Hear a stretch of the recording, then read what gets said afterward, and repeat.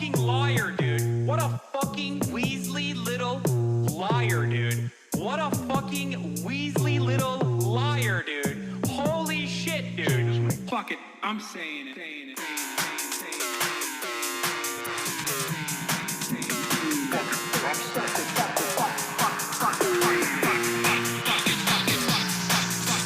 America deserved 9/11.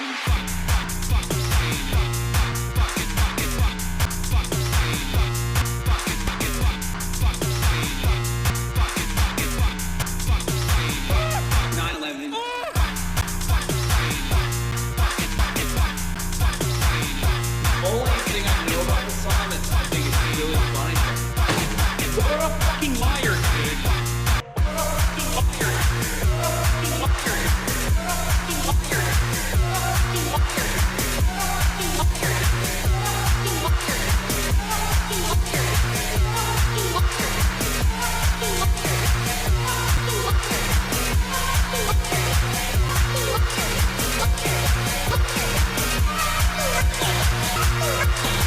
What a fucking liar, dude. What a fucking Weasley little liar, dude.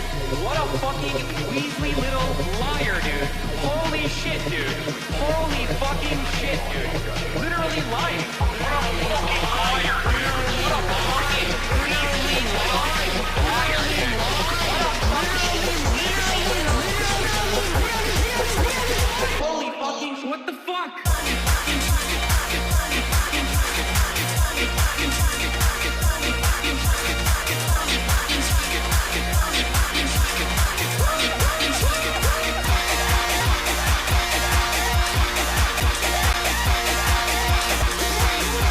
What's going on, everybody?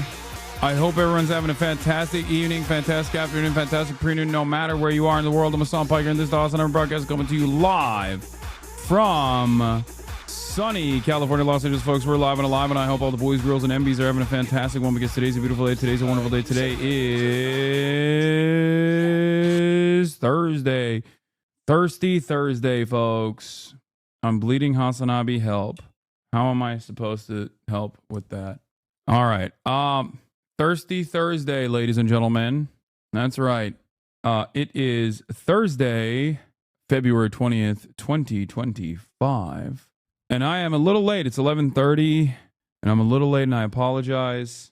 But I will tell you exactly why I am late when I tell you my personal news, because this is a part of the broadcast where I tell you all about my personal news. Whoa, Poppy, you look so good. Thank you. You should wear more black. Looks good on you. I try not to wear that much black, because I feel like I just spam black. It's the meta.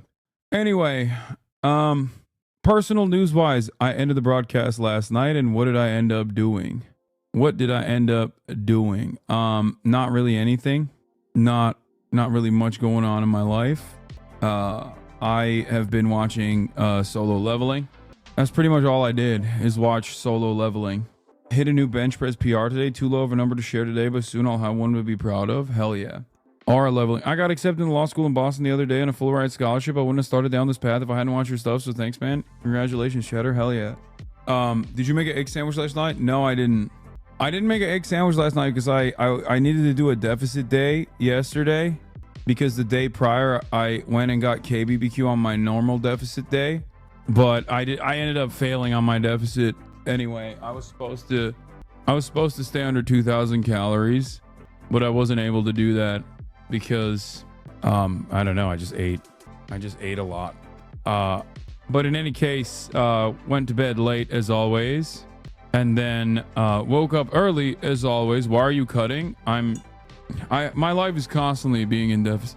I constantly have to be in a deficit, but it is what it is. It's just my resting metabolic rate is low.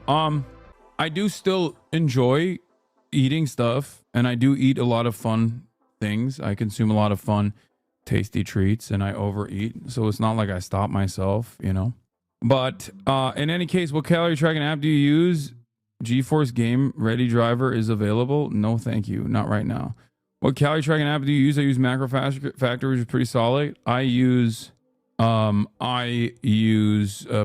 I've used it for years at this point. It's like a decade. But I played basketball this morning. I'm a little tired. I'm not going to lie. I didn't sleep at a reasonable hour. I was cooking it up, balling my freaking face off. Had a quick little interview. That's the reason why I'm late. I had an interview after I balled. I won't tell you with which outlet, but there's another article in the works as well. There's a couple articles that are supposed to be publishing soon, and another article in the works for the future as well. So that's the reason why I'm late. Also, Kingdom Come Deliverance is awesome, by the way.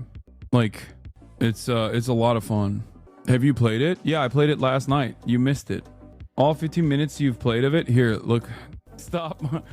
This is what you could be excited for if you watched gaming, okay? Chat commanding me to do a debate lord character, and then demanding that I also choose scholarship as my skill. A bunch of freaking nerds, dude. A bunch of goddamn nerds. Stop the voice. My dog is freaking out. No. Gonna stop his principles on the sea. Making works, me lordship. That's what you sound like. Read on the pagan words, me lordship. Chat is a bunch of annoying freaking nerds, dude. Even on the gaming side, these guys just don't stop. They're like, hey, you should do a character that debates people. My dog is so confused. Yeah. Yep. Fucking lame ass losers. Fuck it. Yeah, I'll go scholarship. But yeah, you're missing out. But I mean, I don't really care anymore. Just in case you were worried, GOAT is on the case to secure our gold. What? President Trump on Air Force One. We're going to go to Fort Knox, the fabled Fort Knox, and make sure the gold is there. If the gold isn't there, we're going to be very upset. Oh, thank God. Thank God this is what he's been doing. Dude, have you guys seen Ant talk to Barack Obama? That was on my TikTok timeline. It's crazy. Like, I'm truly shocked at the way he was talking to Barack Obama. It was amazing. He's so dope. He mogged him. It was crazy. Here, we'll look at that in a second. The gold grew legs and walked out because of DEI. Yeah, it's the transgenders that were holding on to Fort Knox. What? Find a man, woman, or MB the way you look at Kai's tits. Okay, dude, chill. Don't call him Ant. You don't know him like that. After this interaction, I do know him like that. Anyway, did you see Seattle made a deportation ASMR video and the White House posted it? Yes, I did. It's disgusting. It's gross. And I have the Kaya Blast Off sketch chatter. I will be using it. That's it. I don't have a lot going on in my life other than, streaming and stuff. Sorry if unrelated, but do you see economic extension not spending money on consumerism as a valid form of protest/progress at this point? I don't know, man. I don't know. I mean, it's just dependent. It's entirely dependent on like the direction of it.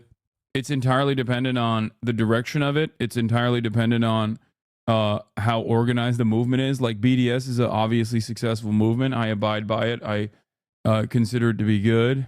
But there's a lot of people who are just be like on TikTok, be like, oh, we should just boycott this thing because it's right wing or whatever, and it's not going to work that way. There is a lot of maintenance, and you have to be very careful, very deliberate with what you're targeting.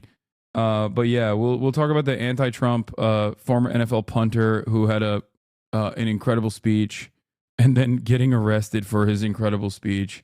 Really crazy things are happening in this country. Opinion on the 1984 Senate elections in Alaska. What? Why do you look like you'd be a member of a Weezer tribute band? I don't know. I don't know how to explain it. I don't know how to answer that question. I don't even know what that means, really. Okay. Did you saw a Roval rating that shit in the deep ocean?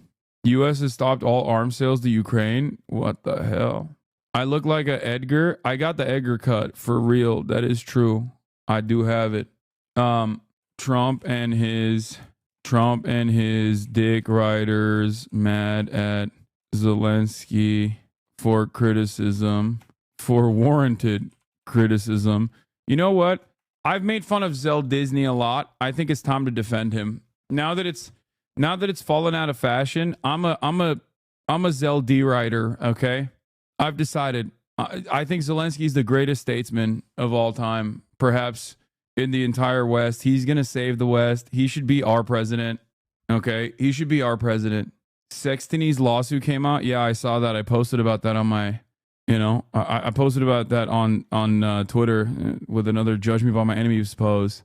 We're getting HasanAbi ops sucking off Nazi inmates for protection because he can't stop saying the N-word in the prison yard before Grand Theft Auto 6. Yeah, I'll talk about Sean O'Brien with the right to work thing as well. That was crazy. I don't know how I don't know what happened there. I don't even understand I don't even know where he's trying to go, like, with that. Anyway, admit it, Ryan Ruth pilled, Zell Disney forever. Yes. Zell Disney forever, Ryan Ruth forever. I'm Ryan Ruth pilled. I need 100 or 1,000 NATO trained Afghan troops. Okay. I need them. Ryan Ruth for Senate, Ryan Ruth for president. No, Zell Disney for president, Ryan Ruth for vice president. That's the ticket. Israeli forces drop leaflets on Gaza. Oh my Lord. God, they're such, oh God, it's so gross. Wemby blood clots out for season. Oh no, he is an alien, bro. Can we trade Luka to Ukraine for Zelensky? Okay, all right, too far. Calm down now, okay? Luka stays in Los Angeles. He's gonna enjoy it. Elon wants to change community notes because he's sick of being corrected. That's awesome. That's cool. That's fun. Yeah, Democrats are not doing much in terms of mounting a significant defense against all the stuff that's happening, which is great as always. Trump and his dick riders mad at Zelensky for warranted criticism. We have the top 2 Slovenian athletes in LA. Yeah, me and Luka. I'm Yugoslavian at heart, and so is Luka. USA versus Canada men's hockey going to be a bloodbath tonight. Oh, Jesus. Swinging over from Majority Report. Hey, Majority Reporters. Hope you had a good stream. Okay. Trump and his dick riders mad at Zelensky for warranted criticism. NFL punter arrested for hurting Trump's feelings. Hamas hostage release.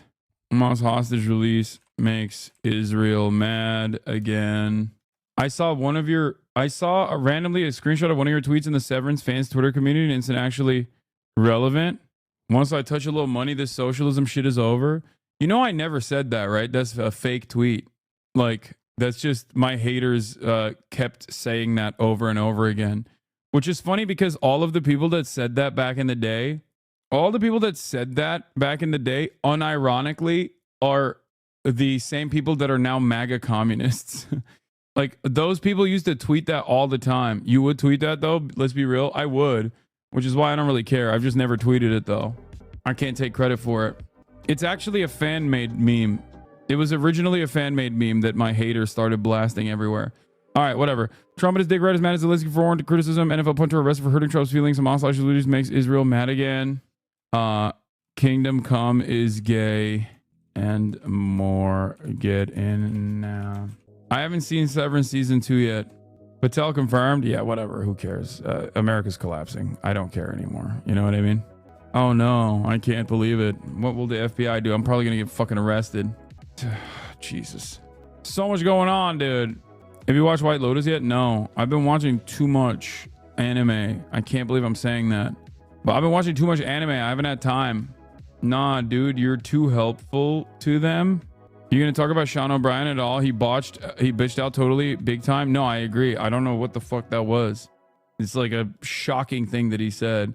Shocking because, like, it's not even like, oh, trans people are weird. Like, he didn't even hit that. He just hit like a line that is diametrically the opposite of what like a union leader would ever say in terms of national right to work. Like, he was like, oh yeah, well, some states it works for some states, and other states it doesn't work. I was like, the fuck? What? What's next, bro? He's gonna come out and be like, yeah, you know, the Janus decision, very good. Supreme Court trying their very best. Is crazy. That was not very hard-boiled of him. Shocking to why he said states? No, it's shocking because it's completely unacceptable for any labor union leader, let alone one of the most important labor union leaders, to ever give credence to the argument of right to work being successfully implemented in a way that is not harmful to the labor unions in any state.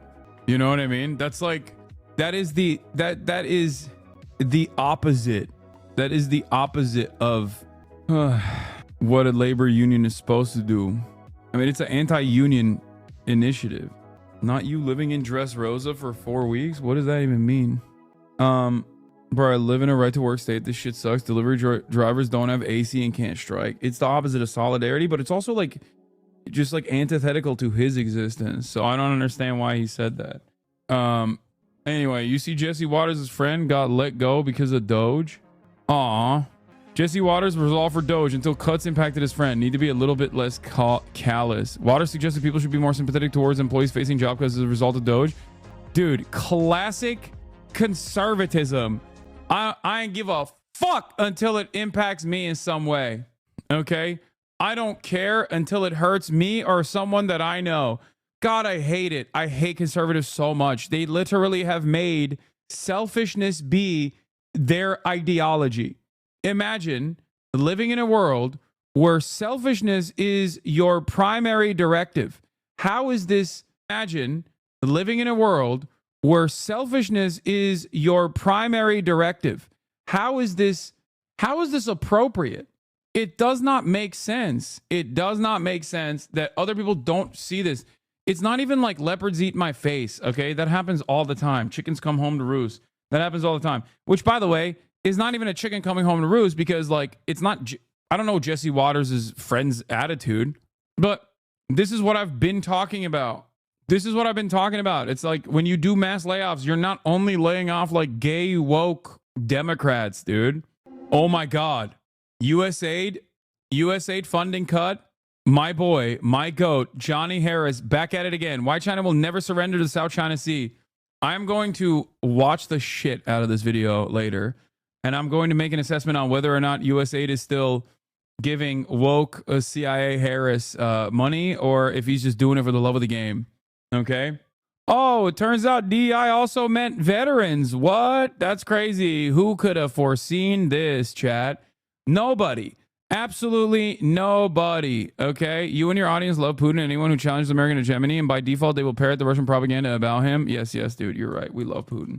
Did you see that Mitch is not running for re-election? He's not even running for existence. I don't know how else to bring this up. I feel like I'm surprised that he's alive still. Okay? I'm shocked that he is still alive and breathing. Okay? It doesn't make any sense. He can't run at all. He can't even run to the bathroom. Scroll up in thread and context. This person thinks it's good that Doge is going fast and breaking things, including laying off qualified employees, which is ostensibly the whole point of Doge, to retain them. Megaphonics, why did you send me a random person? Megaphonics. This is a random person with 18 likes on Twitter that you just sent me. Like, you're like, hey, look at this random guy who has a bad opinion. It's farther down on a more popular thread. Is literally on topic. Are you going to watch some snippets of Bat Hosborough at some point today? Sure. What's funny about you/chatter supports Putin is that MAGA literally supports Putin. Some of them do, unironically. What is this? I'm done. I'm now supporting defund the police 100%. I already largely agree with the substance of the argument, and now I'm down for the framing too. There is no reform or transformation that can fix this. We have to start over and completely rebuild policing in this country. This is from 2020, man. What? That's 5 years ago. Things have changed a lot. Okay? Things have changed quite a bit. You ended yesterday about your friend. What? The podcaster? Her? What is this? What are you? What? You ended yesterday about your friend. The podcaster. Her?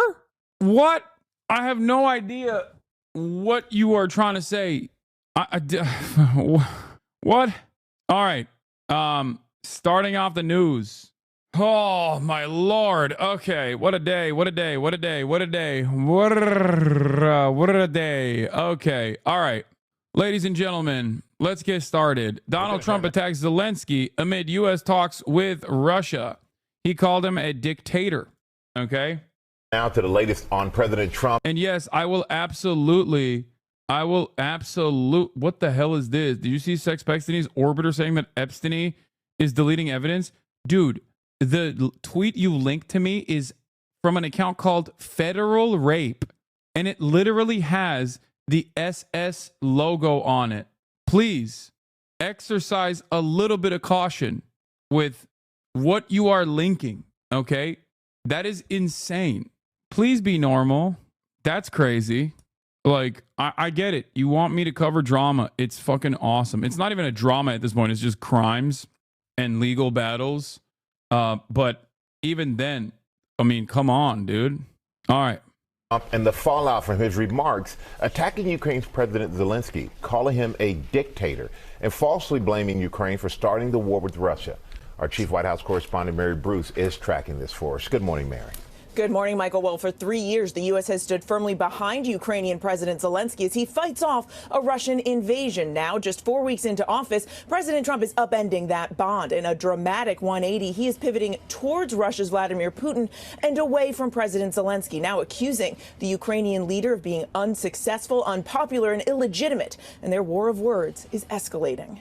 This morning, President Trump intent on reframing the war in Ukraine. After falsely blaming Ukrainian President Zelensky for the Russian invasion, Trump now labeling the U.S. ally a dictator. Did you cover the Jay-Z charges being dropped? Everyone in here was quick to call him a POS when it was filed. I thought it was a little weird. It didn't pass the smell test, but I mean, that story didn't pass the smell test. But I'm not above. I mean, I don't think that he is like a good guy in general. I just didn't. Anyway, let's continue. Dictator. A dictator without elections. Zelensky better move fast or he's not going to have a country left. But Trump using no such label for Russian President Putin, who has targeted his political opponents and overseen Russian elections widely criticized as neither free nor fair. Zelensky, the former comedian turned wartime president, won by a landslide in 2019. He's polling over 50%, but has been unable under the Ukrainian constitution to hold elections while the war rages on and the country remains under martial law. Officially, month one of the Burger Reich is upon us. Okay? The Burger Reich has officially reached its first month. In that time frame, I think like 11 planes fell out of the sky. Okay. Thousands of federal employees were laid off. The price of eggs went up quite a bit. Some of the federal employees that were laid off were actually working directly on combating the avian flu, which is the reason why the price of eggs have gone up, because of this avian flu that is destroying the poultry supply. Egg prices are still rising, by the way. Don't lie to me. That was a year's worth of bullshit. Nope. We have a drunk rapist. We have a drunk rapist for a defense secretary. Donald Trump is actively saying the quiet part out loud in spectacular fashion in terms of American foreign policy. After forcing a ceasefire with Israel, he is now saying that Israel should basically roll over Gaza and forcibly ethnically cleanse the Gaza Strip so he can purchase it and turn it into, I guess, Mar-a-Lago. We have RFK Jr. in charge of the HHS, and we have a guy who was on, I think, MTV, Sean Duffy, in charge of the Department of Transportation, which is also cool because everything is falling apart. Turns out it was all being held together by woke. Here's where we are. Okay. This is it. Fantastic. Libs owned. Federal government undermined. Okay. Billionaires making more money than ever before. Fantastic. If you are living in Arkansas, okay, and you haven't had gainful employment for the past 8 years and living on disability while simultaneously complaining about how the woke libtards are doing welfare to train the youth, your life is about to get a whole lot worse. Okay. I still feel bad for you. I still want you to have the best life possible, but the reality of the matter is it's not going to happen. Okay. It's most likely not going to happen for you. And also, you're going to probably not realize that it's not going to happen for you, and you will probably get angrier and angrier as your conditions worsen. You still feel bad? How? I don't care. I feel bad for everybody. It doesn't matter. I don't think anyone should suffer. That is my worldview in general. I don't. I mean, I've been a longtime advocate of universal health care, which means even Nazis get health care. The entire point is that a competent federal apparatus is supposed to create some semblance of stability. So it's harder to just find yourself in the throes of reactionary politics. That's my worldview. Okay.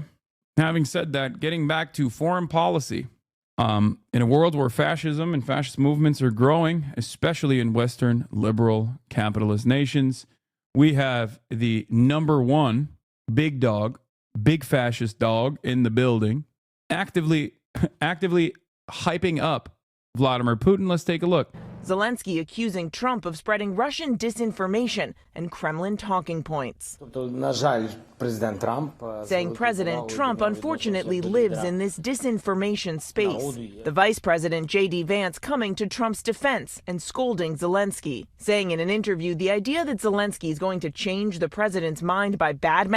Why should I feel bad for people that wanted the country to go to shit? Are you a Republican? We just talked about how Republicans' entire worldview is about spite, hurting your enemies, and also never understanding the impact of certain legislative decisions until it harms them or their immediate family members.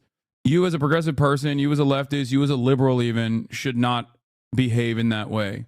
I know it gets hard sometimes, and it seems silly, and I certainly do get very mad in different moments, and unload on certain chatters and whatnot, and there is a feeling of catharsis there. But having said that, in terms of my advocacy always will revolve around trying to improve people's material conditions, even if they hate me, even if they despise me, including all my fucking haters in this chat. You know, I still want them to have wonderful public transit, healthcare, better material conditions overall. I don't give a shit. You could hate on me all you want. I'm going to give you that sweet healthcare, whether you like it or not. Okay? Mouthing him in public media, everyone who knows the president will tell you that is an atrocious way to deal with this administration. Trump's comments sending shockwaves through Europe, the German chancellor saying it is simply wrong and dangerous to deny President Zelensky democratic legitimacy. The intense public back and forth began when Trump falsely claimed that Ukraine started the war. But it was Putin that invaded Ukraine 3 years ago, Russian troops storming across the border. Trump's former Vice President Mike Pence trying to set the record straight, saying, Mr. President, Ukraine did not start this war. Russia launched an unprovoked and brutal invasion, claiming hundreds of thousands of lives. The road to peace must be built on the truth. All this coming as Trump has been excluding Ukraine from negotiations to end the war. Putin relishing the reopening of relations between the U.S. and Russia after a 5-hour meeting between senior Russian and American officials without any Ukrainian representation. Putin praising Trump, saying the talks have gone well and that he would like to meet with the American president. But back in Washington, some Republicans aren't so welcoming of this new thaw in relations, though most have stopped short of directly criticizing Trump. Vladimir Putin is a gangster. He's a gangster with a black heart. He makes Jeffrey Dahmer look like Mother Teresa. Democrats are sounding the alarm. It's a really disturbing day. Did he actually say Ukraine started the war? Oh, he absolutely did. I mean, we were there when he said it. It was so shocking. It was one of the very few instances where chat going, you have to rewind, was valid. It was a valid rewind. Yes, I will do the Millet doing a rug pull, crypto rug pull today. CoffeeZilla apparently covered it. If you send me that video, I'll watch it. Traumatic events happening to these susceptible people leads to the shift towards agriculture. It's all part of the plan. They will continue to fuck over their base and will lead to even more rabid supporters. Good times. Yeah, I think that here's the issue, okay? If there was a competent counterbalance to all the madness that the Republicans are engaging in, that you could funnel that anger and resentment that people have into more appropriate targets and into a more productive, a more productive resistance network. Okay. But that would require the Democrats to grow a spine, a backbone, and also have real positions that they care about. Guys, stop sending me the link. It's here. Okay. It's here. It's in here. It's in here. It's in here. Calm down. We will watch it later. Okay. And if the Democrats, who are supposed to be the counterbalance to all of this growing fascism, don't do that, okay? If they don't do that, then people will continue to they'll continue to think like, oh, we just haven't been cruel enough to trans people or undocumented migrants or whatever. And that's the reason why I'm still suffering. Okay? That's it. And that's where we're at.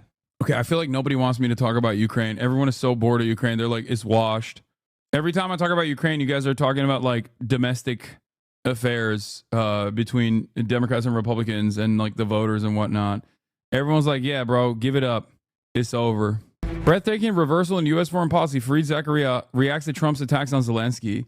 I don't even think that this is a reversal of U.S. foreign policy.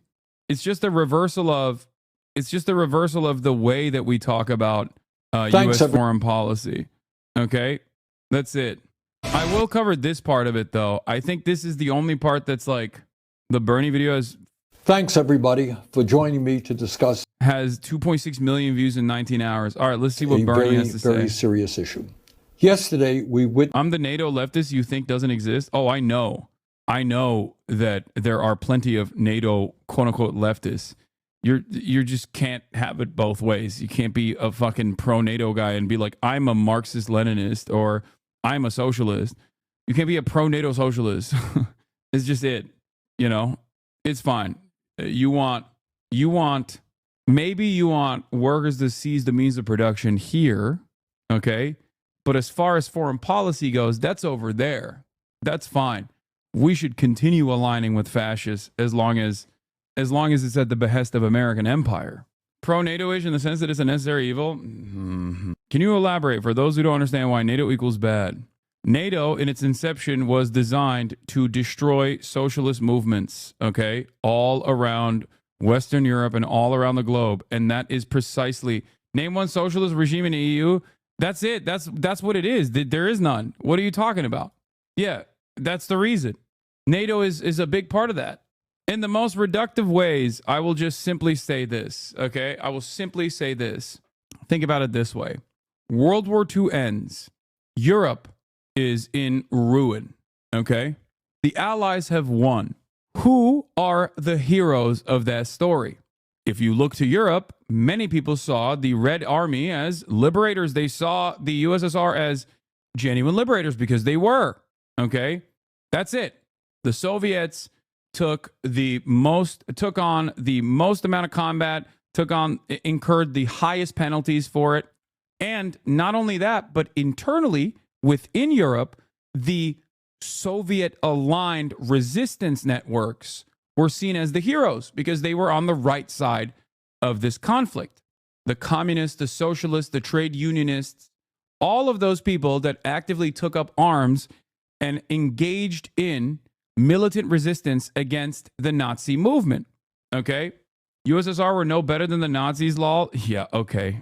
Okay, chatter. Sure, bud. Yeah. No, it's actually worse than the Nazis, right? It's even worse. The Soviets were worse than the Nazis. So, at that stage, America already was interested in actively destroying the socialist scourge, okay? And they immediately worked to build a cooperative security network. They rebuilt Western Europe and then also simultaneously started building up a security apparatus that would get all of these countries that were maybe a lot more sympathetic to the Soviets, especially after World War II, to not be sympathetic to the USSR at all, because that was terrifying for America. So what did the United States do in that regard? Well, who was the best? Bro, stop. You don't understand Europe. Every European, whenever they see a man of my complexion, which would be considered very white in the United States of America, every European chatter that hears a man that looks like me with the name Hasan turns into fucking little Adolf. Okay? Ridiculous. You don't have the high IQ to understand. You don't understand the fascism in Europe. It's very different than the way you look at it. The number one haters that had active combat experience at the time against the communists, which were now the enemy, were Nazis and fascists. So that's who America aligned with in all of these countries. They did that directly, okay? sometimes literally Nazi generals, like in Germany. When Germany entered NATO, German generals that fucking were Nazi generals were in charge of NATO. In other countries where the resistance movement, partisan movements, like movements that were anti-fascist in general, that had more popular support, were also destabilized through NATO. False flag attacks, for example. Operation Gladio comes to mind. NATO, in this day and age, is still very much used as a protection racket. Okay? So when Donald Trump says, you guys got to spend more of your money, your hard-earned dollars, that's basically the mob guy coming in and saying, you know, your storefront is broken. We're here to protect you, and we've protected you for the longest time. Be a real shame if they fucked it up further. Give us more money. Okay? Now, this doesn't mean that there aren't other gangsters out there. Vladimir Putin is a gangster himself. Okay? For sure. But that's just how NATO works. The USSR was an ally of the Nazis' Molotov-Ribbentrop Pact. They attacked Poland together. Europe remembers and hates the communists. Yeah, totally. Europe definitely hated the communists post-World War II, like immediately after World War II. You're right. Yeah. I love when EU guys also come in here and they're like, no, you don't understand. You don't understand Europe, man. We fucking hate socialism. Like, I know, man. I know. I understand that. Trust me. I live in America. Okay? We hate socialism even more than you guys do. Okay? I promise. Anyway, I feel like I have to relitigate history every time. Every time. Would it just be the US trying to get more money, or are NATO EU countries not paying their dues? No, it's not that they're... First of all, who do you buy the weapons from when you need to spend more on your defense? A lot of these countries don't have like a big enough domestic manufacturing industry around weapons. They get it from America. So when Donald Trump says you need to do more, you need to spend more money on your defense, they mean you need to buy more of our weapons, okay? That's what the purpose of this is. HasanAbi has beef with Europe in perpetuity? No, I don't. Anyway, let's hear what Bernie has to say. Witnessed an extremely sad moment in American history. We saw the President of the United States aligning himself with the dictator of Russia, Vladimir Putin, to undermine the independence of Ukraine and its democracy. Let's be clear. Trump is showing us that he sees one of the world's most brutal dictators as his friend. And it's not meant to be a gotcha. Can you explain what the U.S. did denazification if they were so anti-communism? Wait, what? Denazification was unsuccessful and didn't really happen in Germany. Now, but I don't want to get into that. Democratic allies in Europe as his enemies. He wants a world that is safe for authoritarians and oligarchs, but extremely dangerous for democracies. It will not surprise you when I tell you that Trump is lying, as he so often does. Yesterday, Trump said that Ukraine started the war. That's not true. Russia invaded Ukraine twice, first in 2014, and then again in 2022. Right now, Russia occupies about 20% of Ukraine. Since Putin's horrific invasion, over 1 million people have been killed or injured. Every single day, Russia continues to rain down hundreds of missiles and drones on Ukrainian cities. Putin's forces have massacred civilians and kidnapped thousands of Ukrainian children, bringing them back to Russian re-education camps. These atrocities led the International Criminal Court to issue an arrest warrant for Putin in 2023 as a war criminal. Further, Trump called Ukrainian President Zelensky a dictator. That's not true either. Zelensky won 75% of the vote in free elections. In fact, his approval rating is higher than Trump's. In the midst of a brutal war, Ukraine's parliament continues to function and free and unfettered political debate takes place. Trump claimed that our European allies have done little to support Ukraine in its fight against Putin's invasion. He said the United States has contributed 3 times more than Europe. But that's another lie. In fact, Europe has provided more aid to Ukraine than the United States. But it's not just that Trump is lying again. That's not new. It's what this all reveals about where he wants to take our country, and in fact the entire world. Trump is cozying up to Vladimir Putin. So who is Putin? And what kind of world does he want to build? Putin is a dictator who crushed Russia's movement toward democracy after the end. Okay, from a purely aesthetic standpoint, I think it is fucking insane what Donald Trump is saying, 100%.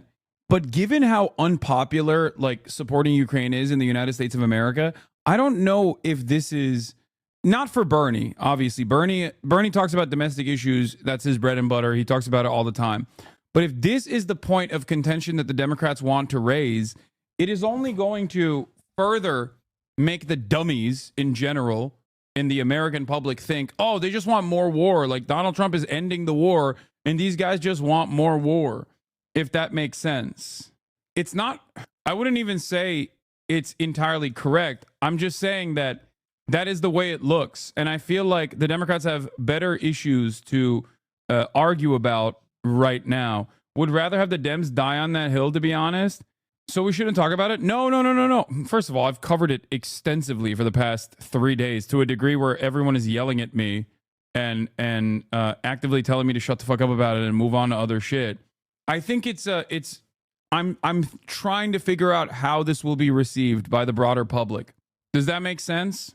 Like, I often talk about what issues you take on and how you take on those issues, and what the broader reception is for whatever issue that you're talking about. Okay, and I think in this circumstance, like if your goal is to undermine the Trump regime, okay, doing a multifaceted approach is good. And I think that's what Bernie is doing. I think Bernie Sanders is tackling this issue from every avenue. And therefore, this is appropriate for him to do. But if the Democrats hold on to exclusively this side of the bargain and not all the other things that Bernie routinely rails against, like the oligarchs controlling the government and things like that, then they're going to come across like a party that only cares about maintaining U.S. aid and a party that only cares about, saying that we have to keep giving Ukraine more weapons and we have to keep throwing Ukrainians into the meat grinder because Vladimir Putin is a thug. Now, it's true. Vladimir Putin is a thug. Okay. He is a gangster. But I don't think the American public broadly cares about that. Okay. But his intake is not exactly correct. Putin in the beginning did a lot of good because Russia was shit after the USSR fell. Literally mafia time without rules and laws. It became slowly normal, clean with social benefits. He does a terrible thing now, but he also contributed to making normal things in Russia back in the time. I mean, he was never a progressive, liberating socialist figure at all, though. It was more so that any leadership after the dissolution of the USSR was going to have to be tasked with maintaining some semblance of stability. It was complete collapse. Also, Vladimir Putin was our guy. That's the other side of the story that I think a lot of people forget. Who crushed Russia's movement toward democracy after the end of the Cold War. Russia holds sham elections every 6 years where Putin wins 90% of the vote and authorities don't even try to hide their ballot stuffing. There is no freedom of speech or free media in Putin's Russia. Protests are violently suppressed. Tens of thousands of people are imprisoned for protesting Russia's invasion of Ukraine. Political dissidents are harassed or thrown into jail. The bravest, people like Alexei Navalny, are killed outright. Hundreds of thousands of Russians have fled Putin's brutal regime since his invasion of Ukraine. But Putin has maintained control in his country by offering Russia's oligarchs a simple deal. If you give me absolute power, I'll let you steal as much as you want from the Russian people. And that's why in a country where many are struggling economically, Russian oligarchs have stashed trillions of dollars in offshore tax accounts. That is the Russian leader that Trump admires. That is the Russian oligarchy. The way I see Vladimir Putin is basically like if post dissolution of the USSR, a man who wanted to be the Israel of America and never got that opportunity, but he still did Israel shit. But given the historic alignments and also given Russia as a foreign regional superpower that wanted to rebuild some of its glory, they oftentimes were directly at odds with the United States of America, and therefore they were constantly treated like shit. Okay. But this does not mean that Vladimir Putin was ever a good person or ever a good leader in general, and that he was always a right-wing, pro-capitalist kleptocrat. I think that was the most revealing aspect of his interview with Tucker Carlson, where he was just like, why can't we be Israel? We want to be your Israel. We would love to be your Israel. Why did you never give us that opportunity to be your Israel, please? That's it. How do you think the relations between our allies will be if we keep aligning with Russia? I don't think that's going to be, I don't know. I don't know if that's like entirely consequential. I think tariffs are probably more damaging in terms of like America maintaining its allegiances and commitments than aligning with Vladimir Putin. Depending on how things turn out with this ceasefire, you could have a very different attitude, in a couple months. Europeans will dump the USA faster than they know it. We're spiteful creatures. I don't think they will, but I don't know. Things are definitely changing. I think it's dangerous to have this, thought about Putin or anyone saying he's all bad and taking away credit he might have had, not that I like him or anything. It's just not dialectic. No, I just think that any person who was in that position would do the exact same thing in terms of maintaining stability and under complete collapse.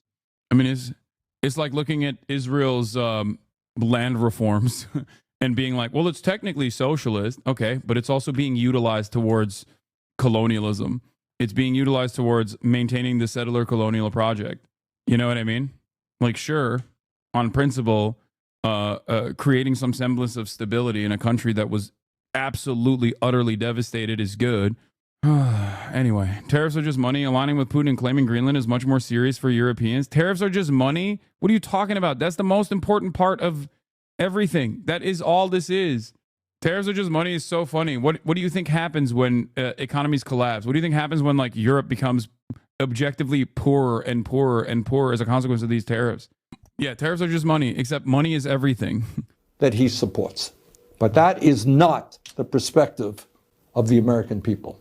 We know, and we are proud of, the fact that the United States of America is the longest standing democracy in the world. We know that many hundreds of thousands of brave Americans over the years have fought and died to defend democracy.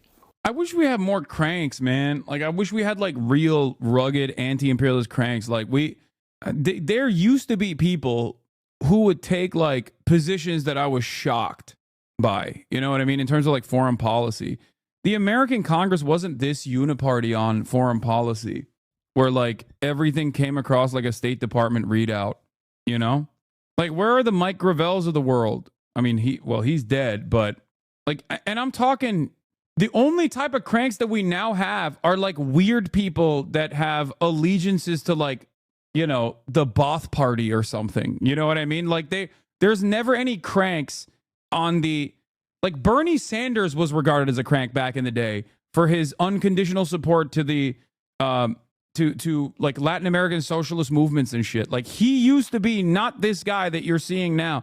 He used to be the guy.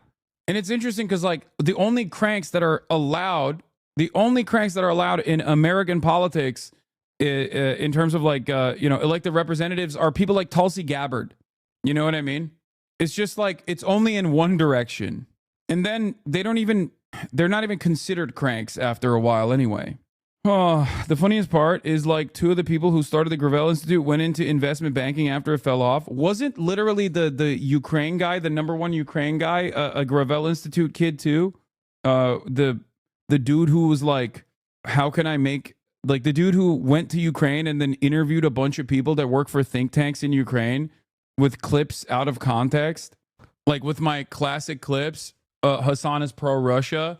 And then he made like a video about how, Ukrainians were very mad about Hasan. That's like an insane thing to do, by the way. I genuinely do think that that's like wild when you're actively when you're actively hands-on in a conflict area and you're like, I'm going to do drama content here.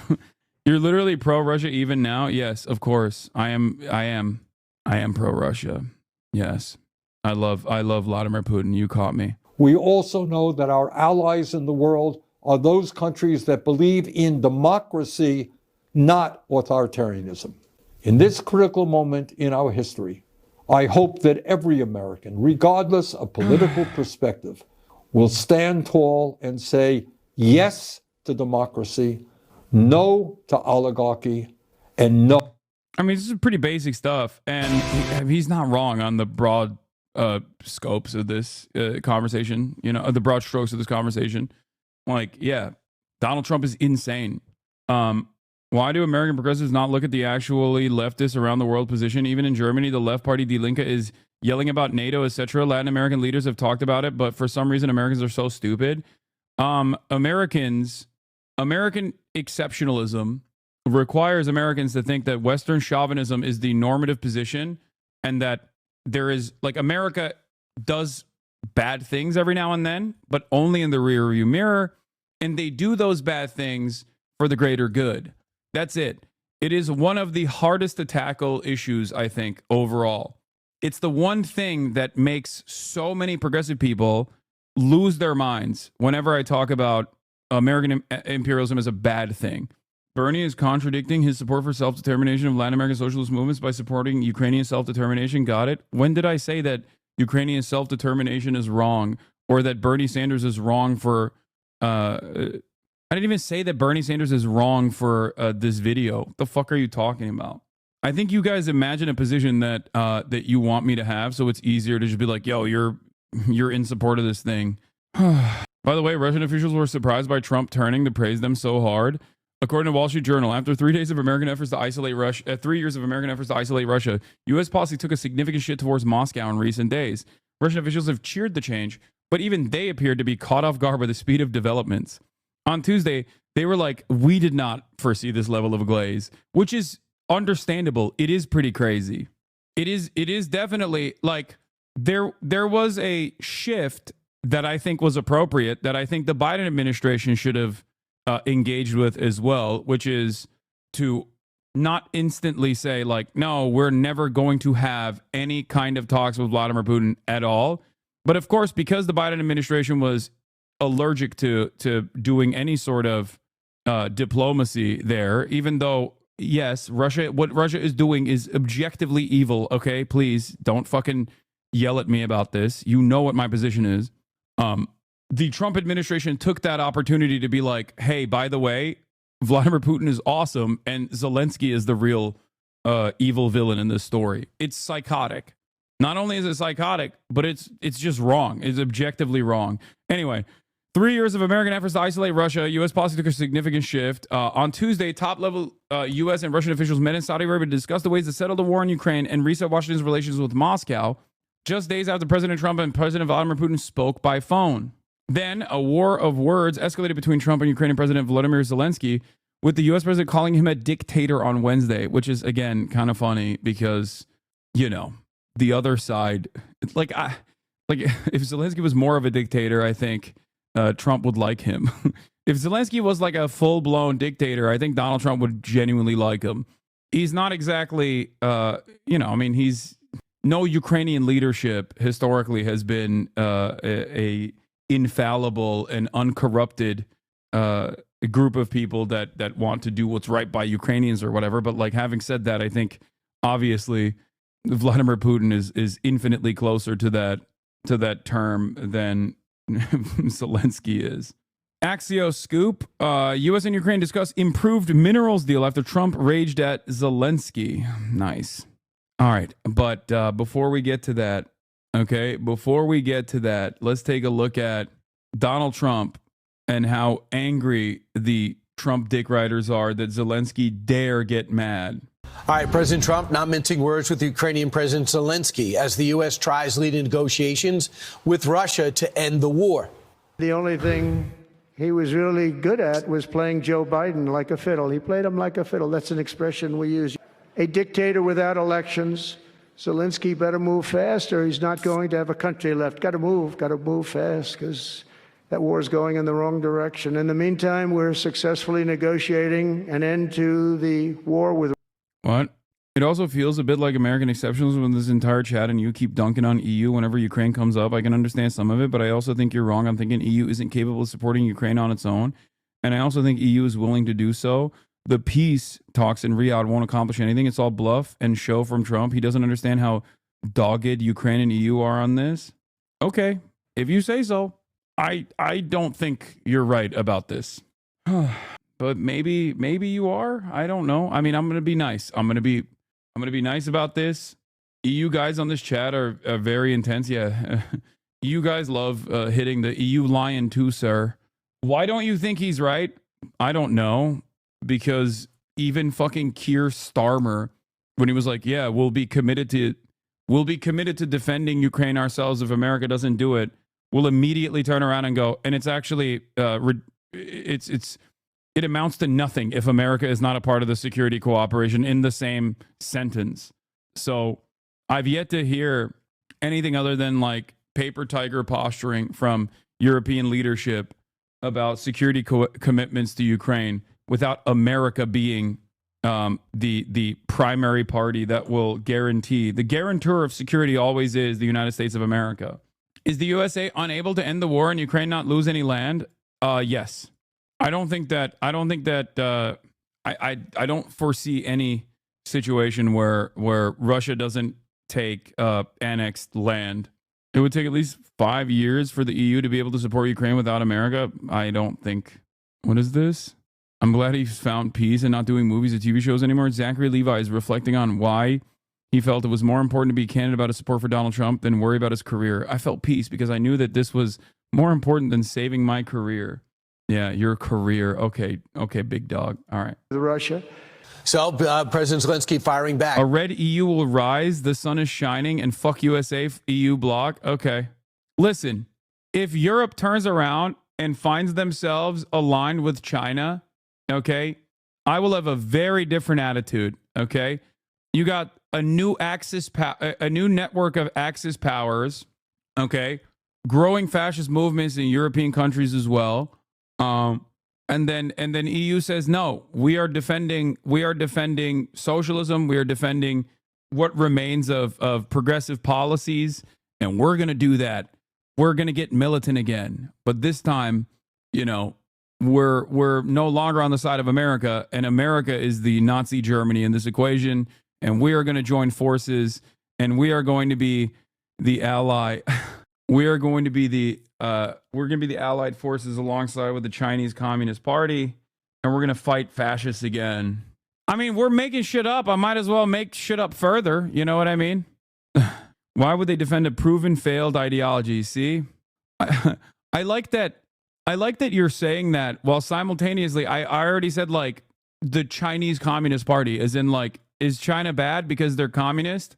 Does that mean there's existing socialism in the universe that the European forces could align with? You know?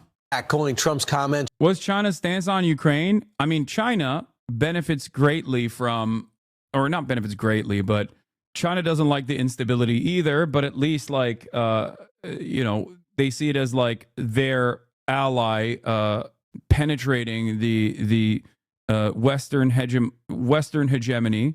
But they also have maintained a position that I think is even more aggressive than America, as like the primary party backing the Russian side, where they've said time and time again, like, you got to dial this back to Russia, and also have said we have to get to the table and do a ceasefire instantly. I don't know if they like how much Russia and the Democratic People's Republic of Korea also link up either. Okay? You shit on NATO, but you also go, EU ain't shit without USA, and pretend you don't understand why EU frogs back NATO. Yeah, but the EU frogs that back NATO also simultaneously think the European Union will be able to mount a defense against any kind of power united, and they'll be able to single-handedly defend Ukraine or some shit. I don't know what the fuck is going on there. There's a reason why they're pro-NATO. It's Russian disinformation, prompting Vice President Vance to respond. The idea that Zelensky is going to change the president's mind by bad-mouthing him in public media, everyone who knows the president will tell you that is an atrocious way to deal with this administration. Here to react, Trump National Security Advisor Michael Waltz. Michael, fresh off your peace mission with Russia over in Riyadh, want to get to that in a moment, but your sense of the fractured relationships now between President Zelensky and President Trump? Well, Brian, there's obviously a lot of frustration here. Vice President Vance was very frustrated leaving the Munich Security Conference. Our Secretary of Treasury, who traveled all the way to Kyiv, is also frustrated, all on top of the president, obviously, who makes his frustration well known. And that's because we presented the Ukrainians really an incredible and historic opportunity to have the United States of America co-invest with Ukraine, invest in its economy, invest in its natural resources, and really become a partner in Ukraine's future in a way that's sustainable, but also would be, I think, the best security guarantee they could ever hope for, much more than another pallet of ammunition. And so to have the United States co-invested, to grow their pie, to allow their economy to flourish over time, and, oh, by the way, to have the American taxpayer recoup the hundreds of billions of dollars, as the Europeans do, all makes sense. Why we're getting this pushback and certainly this kind of, as the vice president said, bad-mouthing in the press for all the administration. Also, this is the American position. Many chatters have asked me what the Chinese position is. In May 2024, there was a Brazilian-Chinese six-point plan that was put forth. Remember, China is the party backing, is the large superpower backing Russia in this equation. In May 2024, the Brazilian and Chinese governments proposed a six-point plan: non-escalation, direct negotiation, an international peace conference accepted by both Russia and Ukraine, and discussion of all peace plans, humanitarian assistance, exchange of prisoners of war, no attacks on civilians, no use of weapons of mass destruction, no attacks on nuclear power stations, respect for the Convention on Nuclear Safety, stable global trade. Two sides call for efforts to enhance international cooperation. You are aware about the anti-Zionist rabbis that got hit by pro-Israeli media is lying about it again. This is the new era of false flag ops in the U.S. Sorry for derailing. Yes, I don't know anything that you're talking about, but it doesn't matter. Anyway, maybe we'll get to that later. Okay. Currency, finance, trade, food security, security for critical infrastructure, including oil and gas pipelines, undersea optical cables, electricity, energy facilities, fiber optic networks, so as to protect the stability.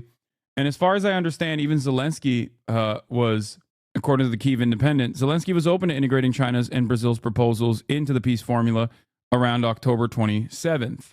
Okay? Why didn't they? Another shit plan without Ukraine? Wait, what are you talking about? This plan literally says Ukraine gets a seat at the table. And not only that, but you also then said, why didn't they impose this plan on their ally Russia? This is them saying this is their position on their ally Russia. You asked me what the Chinese plan for Ukraine is, or what the Chinese statements have been, China's position on the political settlement of the Ukrainian crisis, and I'm telling you what it is by using fucking Wikipedia, and you're over here still yelling about it. I don't know what you want me to do.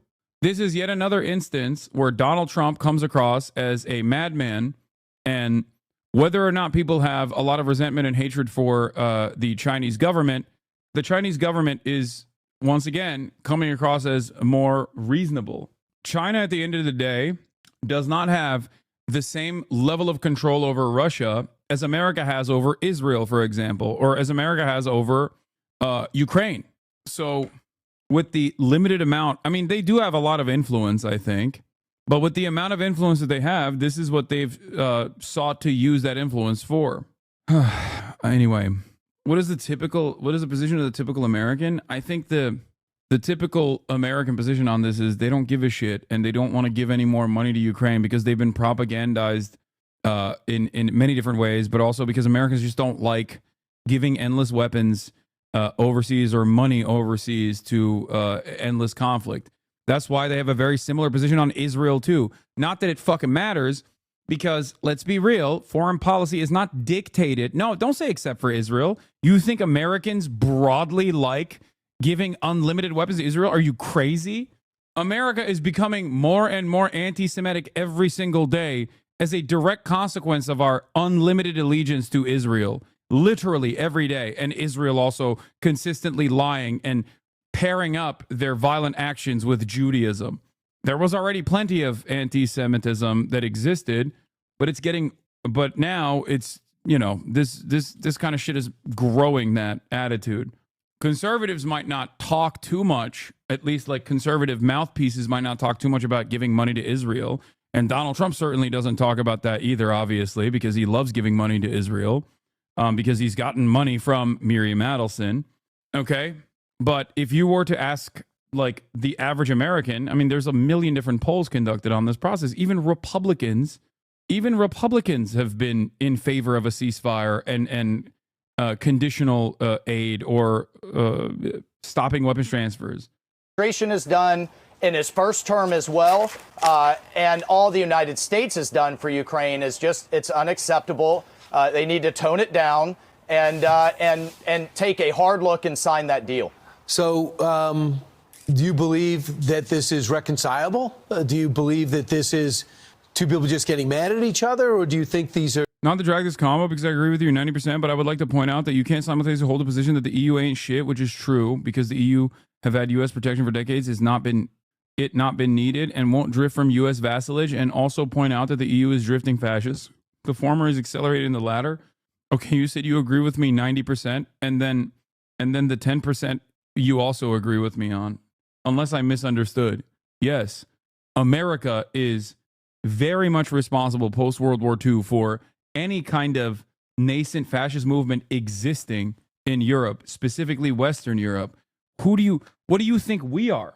We're fucking fascist too. What do you mean? What is advocacy for mass deportations of undocumented migrants and trying to desperately erase trans people out of existence? What is that, if anything, but fascism? Such a lefty, degen lefty take, Keck W. Yeah, I know you haven't seen the victims that are stuck in a hotel in Panama City, for example, or the thousands of people that are getting rounded up and being sent to Guantanamo Bay in a concentration camp right now. But just because it's invisible to you doesn't mean it's not happening. Okay? It is infinitely more degenerate to actually do those violent things for no discernible reason than to correctly call that fascist. You can culp all day, every day. You can literally deport every single undocumented migrant. Your life is still going to suck dick and balls, okay? Ottoman Empire ain't coming back. Ali Akbar? What? Ottoman Empire? So you want illegals to stay? Yes. I want them to no longer be illegal. I want them to be processed. Very mentally stable chatter, yeah. There are two countries going different ways. Oh, I think so. The president also said how much he loves the Ukrainian people. And again, he was the first to arm them back in his first term. We've done a lot for the security of Ukraine. And to say that we're going to change the nature of our aid going forward I don't think should offend anyone. Look, the president is ready to drive this war to an end. He has made that clear over and over again. And just a week ago, Brian, he had both President Putin on the phone and Zelensky on the phone, literally within minutes of each other. And both were saying, only you, President Trump, can lead this war to a conclusion when no one else has been able to. And in fact, the last administration didn't even really try. So now President Trump is doing what he should as a leader and pushing hard diplomacy with strength and leadership. And, no one should be surprised about that. Right. In terms of President Zelensky, his approval rating is around 54%. And wait a minute, Brian. But Donald Trump said his approval rating was at 4%. Now you're telling me that President Zelensky has a higher approval rating than Donald Trump? What's going on? This doesn't make any sense. He can't really have... I'm stupid. What does that mean? Elections while he's at war. That's in their constitution. And it seems as though they... By the way, the reason why he's saying that, okay, just make no mistake, is because foreign policy at the end of the day is uniparty, okay? Yeah, so Donald Trump can speak out of both sides of his mouth on this issue. But look, you see, the loyals are still like, Yeah, well, of course, Zelensky can't actually maintain and have elections. Like, I mean, this is directly the opposite of what Donald Trump is claiming. It's a complete lie. Donald Trump's statements are ridiculous on the issue. And under every other circumstance, people like Brian Kilmeade will go along with that lie. So why is it that in this situation, they're not going along with it and just basically doing a little bit of ass covering? Both sides understood that until yesterday. What do you see your role going forward as early as today? Maybe to get the two on the phone? Well, look, this notion that the Ukrainians haven't been consulted, I have to push back on that, Brian. I've been talking to his national security advisor, Zelensky's national security advisor, on a regular basis. We just mentioned the meetings both Secretary of State and Vice President Vance have had with him. Special Envoy Keith Kellogg is out there literally right now. So we have had plenty of engagement and dialogue in order to drive this deal home, this economic partnership, and move forward towards peace. And also for our European friends, look, we have President Macron of France coming next week. We have Prime Minister Starmer of the United Kingdom coming next week. I spoke with all of their national security advisors, including Germany's, yesterday. So we are consulting our allies. We're consulting the Ukrainians.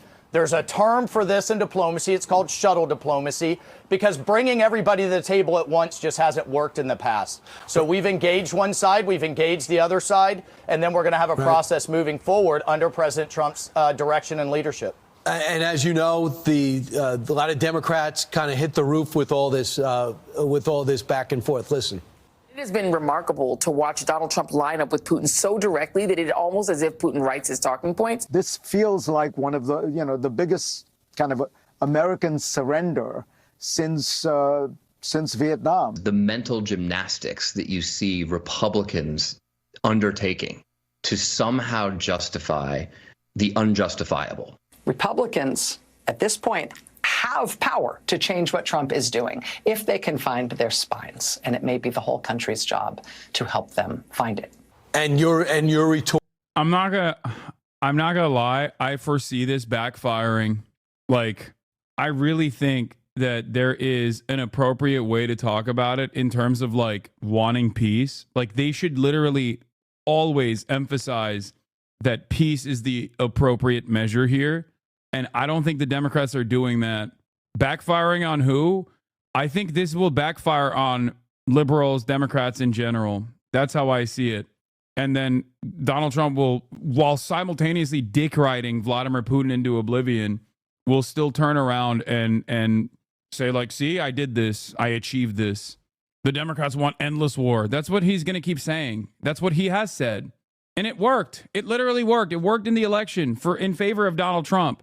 Their inability to read the room is alarming in this situation. Libs were right about Russiagate. I don't think they were correct about Russiagate in general, but they are right about Donald Trump personally fucking loving Vladimir Putin. I think that Donald Trump genuinely loves authoritarian strongmen. He does. He even loves fucking Kim Jong-un. I mean, it's obvious. He respects them. He wants to be like them. I don't think they want the war to end. I just think they want to say Ukraine is preventing peace, like they had done with Gaza and Hamas not agreeing to peace deals when they had what? I think the correct way to go about this is to say that Donald Trump is undermining the Ukrainian position, which he is, okay? But ultimately, we are in favor, as the Democrats, we are in favor of a managed negotiation that will put an end to all of this bloodshed. Like, that is, if you say something along those lines, you can at least, like, I guess, kind of take credit, but not really. Then they can just like turn around and be like, well, you had all the power to stop this and you didn't. I don't know, man. I really think that being the party of war is not good for the Democrats. Like, being seen as the party of war is not good for the Democrats. It is a losing position. Isn't everything Trump saying about Ukraine sort of true? No. There is some brutal honesty there in terms of like who gets the control. Who holds all the cards? America does. Okay. In terms of brutal honesty, we want your minerals. That's brutal honesty. Okay. That's just saying the quiet part out loud. But as far as like Zelensky is a dictator and he has a 4% approval rating and he sucks dick and he doesn't get to have a say in this process and then like openly optically undermining him in general is, or even claiming that he is responsible for Vladimir Putin invading his country. It's all of that stuff is completely incorrect. It is ridiculous. Yeah. I think it's still born out of the same issue though with the Democratic Party. For the past 4 years, Americans saw what the Democrats did in terms of Ukraine, what the Democrats did in terms of Gaza in the last year. And it's very difficult to just like go back on that out of nowhere. And they had bipartisan support for both, mind you. Okay. They love that shit. The Republicans love that shit. Now they're turning around and just staying quiet as Donald Trump does his thing. Toward to that. You know, I guess all of those Democrats were perfectly fine with seeing hundreds of thousands of people literally on a daily, weekly, monthly basis in a meat grinder of a war that has turned into an endless war under Joe Biden, who could not define success and basically said, as long as it takes, as much as it takes, no matter how many people die, no matter how much death and destruction, because I haven't heard any one of them actually present a plan to bring this war to an end. President Trump has done that, and we're going to execute it. Right. To me, this reminds me of Lion Ted and De Sanctimonious. When the president locks horns and gets angry, that's what he does. But he also could put his hand out and say, let's move forward. That's where this reminds me of. And, and the same ones that are screaming for peace and are screaming for a ceasefire over in Gaza, I guess are screaming for endless war in Europe. It's nonsensical. This is a common sense plan. They may not like it, but we're going to drive it forward, and everybody will stop squawking when the fighting ends. When the Russians say we met with President, we met with you and Marco Rubio, and we got the sense that the U.S. is with us, are they wrong? Well, I think our interests are aligned in stopping the war. They have different reasons, of course, in the Ukrainians. There's still all kinds of disagreement that we need to pull both sides together. But, Brian, that was a historic first step, and it started with that historic phone call that President Trump had with Putin and the confidence-building measure that we had with the release of Mark Fogel. Remember, that was just a week ago, Brian. I don't think time is on anyone's side, and we're going to move forward full speed ahead to drive this war to an end. And then we can talk about broader geostrategic relationships, and that's the conversation we had with the Russians, but it's a first of many to come. Would it be great if the Russians handed back the 20,000 children they stole from the Ukrainian families, renamed them, and handed them out to Russians? Would they ever agree to give the children back? You know, we talked about what we're going to have to do in terror.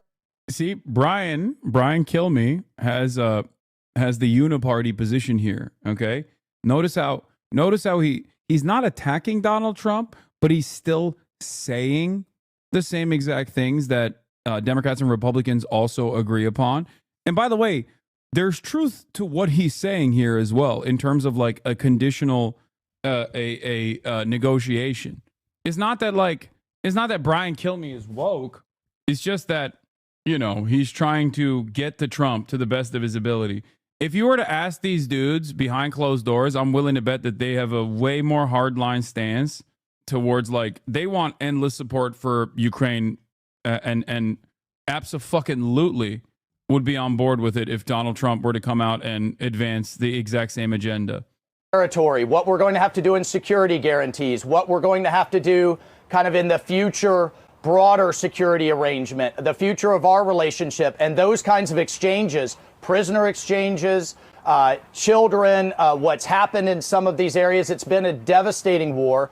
All of that, should be resolved, and we are trying to resolve. But for everyone to just throw their hands up and say, well, we don't like what they're doing, but we don't have a plan either, is just unacceptable. But shouldn't surprise anybody in Washington, D.C. And we agree. I think everyone now agrees. The war has got to come to an end, and President Trump is in the perfect place to do it. Hopefully these former friends... Russia's pretty weak right now. NATO should finish the job. Yeah, you are Mr. Fantasy.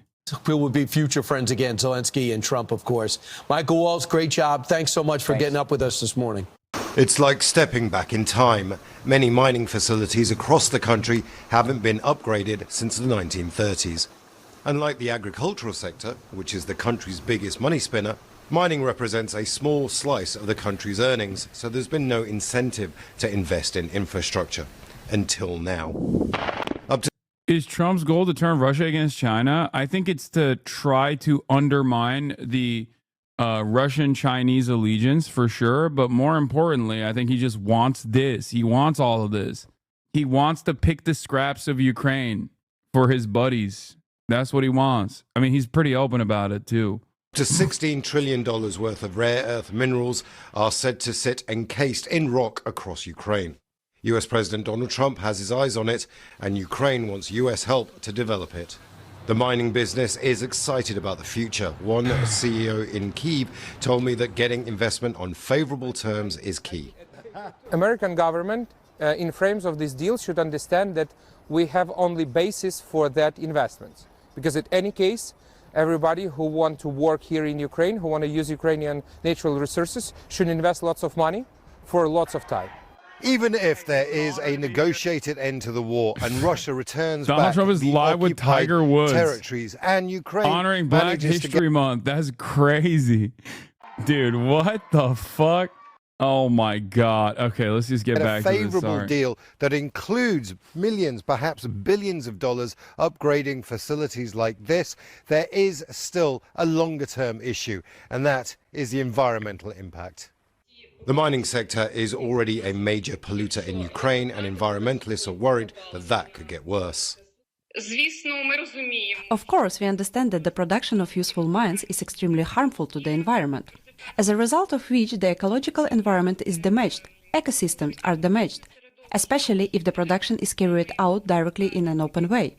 All these negative factors have a negative effect on the environment.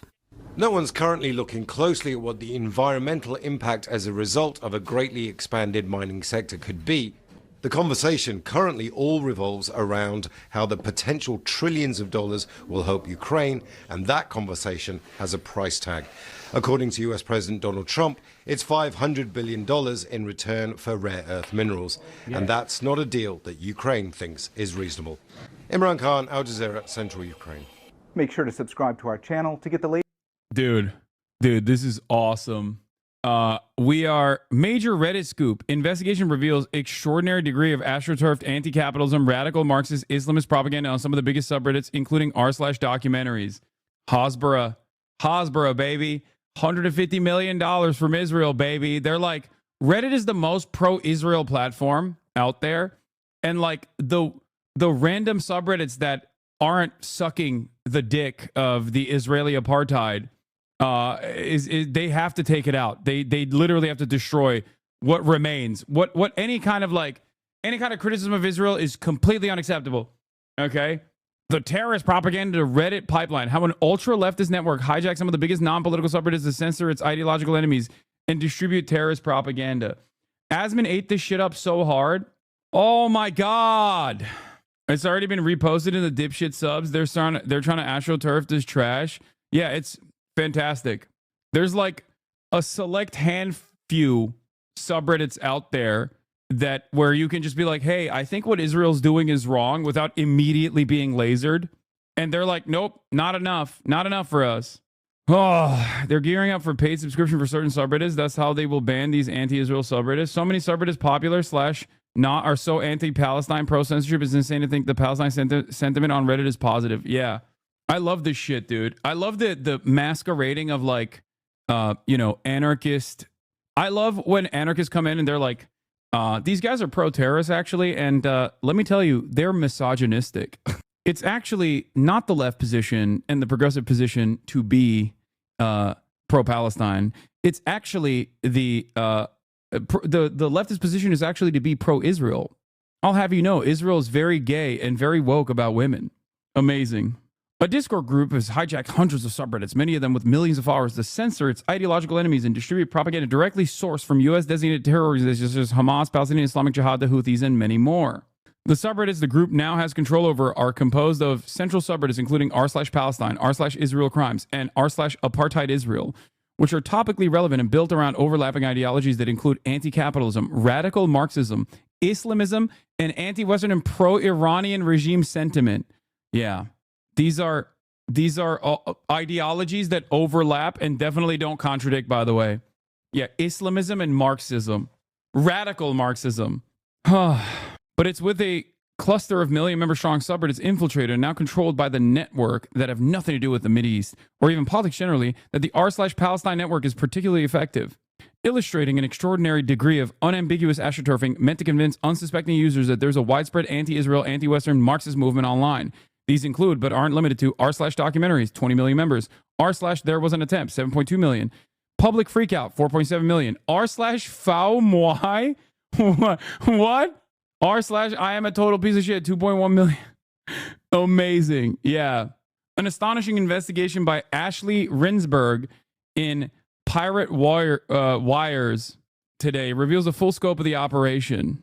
I don't know how you say how do you say this? I don't know how to say this. Fama? Oh, FOMA? Like drama but fake? Yeah. Better watch out. There's going to be a follow-up article saying that the Discord group is questioned as Hoscord and the ADL is sending hit squads to your house. Yeah. Yeah, it's a celebrity gossip subreddit, but they are consistently pro-Palestine. That subreddit is very pro-Palestine, but of course that's the reason why they're like, not allowed. Not allowed. You can't do that. We're coming after you. You can't even do a little bit of celebrity goss if you also have a, humane position on Israel's genocide of the Palestinians. It's also ironic because, one, they're obviously lying. Here's TrueAnon. The Reddit for fans of TrueAnon podcast is not controlled by a group of anybody. This writer is lying. In the r/TrueAnon subreddit, also controlled by the group, a user posted a screen grab of a message from the head of the Houthis posted in the group's Telegram channel. I call on America to send more MQ-9 drones as Yemeni air defenses enjoy grilling them. The same account previously posted a guide to Palestinian resistance groups posted by RNN, which features a screen grab of an explainer on Hamas's Al-Qassam brigades, which led to the October 7 atrocities broken down into sections. Who are they? Notable figures. Where are they most active? And their arsenal. That last line of the post, taken directly from RNN, reads, "Together we are united until liberation." Wow, I can't believe that a subreddit dedicated to the TrueAnon podcast would actually go through the fucking Telegram channels and post screen grabs of what the Al-Qassam brigades are. Completely unacceptable. The fuck? Anyway, this is ridiculous. It's an attempt to get the subreddit banned because two random people posted screenshots from a poor Palestine Telegram channel on it within the past year. Yeah, look at this. Mohammed Ali al-Houthi, head of the Revolutionary Committee in Yemen. I call on America to send more MQ-9 drones as Yemeni air defenses enjoy grilling them. Lol them out. In a world of darkness, Yemen is a shining beacon. Guide to Palestine resistance groups posted by RNN. They posted these two posts. The subreddit needs to be banned immediately. Amazing. Neither of these people control the subreddit, so not sure what's going on with how this is phrased. Anyways, good job with the Reddit investigation, brother. Looking forward to the novel. Titled In the Heart of the Jungle, it tells the story of a young man from a privileged background on the rise of the New York's... Oh, what the fuck? Humiliating to have to mention our subreddit, but it's even worse to have the name of this nonpartisan small business mentioned in Pirate Wires. Pirate Wires is run by a Peter Thiel guy. Oh my God, I am shocked. Mike Solana, a Peter Thiel protege, has made his Pirate Wires newsletter a must-read among the anti-woke investor class. I sure hope no liberals are really eating up this very obviously designed pro-Israel propaganda here. I sure hope no liberals are eating this dick right now, like crazy style, hopping on it and bouncing on it, not realizing that this position right here from a right-wing libertarian charlatan directly involved with the Trump administration maybe has a lot to do, maybe it has the most to gain from undermining the limited amount of pro-Palestinian positions that exists on one of the most pro-Israel platforms out there. Yeah. What is this? Some other more amazing work? Wow, we should turn Guantanamo Bay into the next Hong Kong. Why the U.S. should use its perpetual lease on the Guantanamo Bay to turn into a special economic zone. Nice. What is this? I said I would stop talking about it, but it's important. Below are screenshots of DGG chat logs admitting to openly brigading. The reason Dan Cultman's r/HasanPiker subreddit was removed due to them calling to mass harass Twitch staff and Twitch ads /media productions that speak to Hassan, all based on slanderous lies. H3 Snark, despite being weird to focus directly on Ethan's crash out, has strict rules in place. You can get banned for so much as mentioning a crew member's name. I think it's a weird sub, but in terms of breaking rules, they don't. The main issue is I've been seeing is that because Ethan has limited any discussion or criticism of his content, he's alienated his fans who felt snubbed and found a place to air out their grievances on this criticism. But yeah, here, the point is they also actively inside of DGG will work to brigade subreddits and then claim that I'm doing that all the fucking time. And then point to the one instance where I tried to get banned from LSF. Yeah, their harassment of Twitch staffers is honestly one of the worst parts of their new hate campaign shit. I know. It was fucking insane. It's crazy because, like, they don't care necessarily. Like, DDGers or Sex Pestiny doesn't actually have, like, a real dog in this fight, right? They just want to fucking come after me. But in that process, they found an unlikely ally that does have some semblance of institutional legitimacy. And that ally is pro-Israeli groups. Pro-Israeli groups operate in a very similar fashion to the way that Sex Pestiny's community operates, where they'll tarnish the reputation of people that are pro-Palestine, and they will go after their gainful employment. They will go at there's no end to what they will do. I mean, they literally fucking had doxing trucks immediately after October 7 on college campuses. Remember how many people Bill Ackman personally wanted jailed for basically writing an article talking about Israel's apartheid and how it contributed to October 7, after October 7, an article that was almost identical to Haaretz's editorial board opinion, it also immediately after October 7. Yeah, there's been so much unhinged shit. You can do whatever the fuck you want in terms of, like, you know, defending Israel, and none of that even reaches public consciousness. People don't go, what the fuck is this? Unless they directly are impacted by it or maybe see it, on the off chance that they see it. Can we go one day without drama frogs derailing the stream? I don't think this is necessarily just drama frogs derailing the stream, because I think this is a very deliberate attempt to try to silence criticism of Israel on the remaining the remaining pro-Palestine subreddits. Okay, that's very obviously what's going on here. It's not just like drama. It's Hasbara that Israel paid for, by the way. Anyway, yeah, the guy who wrote the article is a PragerU presenter. Wow, shocking. Ashley Rinsberg is an American novelist, media commentator, essayist, and journalist based in Israel. Rinsberg was born in South Africa and raised in the United States. He attended Cornell University, where he double majored in philosophy and science and technology studies. In 2021, Rinsberg published A Gray Lady Winked, How the New York Times' Misreporting, Distortions, and Fabrications Radically Alter History.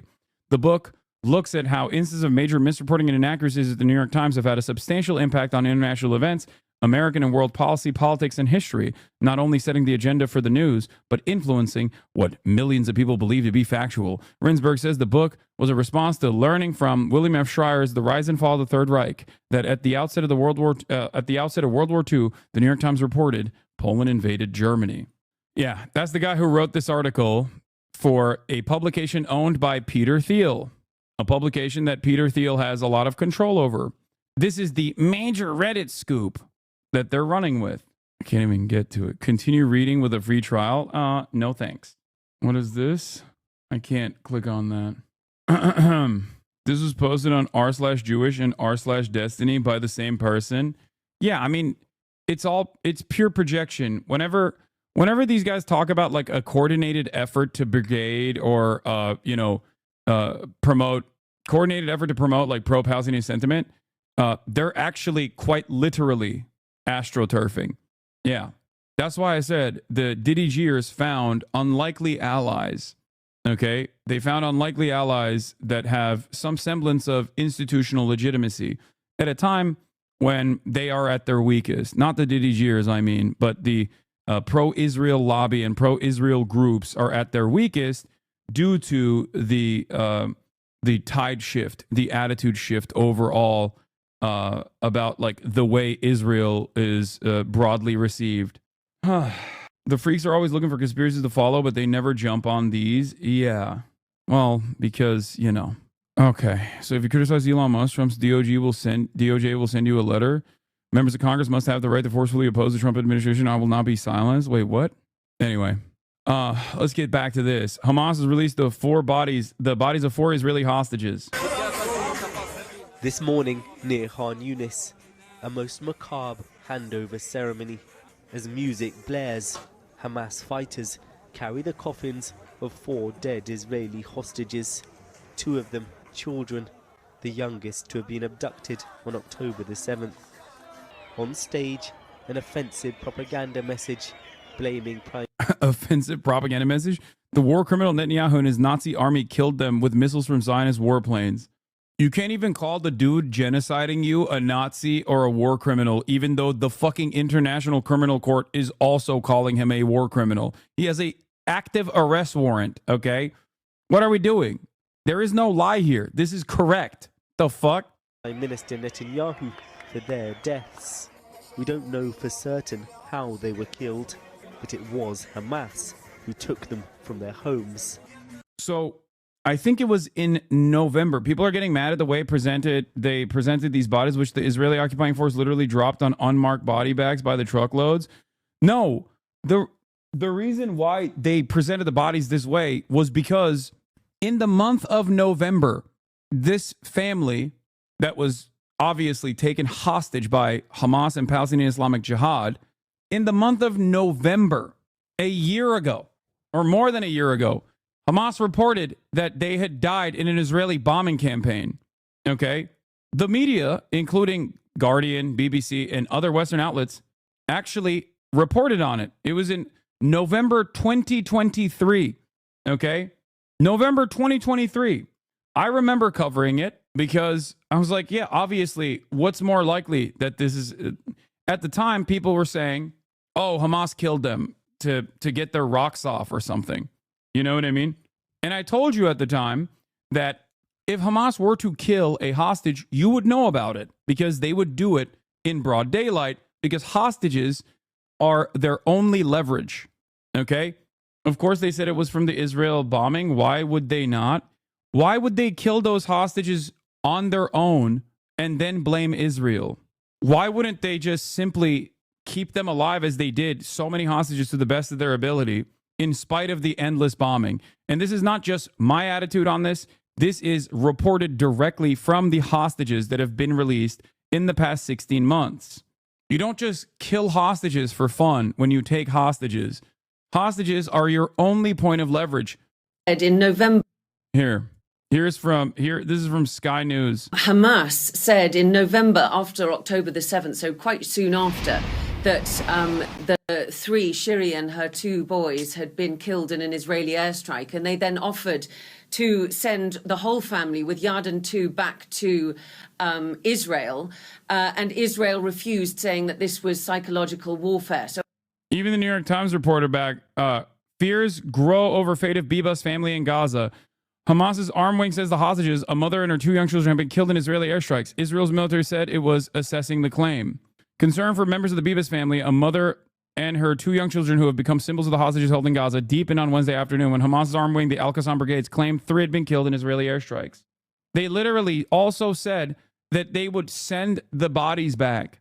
They also released the father. Why would they kill the other 3 and then let the father go? It just makes no sense. I know, but if your position on this is that these are, barbaric rapist monsters who are just operating on no emancipatory purpose or no logical through line, even if you don't agree with their methods, like the notion that they are operating on pure anger, resentment, and just want to kill Jewish people because they're anti-Semitic, yeah, then you'll believe this. And many people do believe that, for the record. And that's precisely why they will go around being like, no, you don't understand. They actually killed them. Why? Well, because, for fun. When you are propagandized to that degree, you believe that they are illogical beasts. Exactly. Didn't they tell us when they did kill hostages to thwart plans for Israel to rescue them after the ceasefire ended? Yes. There are instances where Hamas has killed hostages. That is when there was a ceasefire negotiation on the table, and Israel, during that process, tried to do another military action. The previous one had killed 250 Palestinians in a bombing campaign, if you recall, where they used ambulances, which is also a war crime, to do a security operation in coordination with the American forces in the region. Okay? And after that, they tried to do another military operation. And in the end of that military operation, Hamas, before they died, killed some of the hostages. They did. And they openly said that they did. That's my point. That is the only instance where Hamas has actually killed a hostage. Okay? That is the only instance where Hamas has killed a hostage. That's why I have maintained this position over and over again and long said that if Hamas does execute a hostage, you will know about it. They have no reason to randomly kill hostages and not actually randomly kill hostages and then just never really tell anybody about it, because it's their only point of leverage. The conditions of the hostages are also a point of leverage. Okay? Don't forget what they used, that the U.S. military shit dog at the U.S. spent. Yeah, exactly. Didn't a Hamas member kill a hostage out of retribution for his family dying, but Hamas didn't sanction it? There might have been another one, but I only remember like one instance. My point is, if Hamas kills a hostage, they will, because it's their only point of leverage, they will do so publicly. Okay? That's it. And in this circumstance, all the way back in November 2023, Western media also reported that Hamas said that the Bibas family had been killed under Israeli rocket fire. And then Hamas said that they would release the bodies to Israel, and Israel refused to receive the bodies in November 2023. Tel Aviv's hostage square. They decided not to broadcast footage from the scene. A crowd instead watching images of... Yeah, here. Hamas's guard who killed Israeli hostage acted in revenge against group's instructions. A Hamas guard who killed... Okay, this is the other instance, I guess. But the only other time I can think of is the incident doesn't represent our ethics and the instructions of our religion in dealing with captives. We will reinforce the instructions. He added in a later message on his official Telegram channel. The Al-Qassam Brigade's Hamas armed wing posted, "Your brutality is an imminent danger to your prisoners." On Monday, when Hamas first released information about the incident, the Israeli military said it could not corroborate or refute Hamas's account. Is it confirmed as to how the hostages died? No, it's not confirmed yet. The problem here, of course, is that it's all the cards are in Israel's hands. They can say whatever the fuck they want. But the only thing we know is that all the way back in November 2023, Hamas, after another bombing campaign that was ongoing, okay, said Israel had killed its own hostages. Okay, this family was killed by an Israeli bombing campaign. Israel has killed a bunch of hostages through bombing campaigns. Israel has potentially killed a bunch of Israeli hostages through gassing the tunnels. This was another thing that the parents were demanding restitution for. So, some of the hostage family parents wanted additional autopsies to be conducted to actually figure out how their child had died, with the suspicion that Israel had killed them. Israel also directly shot and killed hostages, 3 of them that had actually escaped, and they had a white flag, and Israel shot them and killed them. That was another famous instance. Israel also, the IDF killed 3 Israeli hostages in Operation Nusayrat to break out Noah Argamani.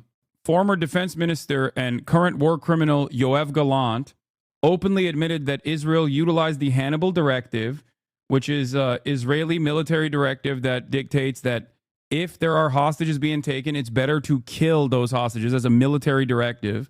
Yoav Gallant admitted to using this military directive on October 7 inside of Israeli boundaries.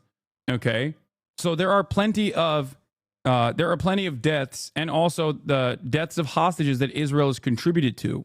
Okay, the reason for why Israel has the Hannibal Directive is because they would rather kill the Israelis that are being held captive than allow them to be used as leverage. As you can see, at the 16 months of endless bombing and an ethnic cleansing campaign has not stopped the Israeli public from consistently protesting against the Netanyahu administration for refusing to come to terms on a ceasefire negotiation that will release their family members or their bodies. Okay? There are plenty of instances where Israel is like either directly shot and killed Israeli hostages or have bombed buildings where Israeli hostages are being kept. Okay? The victims in happier times. They include Oded Lifshitz, a peace activist, and Cherie Bibas and her 2 young children, Ariel and Kafir. Images of the terrified family being taken into Gaza became a symbol of the horror of October the 7th. Shortly after the attacks, we spoke to Cherie's sister-in-law. I'm a mother of a one-year-old baby, and every time I lift him up, I think about the baby. She went there without diapers, without food, without pacifier, without clothes, without anything. I don't know how she's taking care of him. The children's father, Yarden, was released alive by Hamas earlier this month. His trauma etched onto his face. The return of his family's bodies today, a moment of national mourning. It's not just 4 people, it's more than that. It's the sense of helplessness, the fact that this country could not bring back these people alive. For the Israeli Prime Minister, though, today was a moment to promise vengeance, even as talks on extending the ceasefire and hostage release deal are underway. Our loved one's blood is shouting at us from the soil and is obliging us to settle the score with the despicable murderers, and we will. In Gaza, where so much has already been destroyed, Palestinians face their own bitter homecomings. Amidst the rubble, we have to dig through this pile, he says. What the fuck? That was weird. In and out. We're here. That was quick. Calm down. It was a brief baby F, you know? Always eating. Yes, at the same time every day, you will always catch me eating. Okay? I will always eat at the same time every day. Why are people still saying GG, it's over, F? I'm here. What's on the menu today? Teriyaki chicken. That's what I've been eating recently. Recently, I've been doing teriyaki chicken. I don't see you. Who made that chicken? What are you saying? Like, what is this? Do you see this? What's wrong with you guys, man? Are you okay? Normally, I used to order from a different place, and recently I've switched it up. Panda Express teriyaki chicken, cheapest 120 grams of protein in my life. Anyway, let's continue. But we need equipment, and we don't know what to do. His sons and his wife were killed in an Israeli strike. They buried them temporarily by the house, then fled, but returned to find their home in ruins.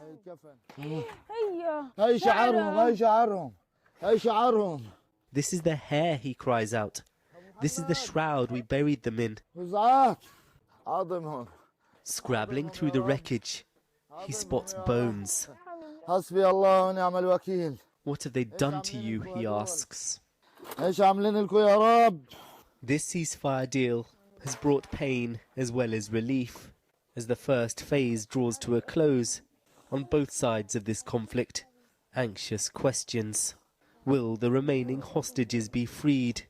Will the war resume? I've never liked calling too much attention to today's date, February. Anyway, Mitch McConnell is retiring, finally, even though he's like a million years old. One of the most successful U.S. politicians ever. It's correct. You are right. I wish you weren't right, but you are.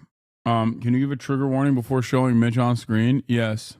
But before we get to Mitch, let's talk about Germany's far-right comeback from the New York Times. And then we'll get to Mitch in a second. Needs saving, according to Elon Musk. But don't worry, we know what we are doing. And we know who we are. We are Germans. We are good at inventing long, complicated words, and we are really cool and relaxed. But of course, there's something else we Germans were really good at. Inventing Nazis. Germany may have lost 1 or 2 world wars, but we successfully turned it into a win. And we became Vergangenheitsbewältigungsweltmeister. We are world champions at confronting our history. A title we've... I don't know if I would agree to that. I think it's not even like recent acts. I mean, every German can turn around and say, says you, to me right now, because I live in America. Okay? Oh, he's not serious. For 80 years in a row. We won this title by virtue signaling, but with a German twist. We are not just signaling virtue to others, but also to our own guilty conscience. Living in Germany means being constantly reminded of our past. It's satire? Excuse me. I've never seen a fucking German try to do comedy before, okay? Give me a break. Literally the most autistic nation on the planet, with the exception of Japan. Every day, 24/7, for now 80 years, we've been telling ourselves, never again.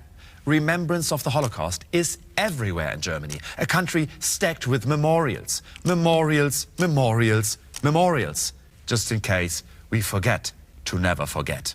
Unfortunately, never again didn't come with a manual on how to never again. Our German extreme right party, the AfD, is projected to win almost every fifth vote in our national election this February. The party is called the Alternative für Deutschland, which literally alternative for Germany. And they will probably become the second largest party in German parliament, out of around half a dozen. Here is what one of the AfD's leading figures thinks of German never again.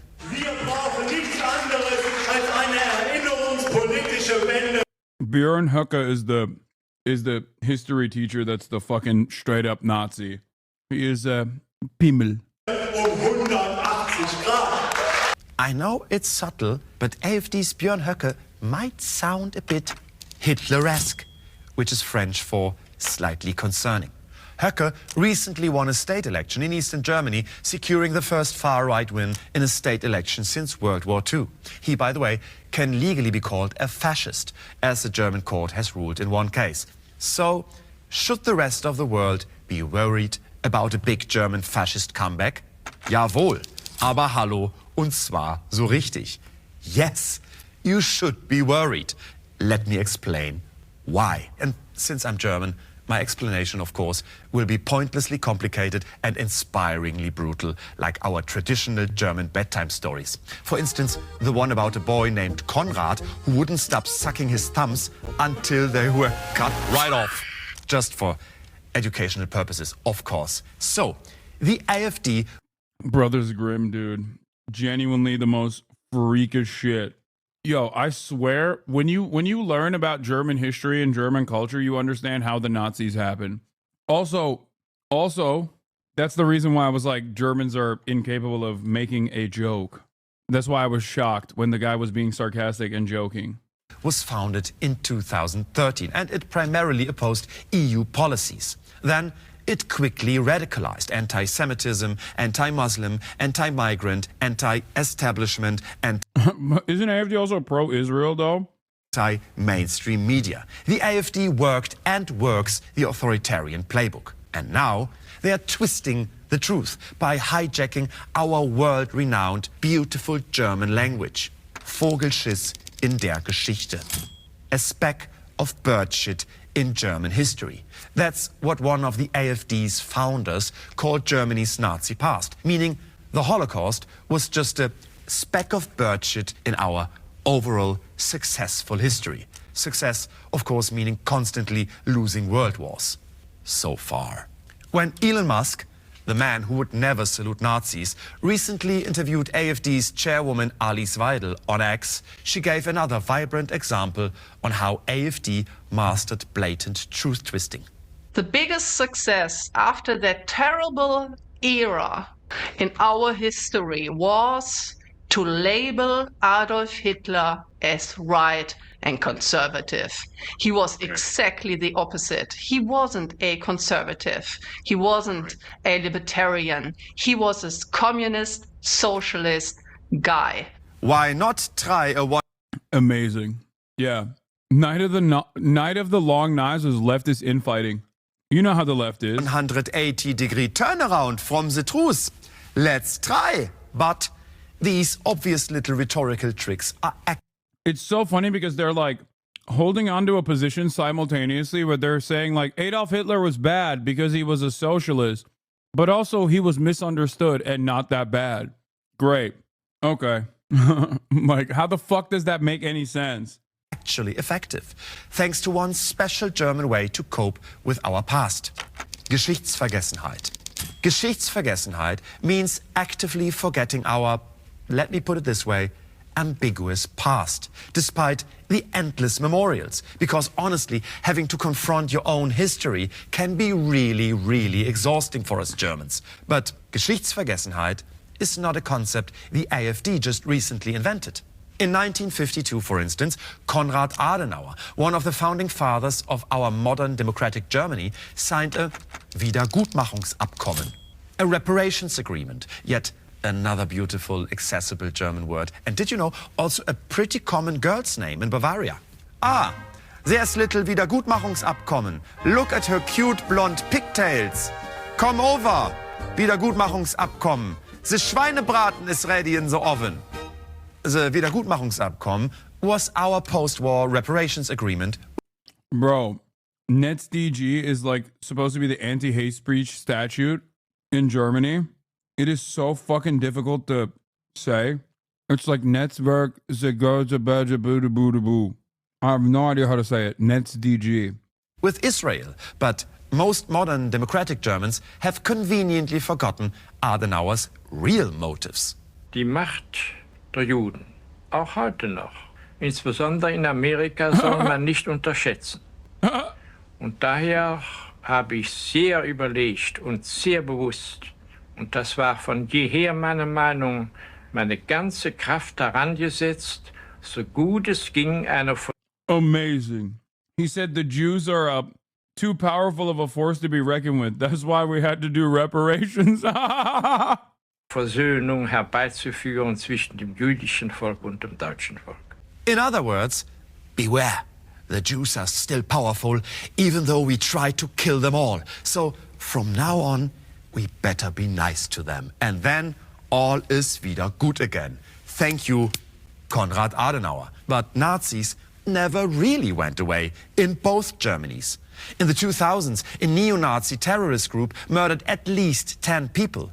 Their racist crimes continued for years because the German public and police could not even fathom that neo-Nazis could be responsible. Instead, they just publicly blamed immigrants for supposedly killing each other.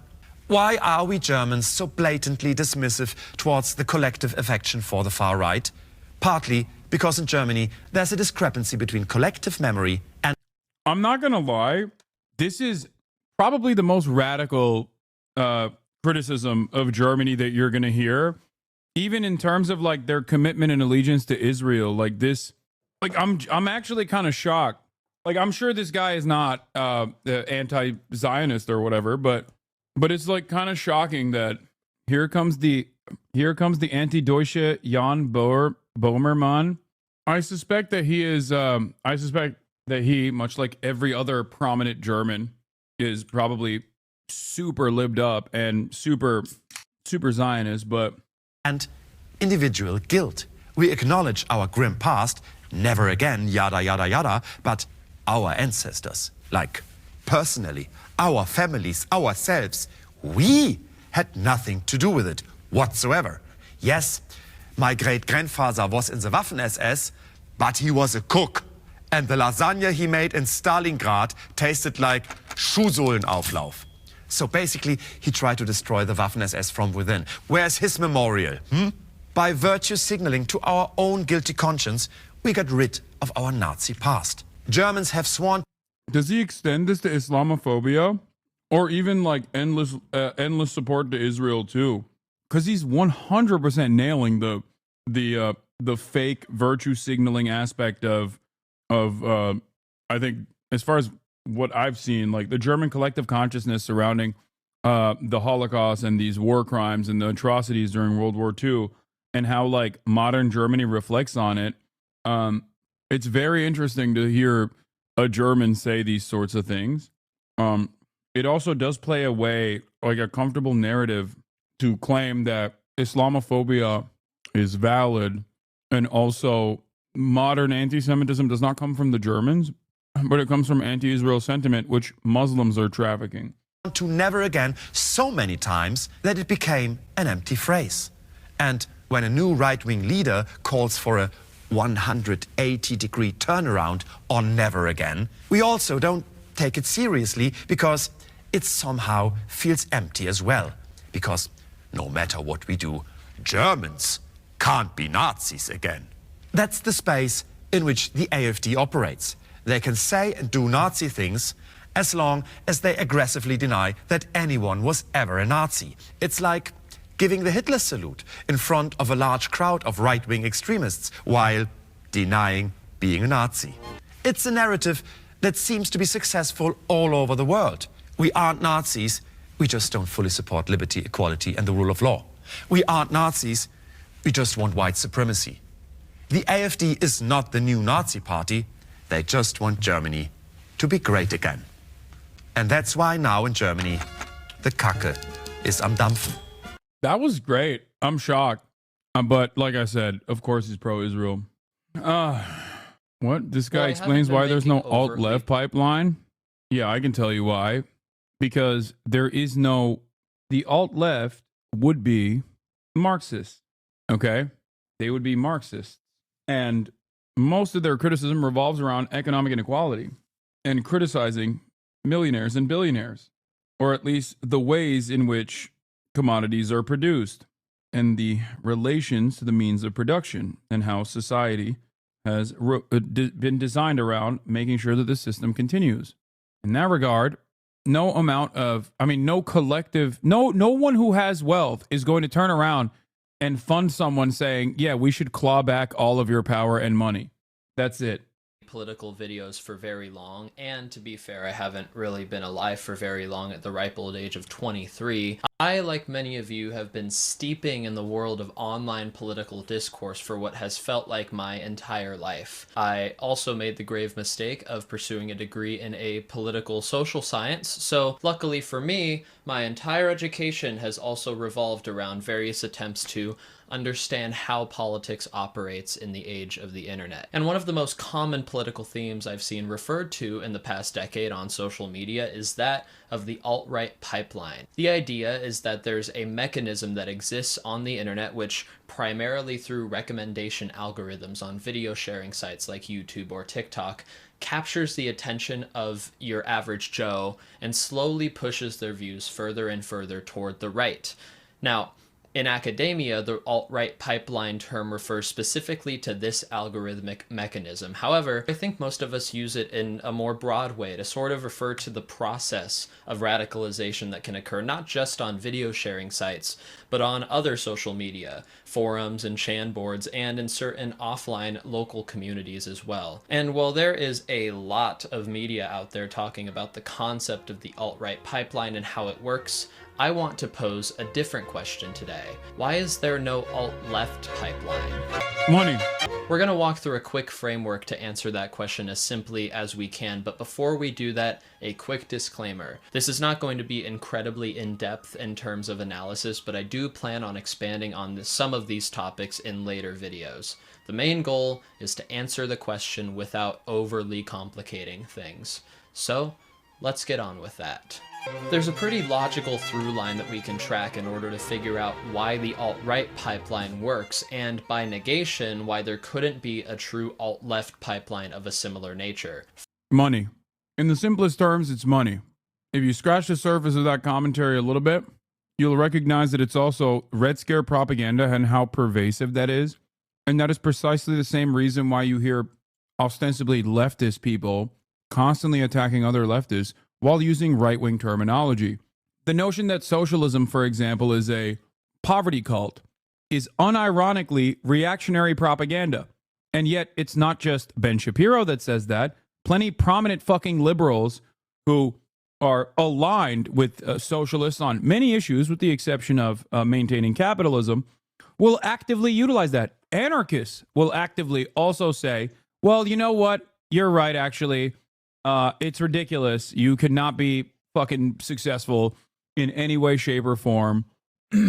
You are basically taking advantage of the system. That's all you're doing, and you're doing it for personal benefit.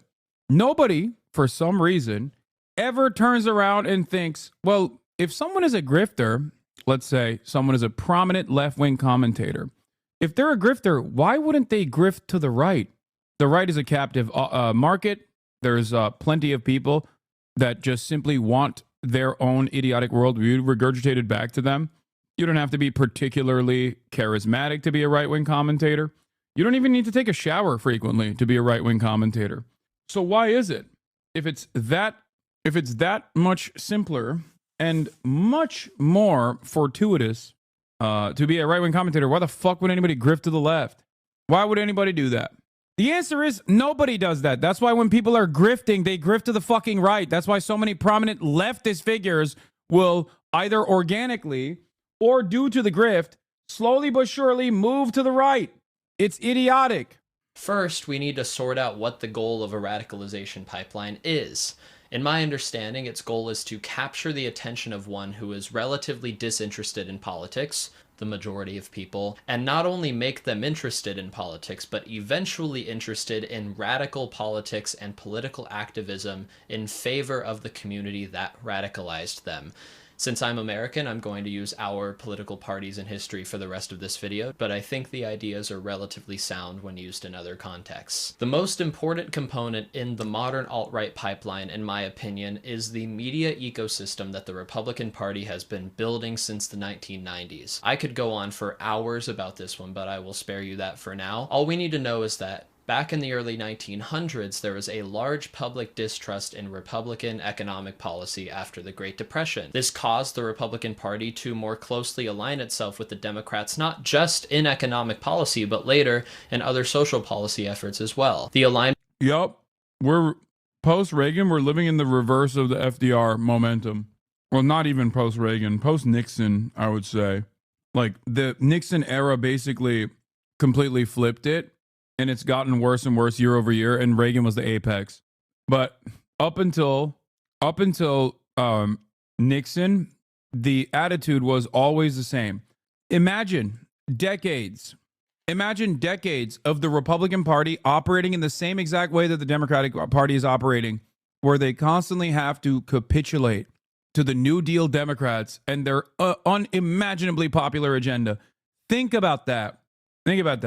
Another reason why the left will never succeed in anything is because of this.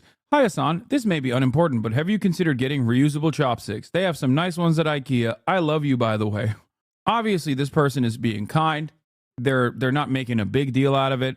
Not realizing that I am technically reusing chopsticks that they've sent me. Instead of throwing it out, I'm just using the chopsticks that they sent me. And also, I do have reusable chopsticks on top of that. But of course, normally this kind of marginal disagreement can become a major problem in the left. I'm using this chatter as a talking point here, not saying this chatter is engaging in that, but oftentimes these sorts of minor disagreements on the left will lead to genuine infighting for no fucking reason whatsoever. I was just sitting on the chatter.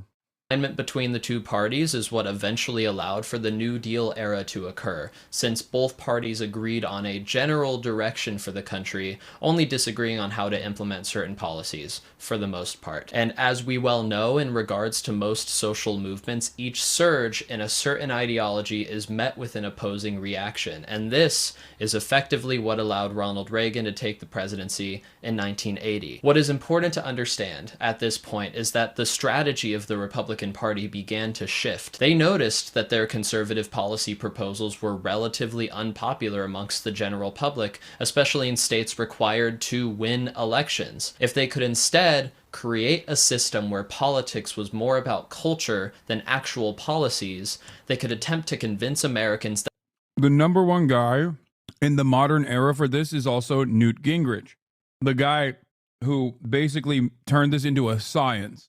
Not to say that there wasn't culture war issues in the Nixon era or the Reagan era. Of course there were. But Newt Gingrich definitely supercharged this. I would say that he was a pivotal figurehead. The other pivotal figure in terms of like modern Republican Party strategy, aside from like the Dick Cheneys of the world and yada yada yada, I think was certainly Mitch McConnell. Mitch McConnell is when the Republican Party learned the lesson that if they do perma-obstructionism to a democratic administration, they will literally suffer zero repercussions. And actually, as a matter of fact, they'll benefit from it tremendously. And everyone will blame the admin for it. that they were the right choice to pick because they were the more patriotic or constitutional or working class party, despite there being a clear dissonance between those phrases and their actual policy proposals. And this is where the media ecosystem comes in. In the 1990s, the Republican Party and its donors began to invest a significant amount of funds and resources into building a widespread media apparatus with the goal of uniting the many small conservative coalitions throughout the country. It's pretty funny because Felix literally did a reading series on Chapo on just this. Like this video, the 13-minute summary of this video is something that Felix did on Chapo, the media operations of the Republican Party, the contemporary Republican Party, and its evolution. It's called Seeking a Friend, F-R-E-N. It's fantastic. Under a single narrative. The idea was to convince anyone from business owners to evangelicals to even your average dissatisfied American that the establishment Democrats were coming to destroy the very fabric of the United States and that the small town Republicans were going to stop them, so long as you donate to them and vote for them. This media narrative also consisted of broad moral panics, reimaginings of American history, and an oddly postmodern skepticism and pessimism not only about the Democrats, but also any Republicans that might sympathize with their causes. And this narrative caught on like wildfire, whether it be on AM radio with Rush Limbaugh or cable news with Sean Hannity and the Fox News crew, and it served as the foundation for the Republican strategy on how to win elections. If you can't make people vote for your party, make them vote against the other. Let's move on to the second point. These conservative narratives, like blaming economic instability solely on immigration or claiming that the LGBT community is corrupting children, bigotry in general toward any non-straight cisgender white male group, they generate fear. And let me be clear, both parties attempt to play into these narratives to try and win elections. However, it is important to note that there are multiple studies, which I've linked in the description, that show that individuals with conservative policy leanings are also more likely to focus on negative narratives and to have increased sensitivity to perceived threats. In that context, it makes sense why both parties try to use these narratives to win elections. Republicans need to activate every conservative that they can, and Democrats want to win on the margins by flipping center-right Republican voters. Both parties engaging with negative, fearful narratives is also great for the alt-right pipeline because fear makes people want to protect themselves and the things they love. And alt-right ideals are broadly centered around hatred toward outgroups, ultra-conservative social policies, and isolationism and nationalism, all of which. Thank you for fighting the good fight, brave chatter. The Democratic Party's approval ratings will certainly go up after this. I can't think of anyone more out of touch than a guy who looks at like a 72% disapproval rating within the Democratic Party and turns around and goes, is this group of the people who didn't vote for the Democrats? First of all, like more than 80% of this community voted for the Democrats. Okay? But I like that you made a sock account to imagine a thing that didn't happen, to go and yell about perceived grievances instead of yelling at your party to fucking go out and, do some goddamn work so that they can restore some confidence from the American population that recognizes that the Dems are inherently hostile to them and their existence. But no, you are unfortunately a small-minded person, a sucker, a mark, a rube. You go and yell at voters who are like-minded, have the same class interests as you do, instead of recognizing that if the Democratic Party had actually followed through on any sort of commitment to materially improve the lives, like real commitments, not marginal, tax cuts for small businesses type shit, broad, sweeping change, radical change that clearly the people were demanding, that they probably would have been able to defeat Donald Trump. And no, this is not an honest question.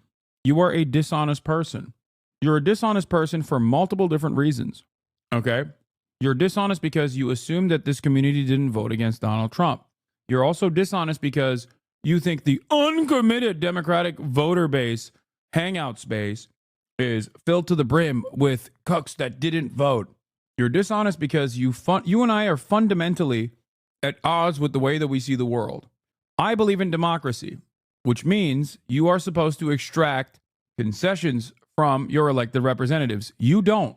You just think that the Democratic Party must win unconditionally at all costs. And I understand where that comes from, because clearly Donald Trump is worse, right? You keep saying the data is there. Well, if you understood anything about the data, you would recognize that third-party voters or the uncommitted voters were not the reason why Kamala Harris lost, and that even if all third-party voters actually voted for Kamala Harris, which, by the way, again, don't know why that's a thing, Kamala Harris still would have lost to Donald Trump. That's how bad of a campaign she ran. You're also in one of the few communities that opens its doors to liberals that actively complained about the many mistakes that the Kamala Harris campaign was making. Mistakes that did predictably lead to a defeat. If the Democrats truly were terrified of the growing fascist movement in this country, I suspect they wouldn't have ran a campaign alongside Liz Cheney, talking about having the most lethal military, talking about how they're going to be the deportation party and the Republicans are not good enough at deporting people. All of that only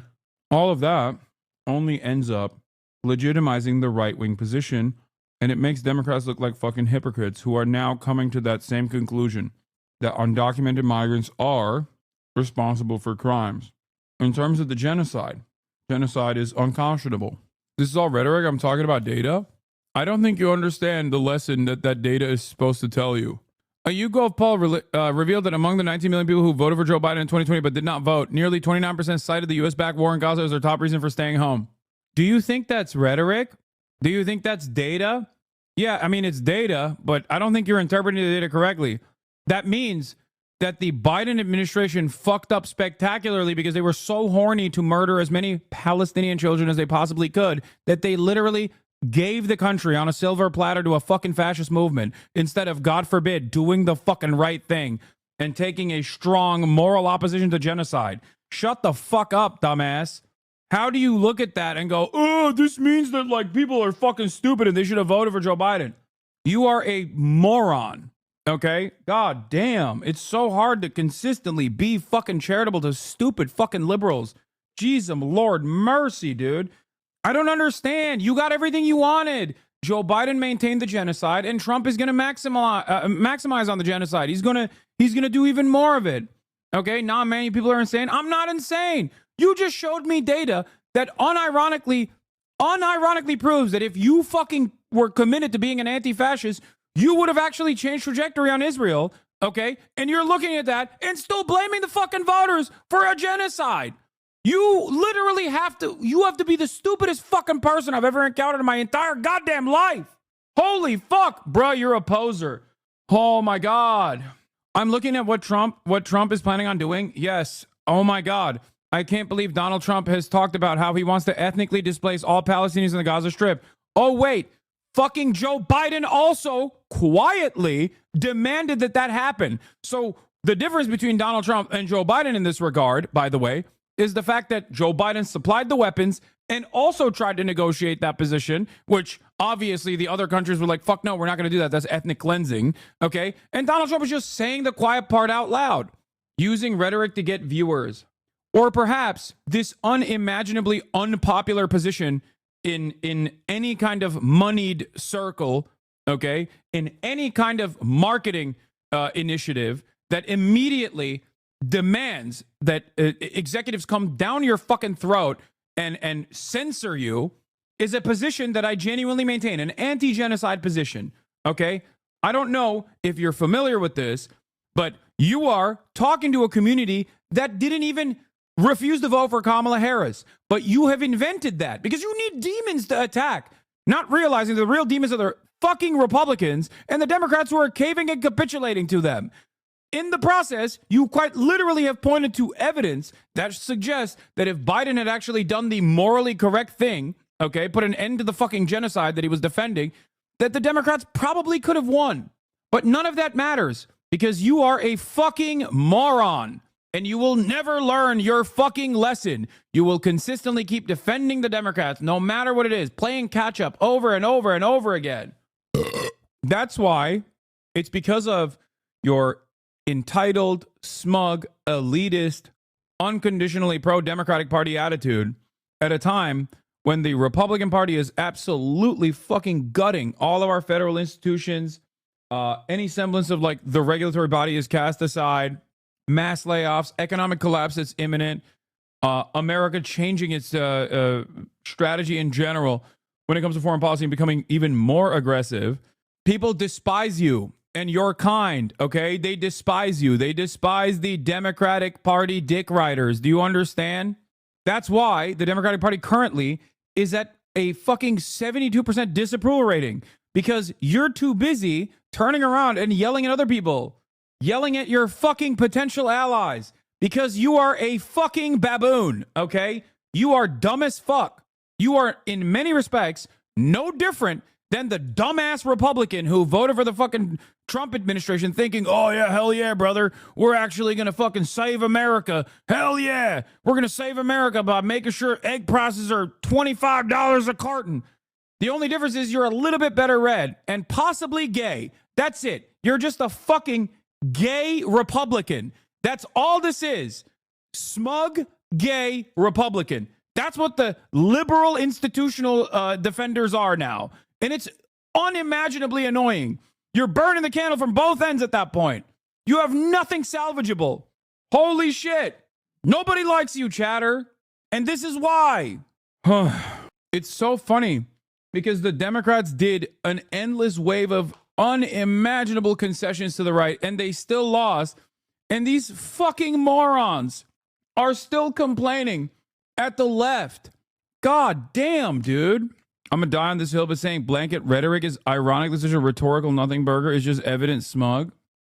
Can be fostered by the repetition and installation of fear. Leftist ideals, however, broadly advocate for community-focused solutions that are inclusive and perhaps most importantly, new or progressive. That's why the left can't necessarily utilize fear. While the right's goal is to protect itself against perceived threats, the left's goal is to overcome obstacles of fear, to incorporate and advocate alongside groups that are marginalized and exploited by neoconservative capitalism.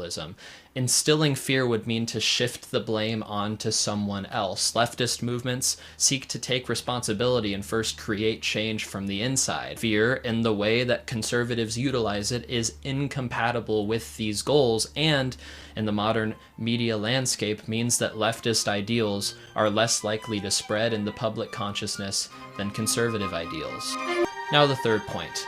Young people have a lot of problems going on all the time. That's kind of what being young is about. However, for the sake of this video, we have to look at what kinds of problems would cause someone to become susceptible to the siren's call of a radicalization pipeline. In Innuendo Studios' alt-right playbook, the accumulation of problems that lead someone into a pipeline is called soul sickness. This sickness can be brought on by many things, but perhaps most importantly are trauma and isolation, especially amongst men. And to be clear, this isn't me doing a feel bad for all white men because they're racist bit, but just hear me out. Folks that have had traumatic or life-changing events occur to them are... Is fear really incompatible? Like, can't we just outgroup billionaires? I mean, it's gonna be hard to do that in a society that's designed to proselytize and showcase billionaires as like incredible deities, because the entire system is built around the false notion of meritocracy. So those guys are basically gods living amongst us. Gods that are also achievable in class status, which is, of course, also not true, but it doesn't really matter. I have a buddy who is a good dude, unapologetically pro-Dem. We were chatting today. He was blown away that Gaza was a major issue for me. I think how out of touch they are with the cruelty that was happening under the Dems was such a big reason why they lost. Yeah. I think that I mean, if you're unconditionally pro-Democrat, you probably got to that position because you consume a lot of like New York Times, you consume a lot of CNN, maybe some MSNBC, and or David Pacman if you're looking at like independent media, right? Or Brian Tyler Cohen. And I'm not even shitting on Brian or David, okay? They're very nice people, but if that's the only group that you're looking at, if that's the only, like, you can isolate yourself from alternative visions if you hyper focus on only like the positive aspects of the Democratic Party, and you will design a world that is just utterly untrue. That's why a lot of people felt confused after the Harris loss. Yeah. there is not a lot of there's nothing that goes beyond partisan politics when if you're doing like if you're doing mostly partisan politics, you're gonna miss out on the larger picture. I think. Is what you're doing moral? What do you mean? What are you saying? Hey, Hassan Dawn Piker, you can keep teaching us about things, but who can we rally behind? Or do I really have to tuck my tail in between my legs and find DSA chapters that might know who John Brown is? What I'm learning is Hassan is more anarchist because they don't ever put their neck out for you. They just facilitate it. Communists do, anarchists don't. Yes, dude. Yes. Your mental health episode that you're going through right now is the reason is helping you arrive at the correct truth, which is that I'm not sticking my neck out at all, and I'm just trying to get all of the Marxist-Leninists to fight the battles for me. Thank you. You're right. I am definitely your enemy, okay? How do you arrive at such a cynical fucking worldview, dude? I don't understand it.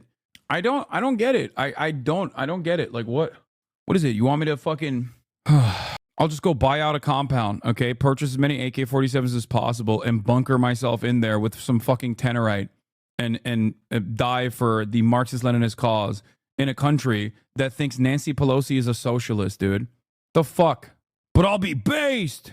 Write a book and these people will calm down? No, because then it's still not radical enough, okay? One must ask themselves why liberal naysayers and Republicans and even fucking leftists have this exact same position. I'm going to be as charitable as possible and say that leftists arrive at this position because of the helplessness that they feel, the hopelessness that they feel, and that they recognize the harms that are happening, but don't understand the existing material conditions, don't understand what level of class consciousness does exist amongst the working class, because billionaires, capital owners always have had class consciousness, okay? But plenty of leftists, okay, card-carrying Marxist, Leninists, and whatnot, also fall into this trap because they get geared by liberals and reactionary Republicans alike, because that is how pervasive the Red Scare propaganda is in this country. This is also precisely the reason why I have so much respect for the likes of Bernie Sanders, okay? Because in spite of my disagreements with him on key issues, it still does not matter, because he has been able to, at the very least, utilize the bully pulpit in an election to generate more open-mindedness among a nation that is inherently hostile to socialism, okay? Most likely to become susceptible to these right-wing narratives as they... Ironically, though, this is another problem with the broader left in general. People also fall into that same, like, this person is hypocritical, the same cynical assessment that right-wingers who don't even agree with your worldview routinely weaponize. Okay? That's it. It is, in my estimation, a testament to how pervasive anti-socialist thought is in this country. They not only provide an outlet for anger and a community to fill in those support roles that might have otherwise been lost through their trauma, but also a series of common enemies to direct that anger toward as a community. This is why, anecdotally, divorced dads and young lonely men are the most likely to fall into these pipelines, since modern conservative social standards isolate and generally prevent men from expressing camaraderie or brotherly love for each other. Those pesky leftist community-oriented vibes are not at all what these folks are looking for. Often, they feel victimized by the state or by their ex-wives or their classmates or whoever else, and they just want a place to direct that anger.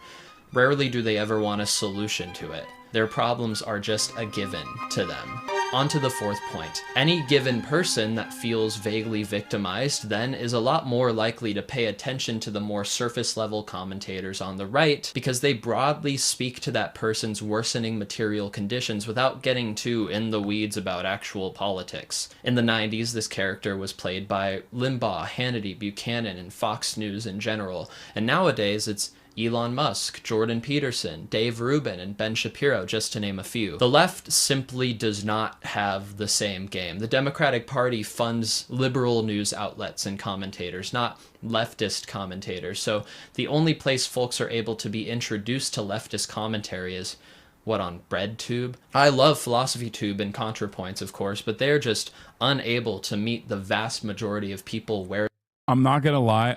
I suspect this person is not too fond of me, judging by they are, especially if those people are dissatisfied with what they perceive as culture war persecution against them. The Republican Party has bet its entire future on meeting these people, straight men and their wives, where they are, and not just slowly pushing them positively toward the right, but negatively away from anything perceived as leftist.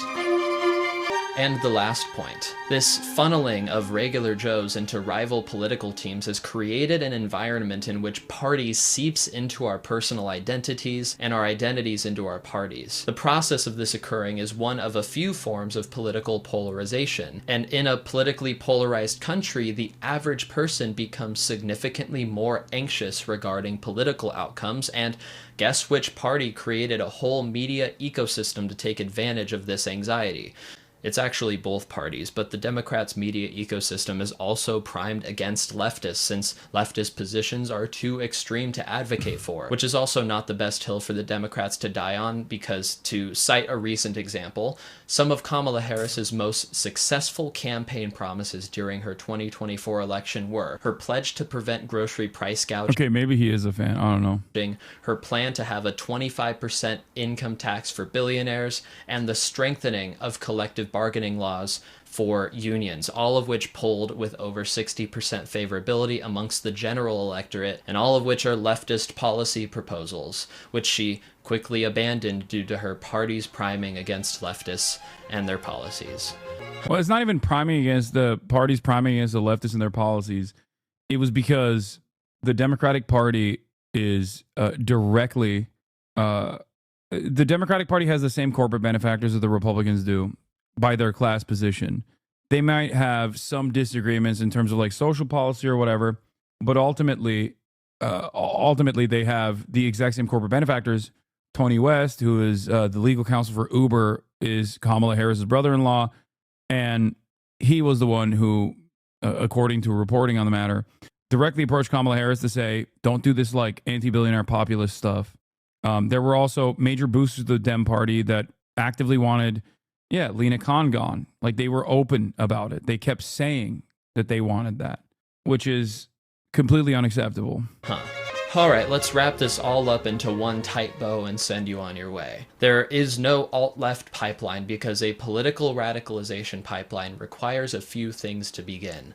Charismatic voices with massive investments from deep political pockets, subtly stoking the flames of fear en masse and in the public sphere. The Republican Party specifically engineered the right-wing media apparatus to do these things, and there are no equivalent voices on the left, no deep leftist pockets to invest in the potential voices that there may be, and perhaps most importantly, no additional fear generated by the community-focused ideals of leftist politics. Even if fear is generated by the left, as we saw earlier, that fear will make someone more likely to adopt conservative policy preferences. And this is why your average dissatisfied American won't fall down a pipeline to the alt-left, and is also perhaps why the left should attempt to increase organizational efforts rather than attempting to go high by meeting the right in the marketplace of ideas.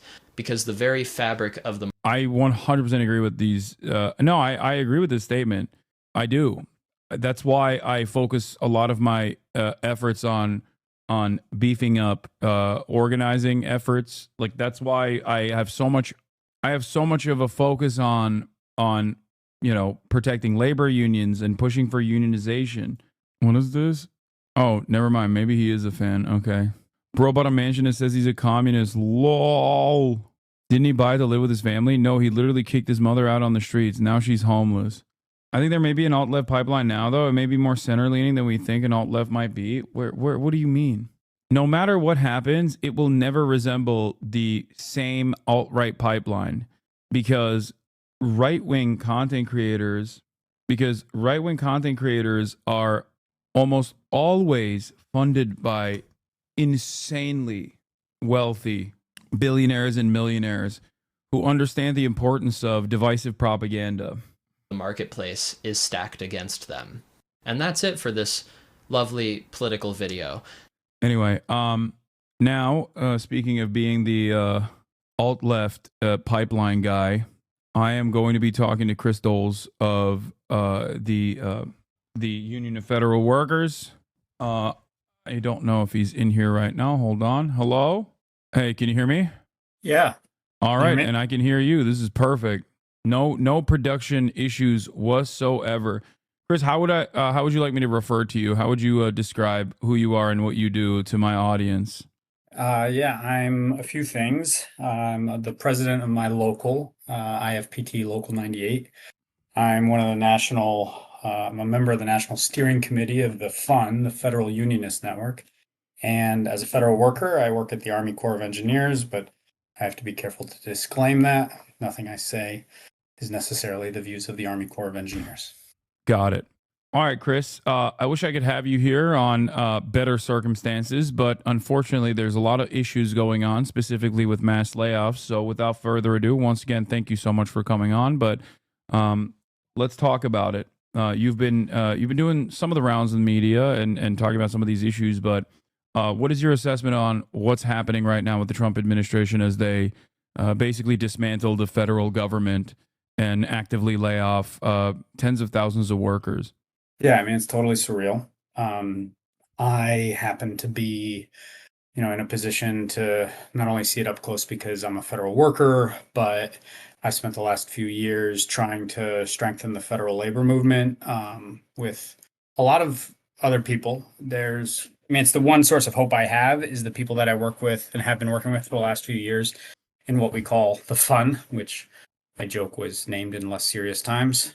2 years ago, we started the Federal Unionist Network just to try to build some pressure on Chuck Schumer to get Joe Biden's nominees to the Federal Labor Relations Authority passed. But little did we know we were actually laying the groundwork for and preparing for, I don't think it can be overstated, a totally historic assault on, I don't want to sound too much like a lib, but the democracy itself. It's funny, a year ago they were warning about the assault on democracy, and now those same people are some of the most quiet and paralyzed by the moment. But the truth is, the attack on the civil service, the attack on all of the services that our government provides, really does constitute an attack on democracy, and it really can't be overstated. So yeah, that's how I see it. There's a lot to say about what we're doing to try to fight it, but unfortunately we're starting a little later than I'd like to have, but here we are. So there was a National Day of Action yesterday, and could you quickly go over what some of your demands were and what you guys did? Yeah. So the Day of Action was called less than 2 weeks ago. We just, within a week of the inauguration, it became very clear that he was going to go even harder and faster than anybody really expected. And so we, being a relatively small formation growing really quickly, we made the call to organize a Day of Action, something we've never done. The FUN has done some webinars. We've done educational stuff for each other. The network originated as a bunch of us local officers. I'm the president of my local, a bunch of us presidents who are kind of frustrated with the state of the labor movement had started working together.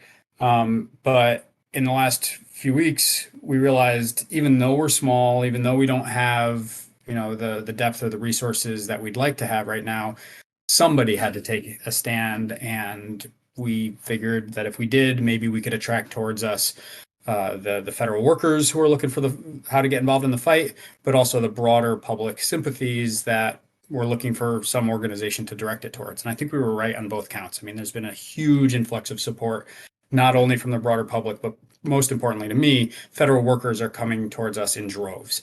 And so the Day of Action was themed around the slogan SOS, right? The save our services, but SOS being obviously a distress signal to the broader public. Because, while they're framing it, right, Elon Musk is framing it as efficiency and fixing the federal workforce, really it has little to nothing to do with that. It's about attacking the services that protect the public from predatory lenders. And, it's about protecting the socialized healthcare that veterans benefit from, the Veterans Administration. So many services protecting our environment. They're really going after the entire regulatory state and anything that stands in the way of their pursuit of more profit. And the day of action was really successful. I think there were 35 or 40 cities where we had actions. Some of them, like in New York, where I am, were really big. We had more than 1,000 people last night with a bunch of electeds. And I think it was the first necessary escalatory step as we build towards what will be the necessary forces to actually stop them, which ultimately is going to have to be a lot of power we build.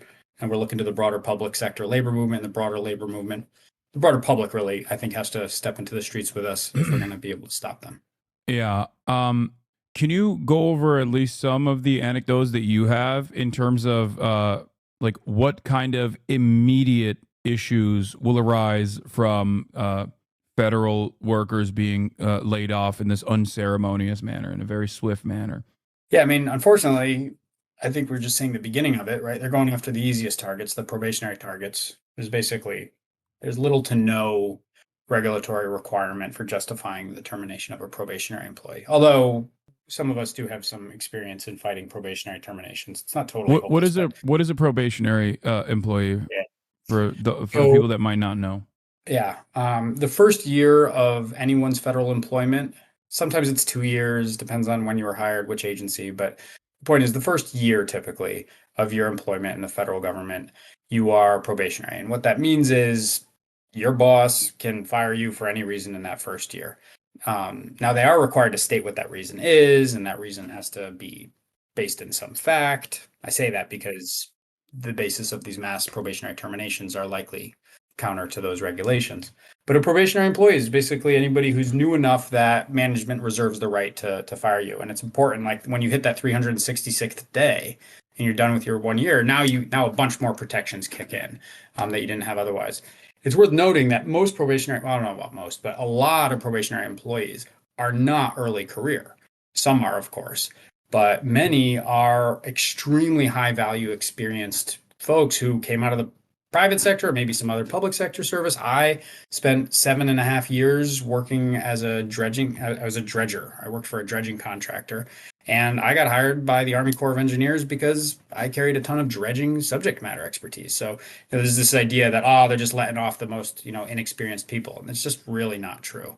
Someone in the chat saying probationary employees are not at will. And there is some confusion on that. So they can still be fired, or at least, like, obviously the mass layoffs imply that there wasn't automatically a performance-based reason for their firing, which is what they were saying they were firing all the probationary employees for, right? But what are the odds in terms of virtually every single probationary employee having performance complications, right? So that there is this still is illegal, I suspect.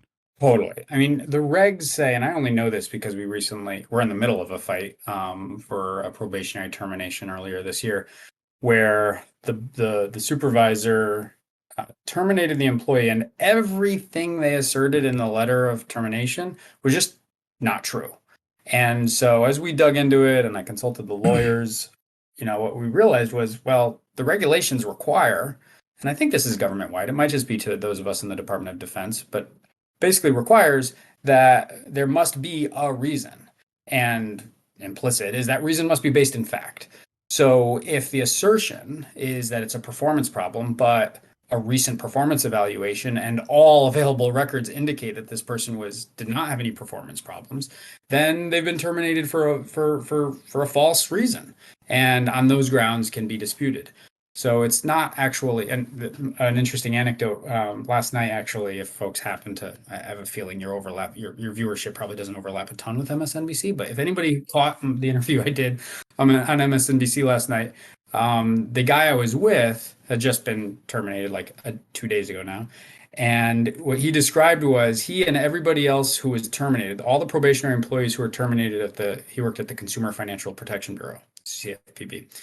And he and all of his fellow probationary employees got the same exact email, and they didn't do the mail merger right. What are the odds? Exactly. They all had exactly the same performance problems, but they didn't do the mail merger right. So it said like dear first name, last name, literally said dear first name, last name, and then proceeded to explain how your performance indicates that you know, we have to let you go or whatever. I mean, it's very clearly not the spirit of, you know, probationary. Probation is supposed to be a time to assess whether or not this person is right for federal service, and that's clearly not what they're doing. Can we briefly talk about one of the other like existing long-term issues that that virtually exists in all private and public sector jobs in general, which is the problem with understaffing. At least in my experience covering labor issues with regular frequency, one of the things that most people actually strike over is understaffing, and the nurses union immediately comes to mind. Like, so consistently, no matter where they are in the world, even under the National Healthcare Service in the UK or many different private networks here in the United States of America, nurses are constantly complaining about, understandably, complaining about understaffing. And I feel like this is a problem that persists in the federal regulatory agencies in the federal government as well. So mass layoffs of probationary workers across the board is obviously not only technically not legal, but also is coming at a time when we need more workers, not less. So this is one of the very foreseeable problems, I think, that the Trump administration is bringing about. You have planes falling out of the sky. You have air traffic control towers that are understaffed. You got 3 guys sometimes doing the work of 10 people or even 30 people, and they're not going to be able to produce the same work. And I think regulation and safety related issues especially require everyone in the workforce to be both competent and not overexploited for this reason. So what do you suspect will happen in terms of these mass layoffs at a time when the federal government needs more workers, not less? I mean, first, just to confirm, the whole federal government, I can speak best, of course, to my experience, you know, at the Army Corps, but the whole federal government is understaffed. I mean, so much work. I mean, it's crazy how much we do. Just like I work at the New York district of the Army Corps. We do all this military construction support for the different arsenals, West Point, all these different, you know, military bases in the region, but also, you know, all the flood walls and levees, their initial construction and maintenance, and there's a bunch of studies that we do around like protecting against future Hurricane Sandy type events. Like the program is massive. I think it was pushing $1 billion per year just this last year. And our workforce is like, you know, it's probably down to 500 now. We were already having a staffing problem because the labor market's been tight. So you're totally right about the premise that we're understaffed as is. But what's the effect? And I think they know it. They don't have a problem with exacerbating the staffing crisis because that's precisely what they're going to use to further privatize all of the services that we provide. And you'd think about an agency like mine, which historically isn't primarily a contracting agency that contracts everything out. The Army Corps of Engineers, you know, does its own engineering and designing and architecture. And I mean, we used to do much more of our own construction. You know, the last decades of neoliberal privatization has corresponded with a lot of the offloading of what was previously considered, what's the term, like inherently governmental work. Like the definition of inherently governmental has been getting trimmed up, and now they're trying to collapse us. And I'm sure their goal is to make us exclusively a contracting agency where like project management functions, planning, engineering, like all of it, they want to give out to these big AE firms. And you can figure all the corollaries at NASA in the ways that companies like SpaceX are going to benefit from understaffing turned into privatization. They'll justify the privatization on the basis of the understaffing that they created by firing all the probationary terminations and all that. What are I feel like this also has a self-defeating cycle as well, because the less competent the government seems, the easier it is for people to advocate for more tax cuts because they just simply don't see any of the benefits. Many of the benefits are obviously invisible in general, but I mean, this is one of those aspects that's like very much a necessity. Like building a dam or a levee, I think that's it. That's like and maintaining it is probably one of the more most important things you can do. So, where do you see all of this going? I guess. Yeah, no, it's such a good point. My one of my main collaborators in the Federal Unionist Network made this point last week on one of the interviews she did, which is like our work is vindicated precisely by its invisibility. It's the fact that you didn't get sick from that water you drank and that food that you ate and the air that you breathed and the flood that didn't happen. It's the absence of news stories that vindicates the work that we do. And so it's going to be really important that we get good at messaging these next few weeks and months because the attack is only going to continue, right? They're starting with probationary hires. They're going to pursue much deeper cuts. Yeah. And I think what we have to remind folks is, and really ask folks, like, I think everybody has an obligation to look at where the things that they benefit from come from. So if a member of your family has a home health aide, chances are that service is one way or another subsidized by federal dollars. If your kid's class size is kept under a certain unreasonable threshold, 30 or 25 or whatever's the standards now, that's informed by money subsidized through the Department of Education to local cities and states. I think we obviously as federal workers, I can describe how what I do matters. And, the news stories that don't happen because dredging happens, the entire economy depends on keeping, sediment from accruing in the shipping channels that allow goods to come in and out of all the ports, right? I can describe.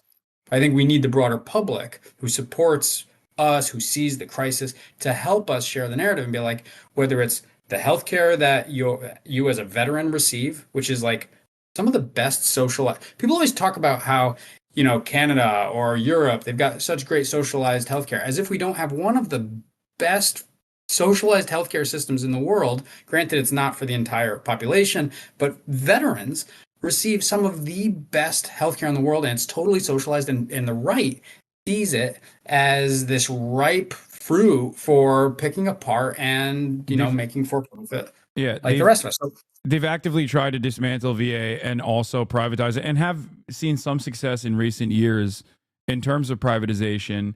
A big problem with the VA, however, is that its pool of its pool of people that are in the VA are unlike any other healthcare pool at all. It's constantly growing, and also virtually every single person needs it. Like, they need higher level care than the average person that you can normally hedge against. As that's just how insurance works. You have everyone buy into it, and the healthy are supposed to subsidize those who desperately need it.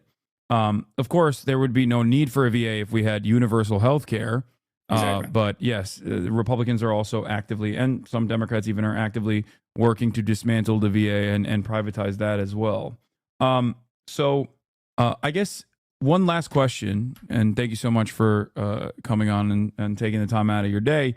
One last question I have is what would you rate the Democratic Party right now and their competence against all the things that are happening? Do you feel like they're mounting any defense whatsoever, or even or a significant one? I mean, I think the answer is pretty clearly no, not yet. But I think it's important to say not yet. I don't want to, we need them to get off their asses. For all the media stuff I've done, and I'm an engineer, and I'm a union leader, so I have some experience doing public stuff a little bit. But like, this is unprecedented, right? I mean, the first media thing I did was with an interview somebody at the New York Times asked me a bunch of questions, and the one piece that they kept was that I'm a constituent of Hakeem Jeffries. I live in Brooklyn, and Hakeem Jeffries is my rep. And he had just, like, a couple days prior did that thing where he I don't know if he physically threw his hands in the air, but he basically figuratively threw his hands in the air and said, "It's their government. There's nothing we can do." And I think that's been the lead. You know, the paralysis that you see in the Democratic Party has been set from its leadership. And so for them, I think we have to give them a big fat F for their conduct so far. Obviously, there are some great exceptions. I mean, Rashida Tlaib came out to the Federal Unionist Network indoor rally we did at Busboys and Poets in DC last week. AOC came out last night to the rally we did. So like the left, the squad are showing up. And the thing is, we're not going to win if it's just them. We're going to have to figure out others. And there are some other more, you know, liberal, mainstream Dems. I mean, Pritzker, like, I can't believe I'm going to say anything good about Pritzker, but like Governor of Illinois declaring like the severity of the crisis at the moment. Like, yeah, we need people to actually, we need them to move beyond the rhetoric, though. For those who aren't even reaching the rhetoric, we need them to find it. And for those who are, you know, willing to throw around the rhetoric, we're going to need them to actually embolden, you know, forces into the streets. I mean, we are putting out a call. The SOS distress signal is targeted at the public, but with a strategic focus on public sector unions. So our hope is that political leaders, but perhaps most importantly, union leaders who have a relatively recent history of militancy at the public level, at the city and state level of public unions, we need them to, you know, remember that muscle memory and be willing to go back out into the streets, you know, jointly with us as federal workers. And, you know, Trump and Musk, they know they're creating a political crisis. They think they can manage it. Our job, the labor movement's job, is to make it unmanageable. And I think that's only going to happen through unprecedented political mobilizations. And if ever there was a time for it, it's now. And yeah, that's what we're hoping to inspire over the weeks and months ahead.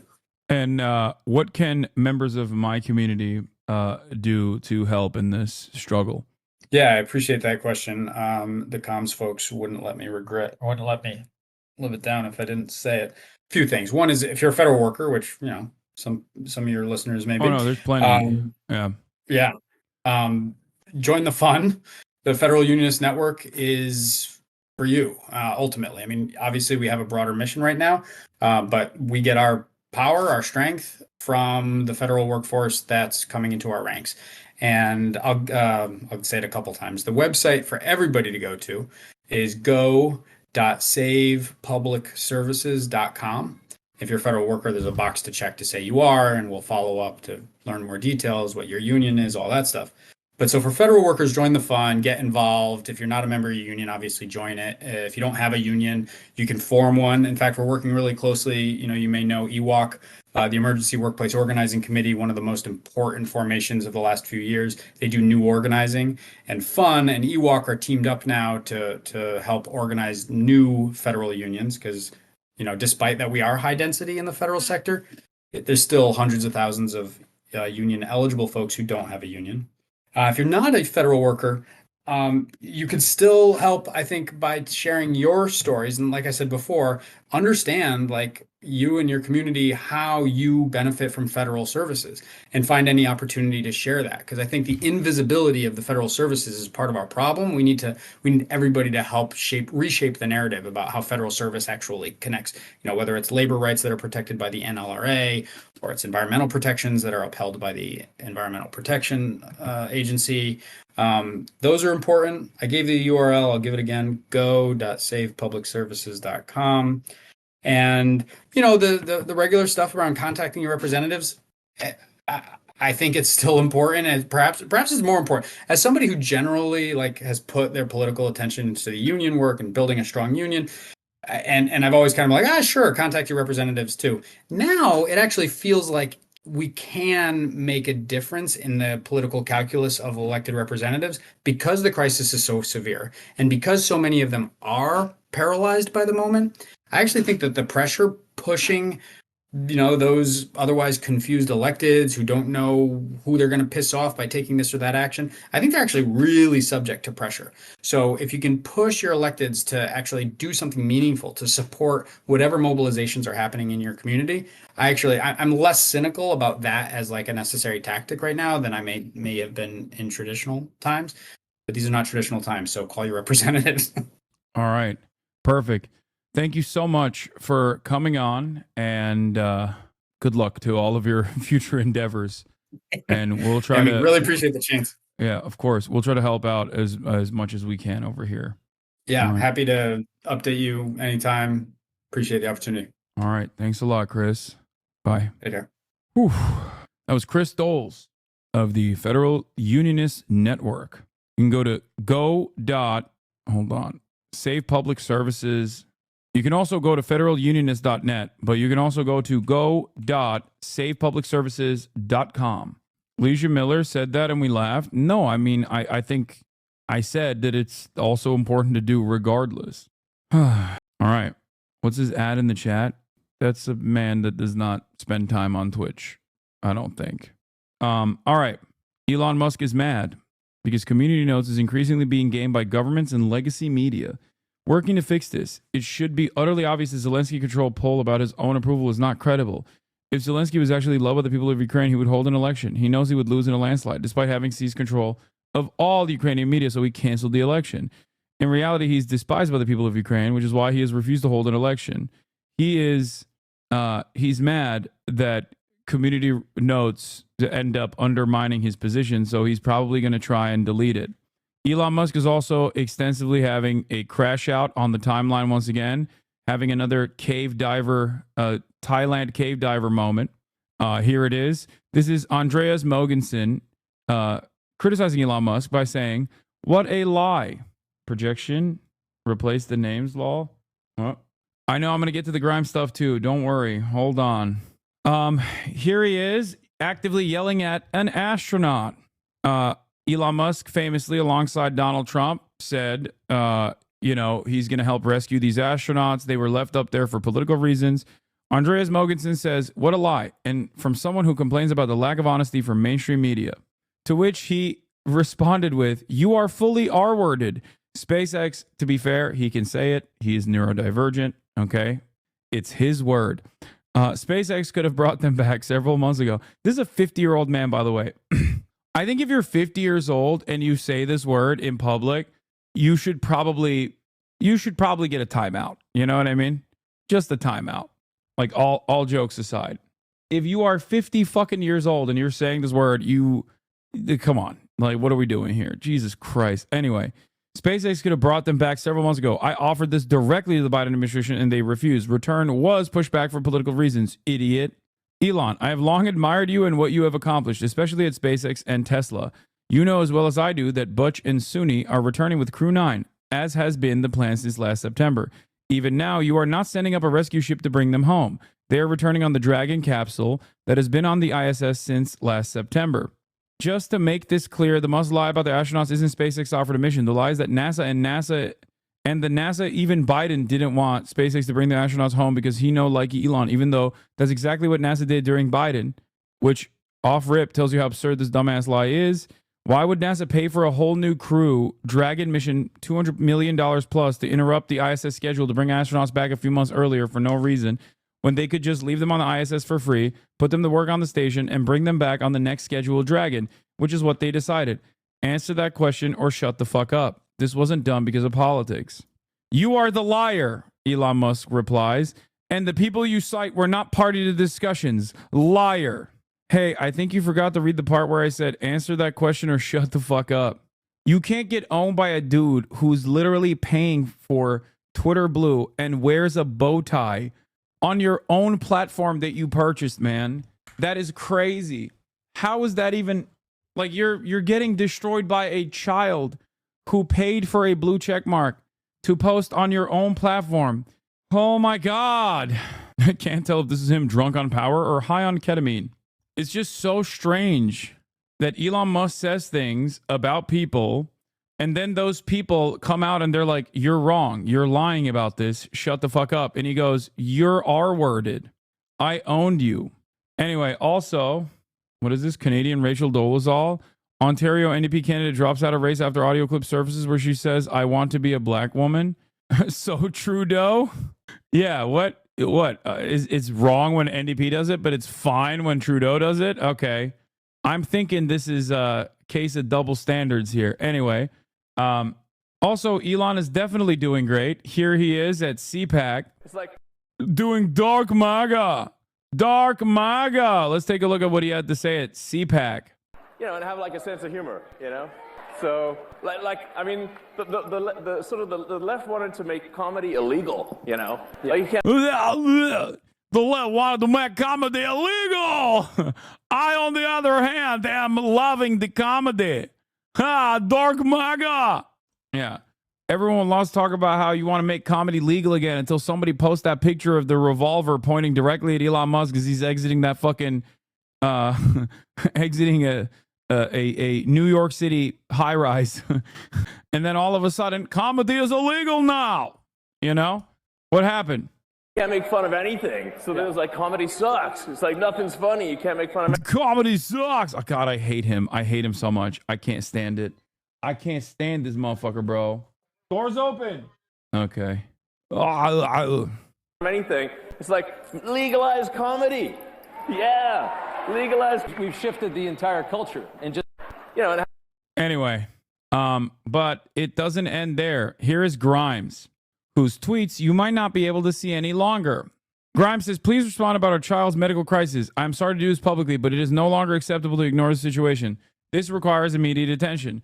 If you don't want to talk to me, can you please designate or hire someone who can so that we can move forward on solving this? This is urgent, Elon. I'm not giving any details, but he won't respond to texts, calls, or emails and has skipped every meeting, and our child will suffer lifelong impairment if he doesn't respond ASAP. So I need him to fucking respond. If I have to apply public pressure, then I guess that's where we're at. And while this is this is Grimes' last resort here, Elon Musk has done this instead. Made those posts unavailable, it seems, lowering her visibility. Isn't that cool? They get to do whatever the fuck they want, dude. It's awesome. Billionaires. Have you taken him to Pete's doctor and then gotten a second opinion? I usually mix opinions with general physicians. The other tweets that she posted are not visible, just the yes. How the hell is this not the case for full custody? I'll tell you how. Elon Musk is rich, and when you're rich, they let you do whatever the fuck you want. Quite literally, okay? When you are rich, you can do whatever you want. You can mistreat your little human shield to any degree that you want to, and there's no one that can say anything about it or do anything about it. And the mother can't even complain about it privately or get any legal recourse here. And she can't even complain about it publicly because guess what? Elon will limit your visibility. Is this even the human shield one? Yes, this is the human shield one. Elon is completely shadow banned Grimes. I don't know if this is correct. I can still find her. I can still find her tweets, just not all of them. Oh, it now says the post was deleted by the. This post was deleted by the post author. Before it said the visibility was limited somehow. They have 3 children together. Yes. I'm suspecting that Elon Musk has only done in vitro fertilization because he has 13 children, and I think all 13 are were assigned male at birth. Vivian is trans, so I suspect. No, 2 of them weren't per Evan. Okay, with the exception of maybe like the first 2. I don't know. Wait, what? 2 of them are cis girls? 2 of them are surrogates, though? Grimes was only pregnant once. After Mitch McConnell retires, you're retiring next, right? Yeah, I'm retiring. Community No says he has 2 daughters. No, Exa and Azura are AFAB, I'm pretty sure. Okay. Also, what the fuck is Techno Machinus? I mean, actually, what the fuck is Techno Machinus? That should be illegal, dude. Like, that's one of those things where you're like, this is what I want to name my child. And then when you're trying to type it in on Mechanicus, sorry, Techno Mechanicus, when you try to type that in, the system goes, and it automatically alerts Child Protective Services, and they just take the custody away. No disrespect to Grimes, or automatically give the custody to Grimes, I guess.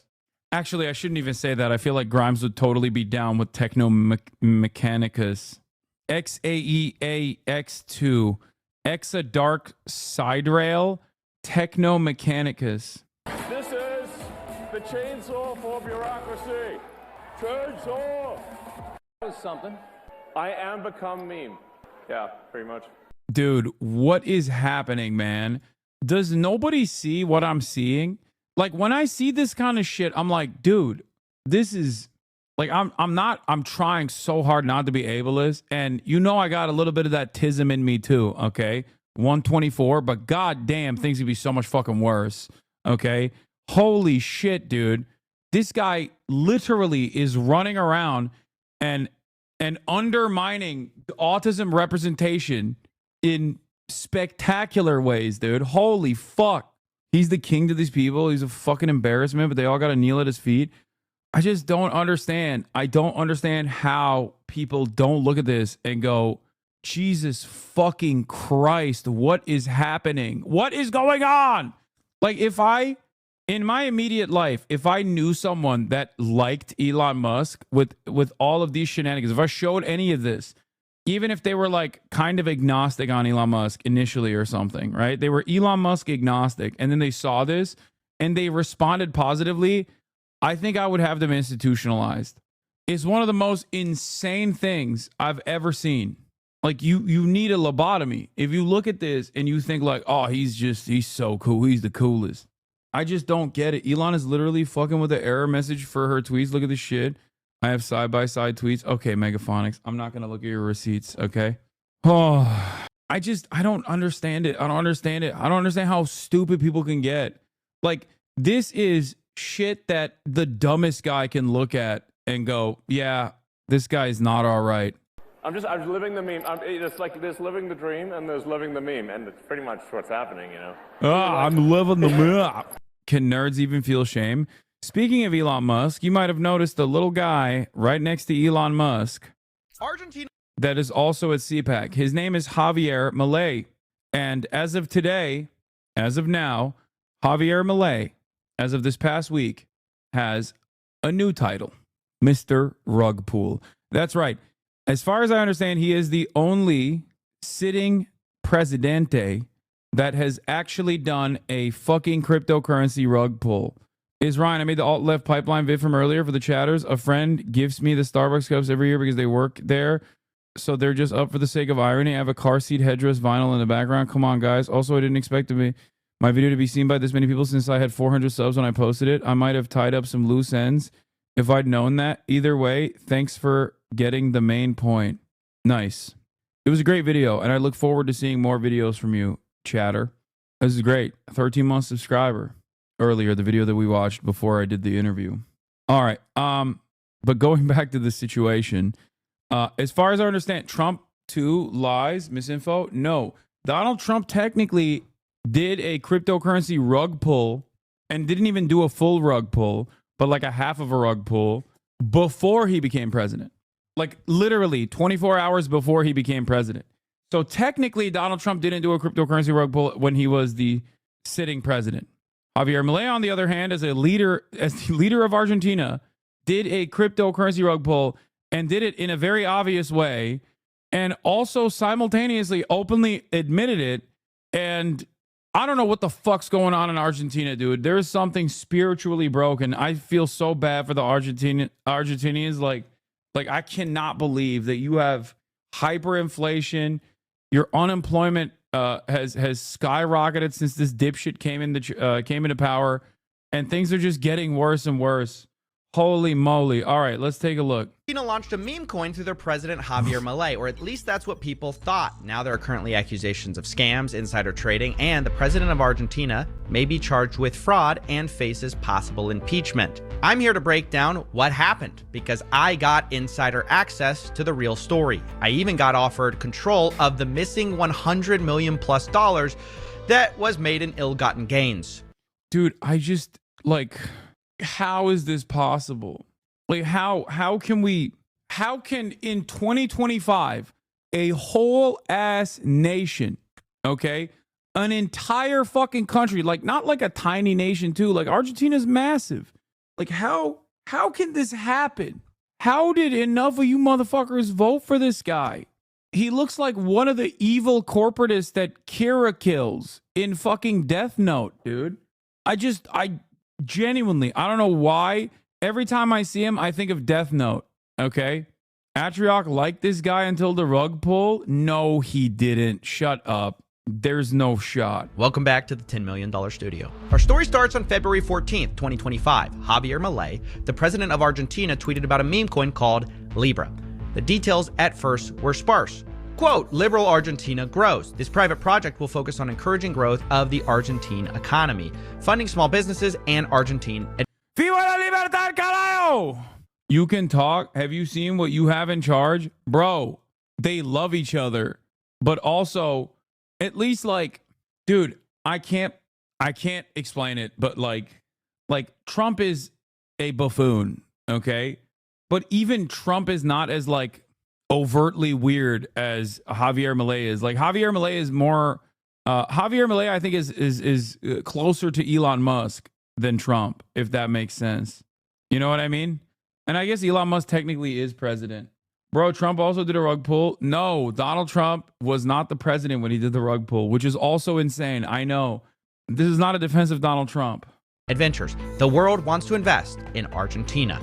And it linked to a website which called it a token with purpose, where 50% of the tokens were allocated to Argentina growth. And I'll admit, it sounds nice. However, as the price skyrocketed to billions of dollars in market cap, people got worried because there appeared to be insider trading. And that's when Javier Milei suddenly deleted his tweet, saying he, quote, obviously has no connection with the project, and, quote, I was not aware of the details of the project. Understandably, the price crashed after this, but in the rubble, people discovered that the team responsible for launching the token may have walked away with over $100 million being taken out of the liquidity pool, meaning they may have gotten rich while everyone else got rugged.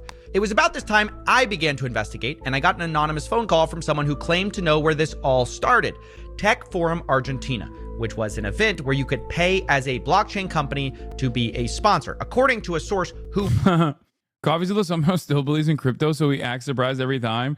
Listen. If I was the #1 online investigator of cryptocurrency schemes, I would also be like, yeah, no, it's good. Oh, it's shocking that it's bad again, okay?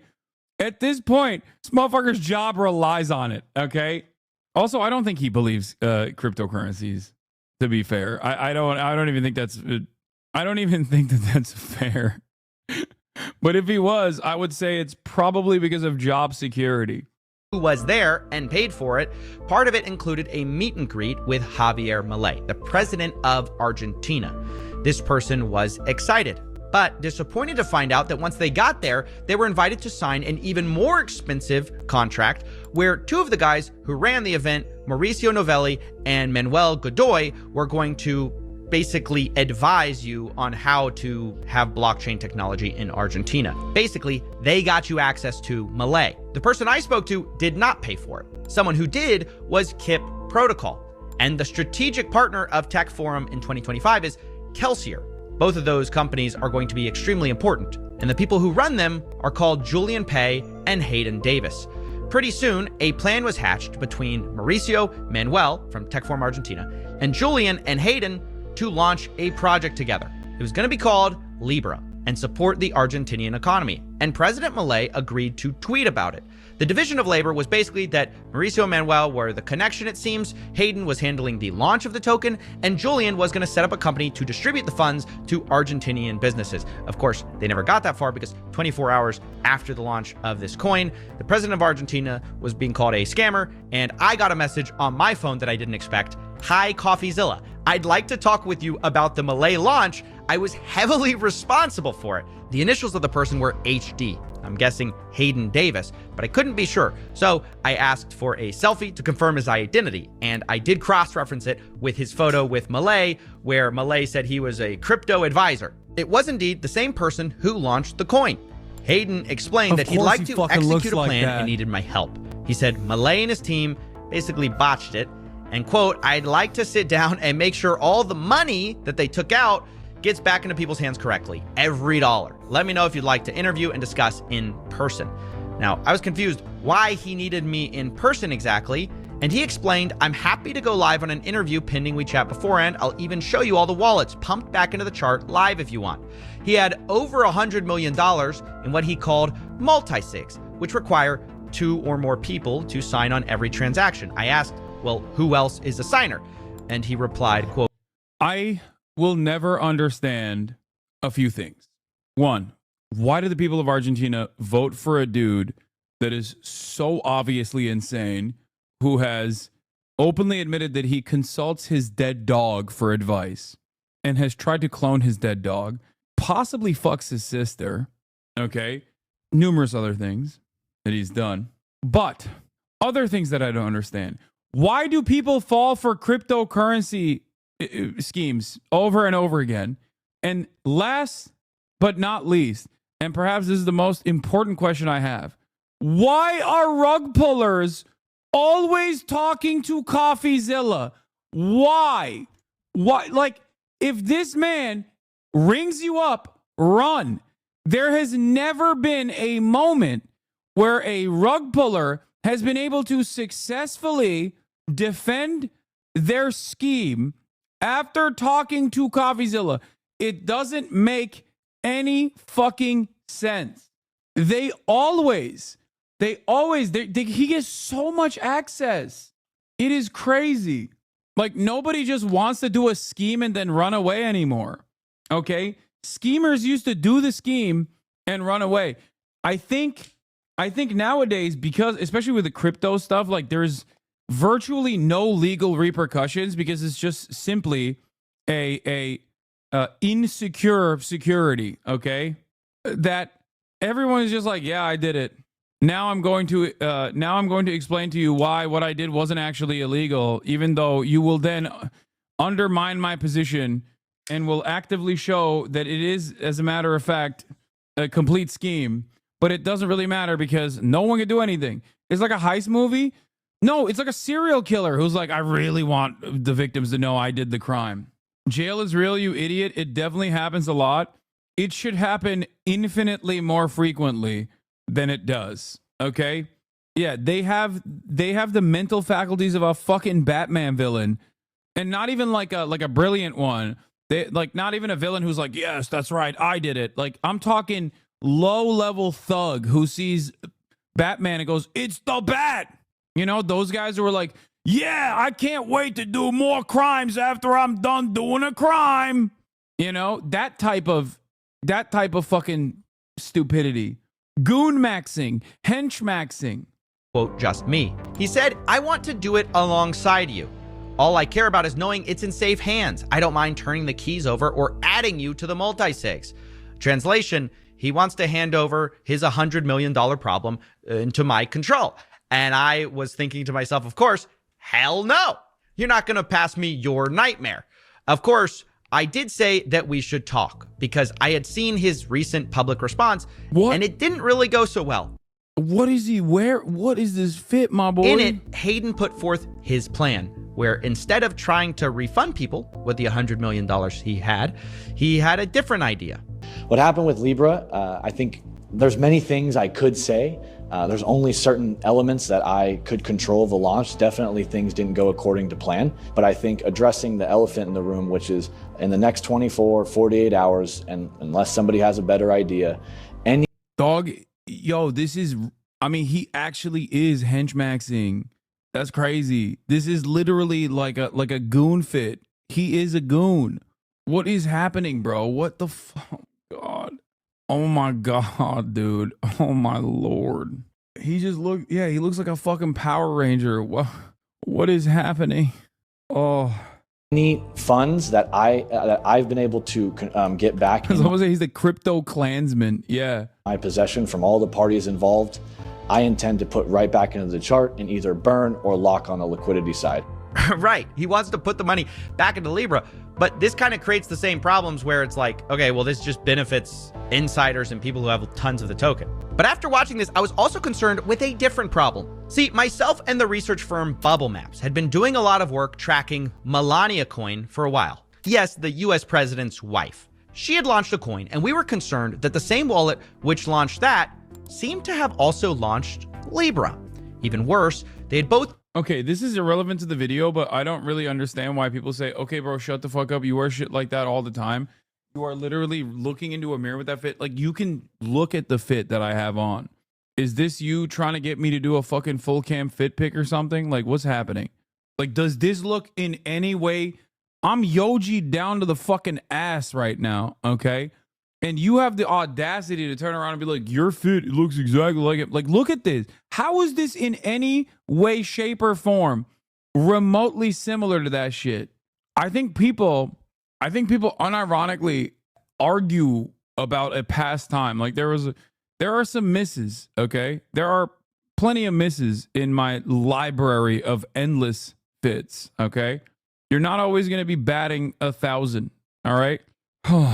But what I don't understand is like you complaining while I'm not, doing that. Especially because like my rep as a fashionista has absolutely improved in the last couple of years.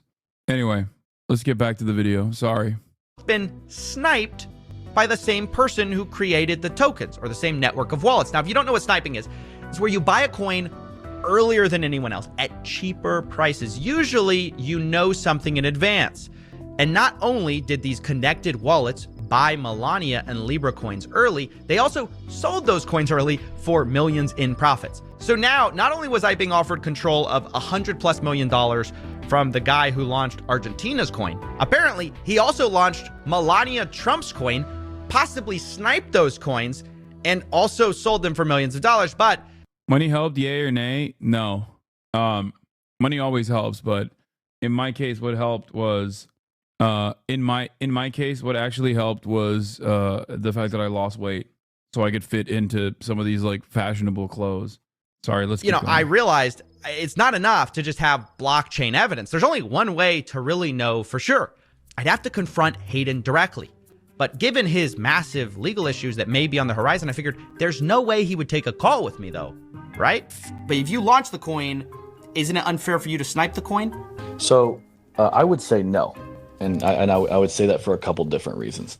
Yep, I was wrong. He did agree to get on a call for an hour where he admitted to sniping Libra token and Melania token, later saying, though, it wasn't him directly, it may have been someone else on his team. Most of the time when we're sniping, we're attempting to avoid other snipers getting in, right? So whether that's, and by the way, I don't conduct snipes. However, I then got an interview with another insider in these coins who says that Hayden does snipe tokens personally. How does he know? Well, he claims he's seen it before. He was in the room with Hayden when it happened on another project called Enron Token, which you might not be surprised to realize I've also covered in another video. Just introduce yourself real quick for everyone who doesn't know you. I'm the founder of DeFi Tuna. We're just providing leverage for liquidity providers. That's pretty much us. So I was part of the Enron project launch. I come in, there's this hookah bar where everyone's smoking hookah. And I see on the far end, there's a bodyguard and their whole family sitting down, Gideon, Hayden. Wasn't like the whole the Enron token shit, like it was, they revamped Enron as like a meme. And then of course, as everything, they couldn't even keep up like the performance art and immediately went for a cryptocurrency grift. Anyway, let's keep going. Across is Dr. Tom, daughters and then his sons, and they're all about to launch Enron. They have like 10 minutes before the launch, they all have snipers ready with a contract address on the snipers, sniper bots. They're like all waiting. They're all, smoke coming out of their ears. They're all smoking like crazy on caffeine. The token launches and everyone's pressing. And the wonderful thing was this, I'm looking at it, and they're like, oh, somebody got just before us, and and everyone's just arguing between each other, but they all still got earlier, and they're still in a plus, and they're like, and I'm looking at it, I'm like, it's like a junkie house. This interview was crazy. And remember, the guy we're talking about, this junkie house, is also the person who launched the president's wife's meme coin and then the Argentina's president's meme coin. It's insane. In the case of the Melania coin specifically, side note, the co-founder of our whistleblower actually says he was ordered to like sell these coins, but do it in such a way where it's not illegal because no one will know. And they were saying everything's legal, everything is good as long as nothing can be tracked. That was yes. Is one of the best liquidity providers that I know. I've seen or heard of. He understands at very deep level. You know, he's done an excellent job. But one thing that they kept against him is the fact that he didn't sell on the top, and he cost them millions of dollars. You know, up until even some recent discussions, like I have proof that they just keep bringing the subject up. Yeah, great, but he didn't sell. Melania cost us At millions. the top. Yeah. At the top. That's right. Supposedly, this guy got berated for, you know, costing the millions of dollars by not selling at the tippity top. So, you know, I did ask Hayden about profiting from Melania token, and here's where we had a bit of a confusion on what exactly we meant by, like, did you swap it? Did you sell it? I didn't swap it. I just sold it. There was no money made from the Melania team on any. We didn't take any liquidity out. Zero. You said y'all didn't sell any liquidity, but Didn't swap liquidity. Didn't swap liquidity. Didn't swap into single-sided. I didn't say there was no money sold. There's a difference between swapping the liquidity and selling liquidations. Those are two different things. Okay, so y'all swapped. You didn't sell, or the other way around. No, other way around. Other way around. Sold. You didn't swap. Yeah. Well, there you have it. Two independent pieces of evidence from people who were on the inside of the Melania token, saying that Hayden and his team sniped tokens and wanted to dump for high profits secretly, while Hayden himself does admit that they, you know, sold, they just didn't swap. Of course, I also obtained insider texts from Hayden Davis and his team on another project, this one called Mates, where an insider asks the following. Quote, you want continue pump or you want to distribute all Mates tokens ASAP, aka sell? Hayden replies, we are trying to max extract on this one. That max extraction supposedly led to 7. It's not a particularly sophisticated method. It's just very straightforward. It's just a straightforward pump and dump. It's a straightforward rug pull. I don't understand how people, oh my God, how do people keep falling for it? The entire world of cryptocurrency followers, shitcoin followers, meme coin followers, I think unironically are serial gamblers who legitimately think like, no, this time they'll be able to get out. They won't be the ones holding the bag. And it's just, that's it. It's just held together by people who are so desperate for a get rich quick scheme and just put whatever kind of asses they have into this with the hopes that they'll actually fuck someone else over. Like, I think everyone knows that it's a scam at the end of the day, but they think they're smart enough to scam the other scammers who also know it's a scam at the end of the day, but they think they're smart enough to scam the other scammers. And the people at the top of it are people who design it and then put it out there and control how and when to do the rug pull. Like, they're the ones who keep making the money. The Bitcoin success stories traumatize people. Oh. And because there are so many of them, inevitably you run into a guy who did actually completely out of sheer luck enter into the scam and exit in the in the perfect time and turned like $1,000 into 20,000.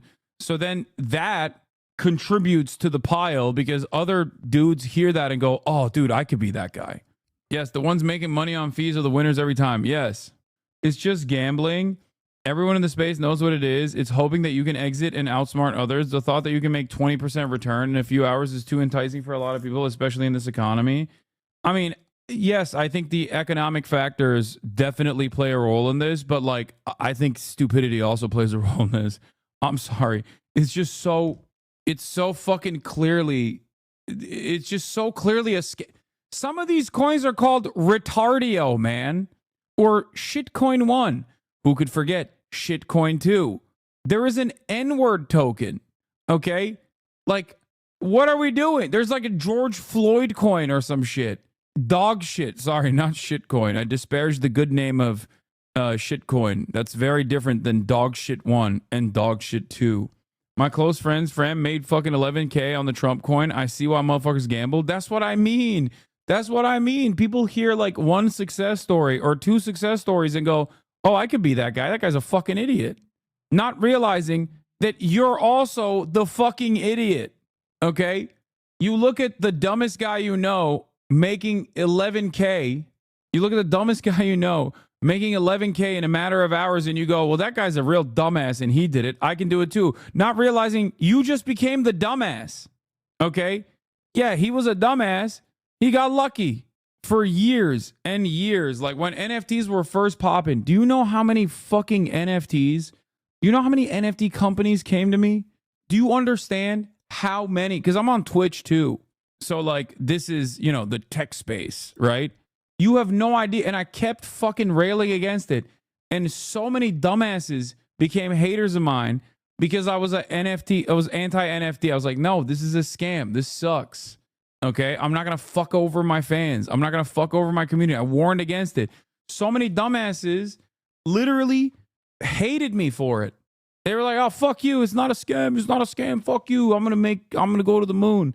Some of them still come back every now and then to still be haters, not realizing that they've lost so much money. If they had only listened to me at that point, they probably wouldn't be down like 10K. Your manager clowned on you for not doing it. I know. I've never admitted this, but your coverage of Trump made me buy the DJT when it first changed its ticker. It paid for my gaming computer, Mary Hosmas. Oh my God. I think the dumber people get, the more I'm like, one of these days, I'm just going to say, fuck it, dude. And then you'll see. Okay. I'm just going to grift. Just say, fuck it, YOLO. Time to grift. I'm going to be Mr. NFT, Mr. N, Mr. F, and Mr. T, Mr. Cryptocurrency. Right wing as fuck. Javier Milei style. Oh my God. 1,000 Solana, or roughly $1.3 million. And I do personally believe a lot of this is probably illegal. Whether it will be prosecuted, though, by our gutted regulators is another matter entirely. Right now, we seem to be in a race in America to deregulate cryptocurrency, meaning behavior like this is unlikely to ever be punished. For now, I just want to show people that these meme coins are deeply rigged financial vehicles for screwing regular people and transferring wealth to the top, to the insiders, and people like Hayden, they're everywhere in this industry. I should also mention, while I'm on the subject, by the way, that it's not only always the people themselves, it's also the platforms that sometimes are part of this. Platforms that launch meme coins obviously benefit from trading volume instead of price, meaning even if you lose, they make tons of money. And it's been a suspicion of a lot of people that some of them may play a role in some of these insider launches. Today, though, we got a little bit of evidence. In my investigations, one platform kept coming up, Meteora. They launched Trump Coin, Melania Coin, Libra, and many others on their platform. And they were crucial to giving Hayden Davis tons of business through his company Kelsier. Meteora's CEO Ben Chow describes it as, I do know the Kelsier team well. Now, they were confronted about the fact that Kelsier and Hayden were sniping their own tokens, and Ben said, well, he had no idea. He's shocked by it. This clip is a little long, but it's worth it. Kelsier is very much affiliated with M3M3 and with everything. You know, it's very close. To be there and just see how. Sorry, but like actually no. Please tell me, because actually I don't know this. Like I'm sitting down and I'm seeing, and everyone's got their phone. Everyone knows the contract address. Like Gideon, Hayden, Dr. Tom, everyone's sitting at the table, and they're all with their phones. They all have snipe bots ready. They'll have all the CA. They're all sniping it? It's them sniping. But Ben, it's not only that. There is even. I'm 100% sure that it's also Jake involved. Everyone's involved. I'm sure the influencers involved. Look. Me. Oh my God.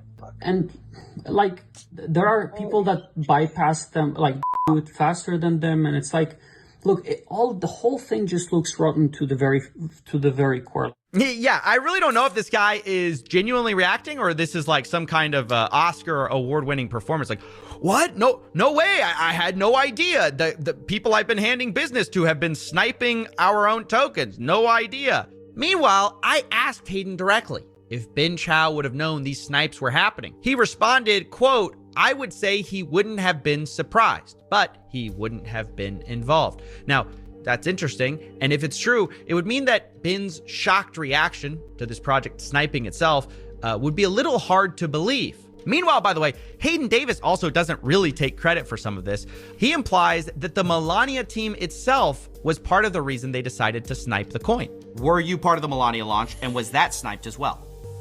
Bro, unlike the Thieves Guild, they don't even have like any sort of code of conduct either. They're just literally shanking one another all the way down the line. What an insane situation, man. craziness. Oh, they are. They're piranhas. But they're like, oh, they're bonobos. They're just fucking each other. Incestuous style.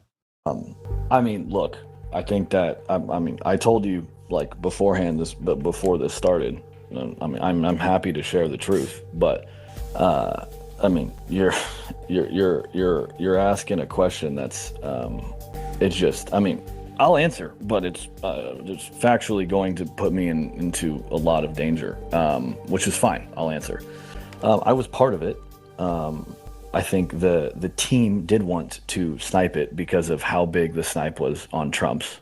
So let me get this straight. Bin Chao has no idea. It wasn't Hayden's idea. Can the real sniper please stand up? All of these people just deny. Either way, though, Bin Chao agreed that the Libra situation in particular was so bad that he would have to step down from the company, regardless of whether he knew, because he called it SBF level, as in Sam Bankman-Fried and FTX. This is like 200, this is FTX type of Fucking hell, man. I feel sick. I feel so sick, man. Holy shit. I feel really, really sick.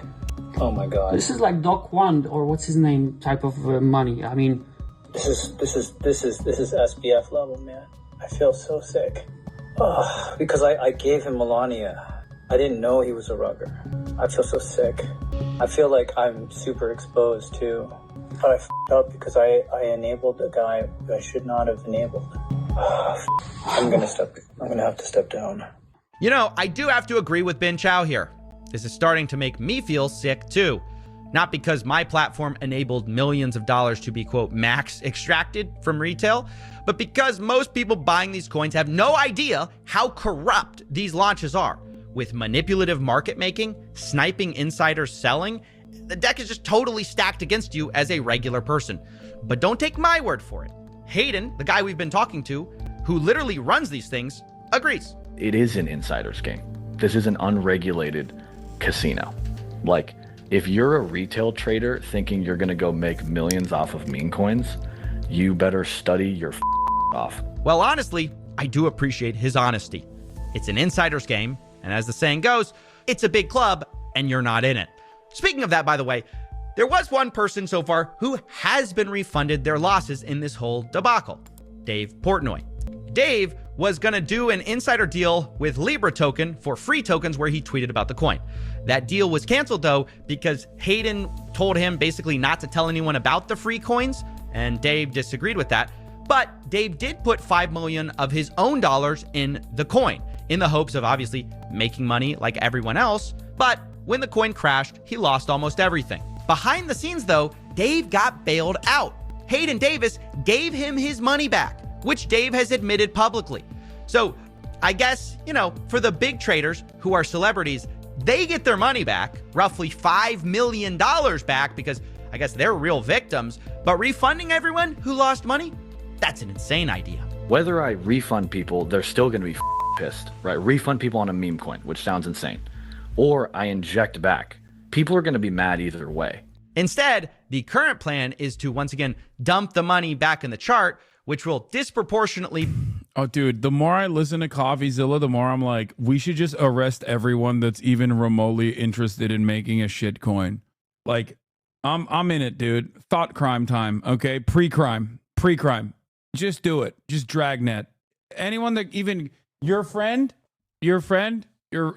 friend that works at the gas station with you says like, oh, I've been thinking about making a meme or jail. Okay. Sorry. Jail. This is crazy. Think to yourself, what would she do? I don't even want to. Oh God. Benefit insiders who know the timing.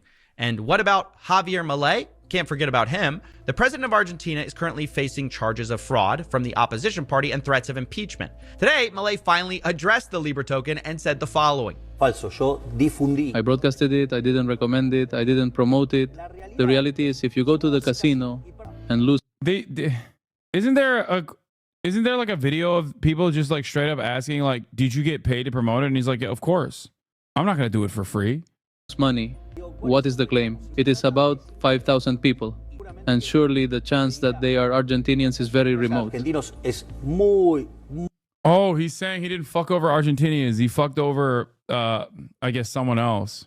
muy remota. Well, there you go. Pretty much your standard denial. I didn't do it, and if I did, they deserved it. And if they didn't deserve it... No, he said he talked about it, but that isn't promotion. No, I thought they asked him if they paid for it. That's the president of a country.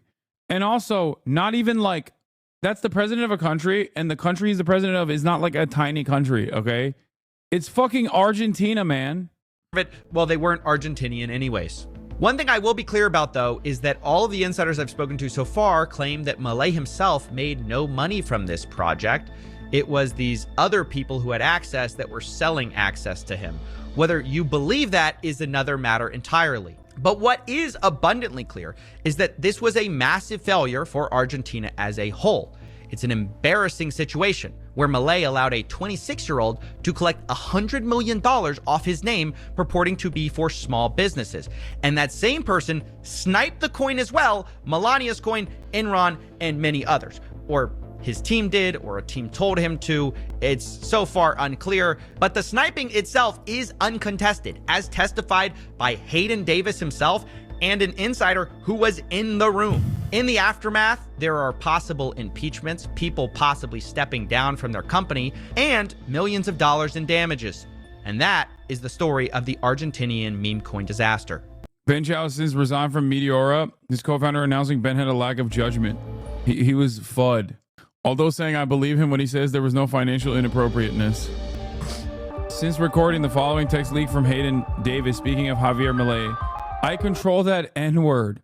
I send dollars to his sister and he signs whatever I say and does what I want. Yeah, this is what Javier Milei is doing right now, by the way.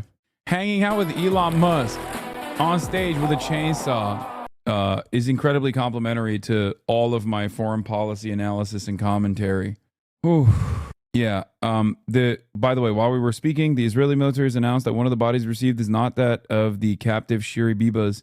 They also claimed, without providing evidence, that according to the assessment of professional officials based on the intelligence available to us and forensic findings of the two children, Ariel and Kfir Bibas, were brutally murdered by terrorists in captivity in November 2023.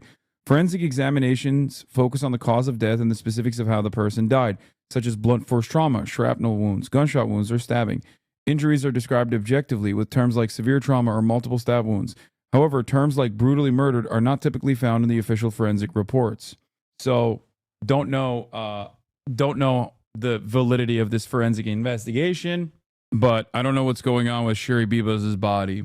Was it done by an independent body? Of course not. Yeah. What's interesting, what's of course interesting about this process, as I described earlier today, is that in November 2023, only a month after October 7, Hamas revealed that Ariel and Kfir Bibas and Shiri Bibas had died in an Israeli airstrike. They also said that they would release the bodies to Israel. Israel refused the bodies initially, stating that this was simply a tactic by Hamas. I don't know why they would be willing to release the bodies to Israel if they had brutally murdered these hostages for no reason, for no apparent reason. Will we get the truth ever? Yeah, I think in a lot of these instances you have a lot of journalists. You also have family members that will want to. Do you have a source to Israel refusing the bodies? I want to send it to my mom. There was a Sky News report that we looked at earlier. Hold on. Let me see if I can find it again. But we watched it. We watched it earlier. November. Oh, here it is. Wait, what is this? Times Now news? I don't know what Times Now World is. I don't know what this article is. I don't know what this media outlet is.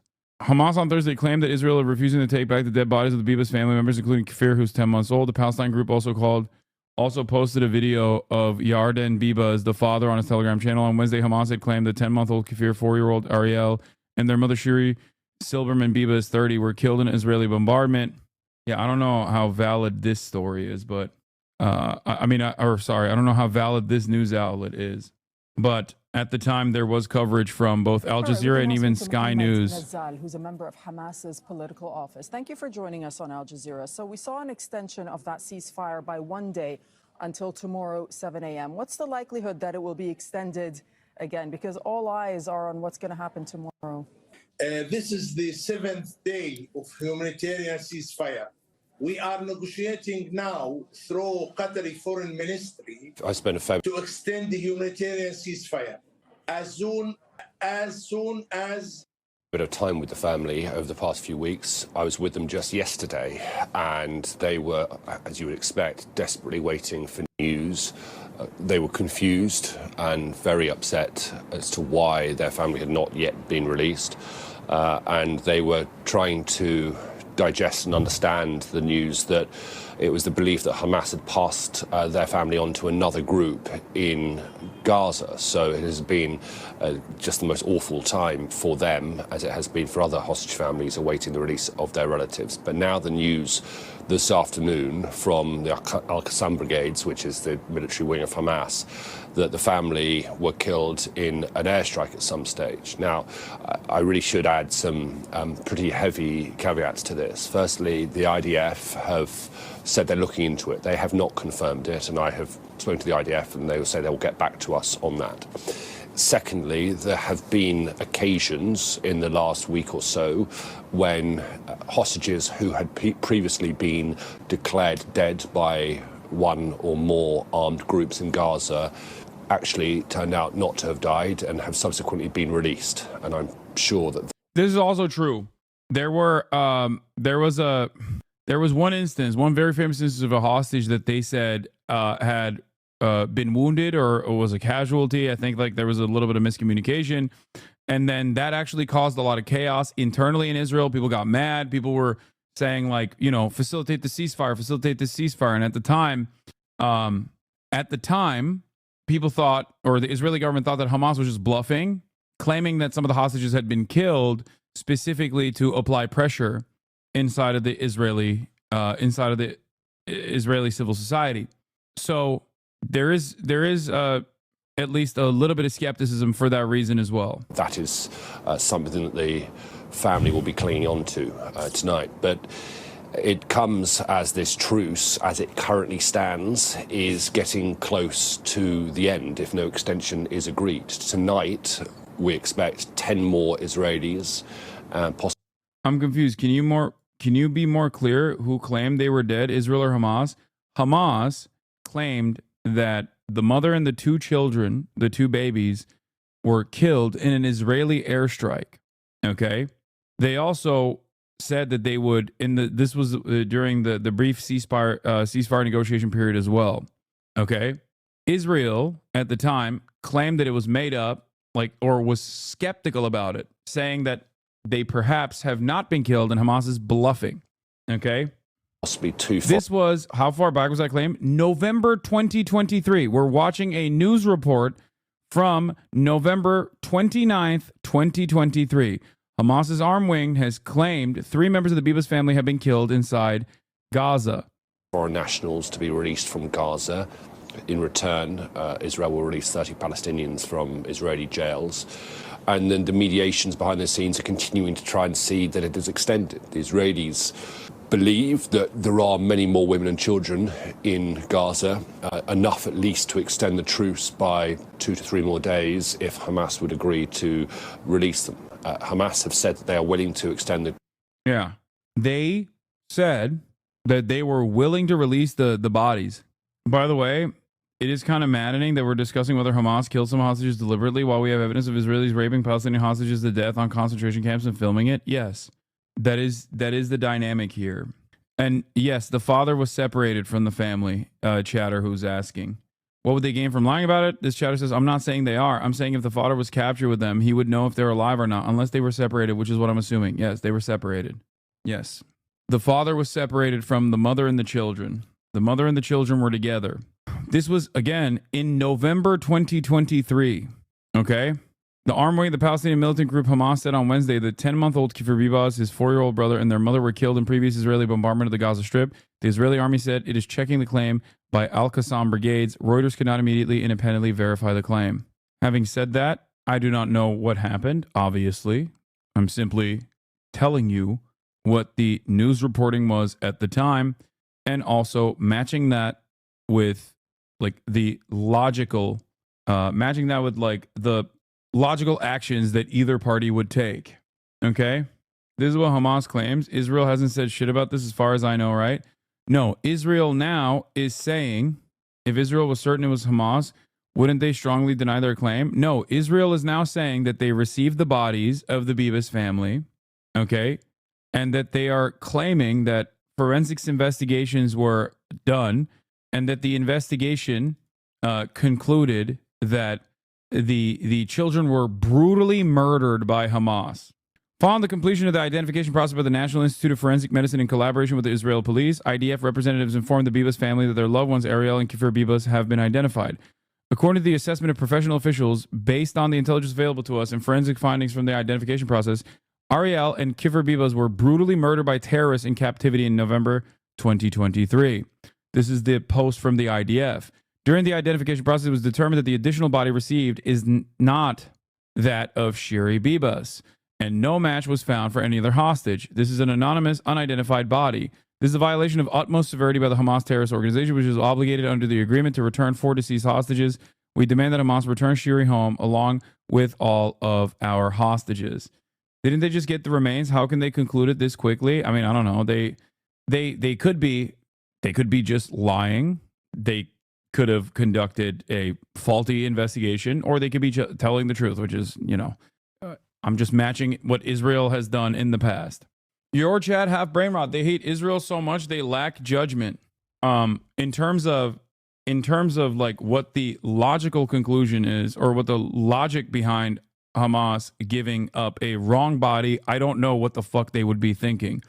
I don't know why they would pull up, haha, we did this to fuck with you type situation. Here's the previous hostage blaming Israel for trying to bomb the places they were held in. Yeah, this is mother of released Israeli prisoner of war Naama Halevi. From her time in captivity, she mainly has anger towards the state. She feels they tried to kill her because they bombed the house that she was in. In one case, they got out last minute. The wall fell and she was injured. She has hard stories. Her biggest fear was our bombings. This has been the most consistent first-hand testimony from the hostages that have been released. Okay? If they were killed in a bombing with other people and couldn't get the bodies until they already decayed, it could be possible that it was mixed up. Yes, there is a possibility there as well, for sure. I think that in terms of the mother, they might have tried to recover the bodies from under the rubble and mistakenly recover the wrong body. This also happened super early in November, at a time when there were many different militant factions, including criminal organizations that had also taken hostages, like just criminal elements that have nothing to do with the Palestinian Liberation Movement or anything like that. They were not PFLP, DFLP, Fatah's armed wing, Palestinian Islamic Jihad, or Hamas, or any number of different groups that were collaborating with one another. And it could have been one of those groups that had kidnapped these people. Apparently, she was the lady from that video that allegedly got sexually assaulted. Has there been any information from that story? Wait, what? Yeah, I doubt the IDF is lying about the body being wrong. It's more likely that a faulty DNA test on the side of, or a mix-up on the bodies on Hamas' side. No, that's what I think as well. I don't think the IDF is lying about the body not belonging to the actual person. I think I mean, I don't know enough information about the forensic evidence revelations in terms of like the children being brutally murdered by Hamas. While Naama Halevi was frightened to death of the bombings, Israelis were using her bloody pants video from October 7th to push more and more force. Sorry, it's Naama Levy, not Naama Halevi. I agree with you, but it's a bold claim to make, Haas. Wait, what? It's naive to think that Israel and the U.S. media will see Hamas in good faith. No, wait, what? I'm confused. What claim did I make? I didn't make a claim at all. An anonymous unidentified body seems weird that there's a hostage they knew nothing of. Unless a Palestinian, then Hamas definitely wouldn't have given that body over on purpose. No, I think they might have accidentally. Dude, if it's under the rubble, I don't know when they extracted the bodies. I don't know at what point they extracted the bodies. You have to remember the bombing campaigns are endless at this point. This is in November. Okay? I don't know who was capable of extracting these bodies. I don't know what their recovery. I don't know what their recovery strategies look like. I don't know how they maintain the bodies. At this point, it's November of 2023, not 2024, 2023. a month after the Israel bombing campaign started. You understand? Israel literally holds over 600 Palestinian dead bodies going back several decades. They just keep them. No, I know. Even when Hassan is giving Israel the benefit of the doubt, he's still making bold claims. Law. I don't think that was what that chatter was implying. I think that chatter probably misunderstood what I was saying. I feel like if Israel finally had concrete proof Hamas violently killed a baby, they wouldn't hesitate to put it out there. We'll see. But there has been an ongoing legal issue with what do you call it? But the fact that the fourth body is not the mother is actually fairly shocking. Yeah, mind you, this doesn't exclude the possibility of random. This is co-founder of 972 magazine, Dimi Ryder. This is the Israeli investigative reporting magazine that I have routinely relied on for some really good investigative reporting. Brutally murdered in captivity is routine IDF lingo regarding dead hostages, whatever/whoever immediate cause of death. In other words, we won't be releasing the autopsy report just yet. Remember, this is plus 972 magazine. This is an Israeli investigative reporting outlet. But the fact that the fourth body is not their mother is actually fairly shocking. What the actual fuck? Yeah, that part is actually the most surprising aspect of this. Because that the fact that Israel is saying that this is not the correct body means that there is most likely a mix-up that happened on the Hamas side. I'm inclined to believe Israel when they say, I can't believe I'm saying this. I'm inclined to believe Israel when they say that this is not the correct body. I'm also judging by past performance from the Hamas side. I'm not talking about the forensic reporting. I'm talking specifically about the mother's body. Okay? But I don't think this was a deliberate act of trickery from the Hamas side. And I think most likely it is a mix-up that they engaged in. We'll know soon enough if and when Hamas releases their statement. Okay? There are a multitude of different factors at play in terms of why they could have recovered the wrong body, thinking that it was actually the body of the mother. Okay? But I think you've seen enough people remains inside of trash bags in Gaza to understand why it would be incredibly difficult to figure out exactly whose body belongs to who. These bodies have been under constant bombardment and have been actively decomposing for over a year now. It's genuinely likely that it was a mix-up for those reasons. Yeah, exactly. Mind you, this doesn't exclude the possibility that the random gang / mega esoteric militant group that held the kids actually did kill them. But IDF vagueness hardly dispels suspicions they too were victims of IDF's own indiscriminate assault. Okay, well, I don't know. They didn't wait for a year to collect the body. They collected soon after. No, I know they collected it soon after. But even in that chaos, they might have accidentally collected the wrong body. That's my point. Do you not understand? I'm saying that they're being constantly bombarded. There is a very high likelihood that they grabbed the wrong body, thinking that it was the body of the mother. The only thing I have to judge this by is the fact that Hamas, the only fact I have in support of this being potentially a mix-up on the Hamas side is the fact that Hamas said that they would release these bodies to Israel literally a year and a half ago in November when they were first initially killed. Okay? How the fuck would Israel know if they had the wrong body? Accidents happen. Wait, what do you mean? They have forensic data. They can literally match her dental records. Anyway, will Israel further and more intently violate the ceasefire agreement it uses as a justification? Potentially. But I think one of the major aspects of why the ceasefire is held is because I suspect that there is not a lot of appetite from the Israeli side, or at least like logistically, they're not ready to go back into the Gaza Strip. I think that is the greatest deterrence here, if you know what I mean. The greatest deterrence against Israel invading Gaza currently is their appetite for permanently annexing the West Bank. That's number one. And also the fact that they just simply do not want to mobilize in Gaza. Bannon does a Roman salute at the end of his CPAC speech. The only way that they win is we retreat. We're not going to retreat. We're not going to surrender. We're not going to quit. Fight, fight, fight. Even Elon hit the fucking full chest. He hit the Sieg and the Heil. Coward. Is Steve Bannon autistic? No. GOP town halls are back and people are angry. Not the president. And you are doing us a disservice to set that down and not stand up for us. And Please tell other chatters that most autistic people aren't Nazis. Chatters were joking, okay? Nobody thinks that being autistic is a sign that you are a Nazi. Come on, please. It's going to be litigated in court. You don't think I'm going to stand up for you? Stand up.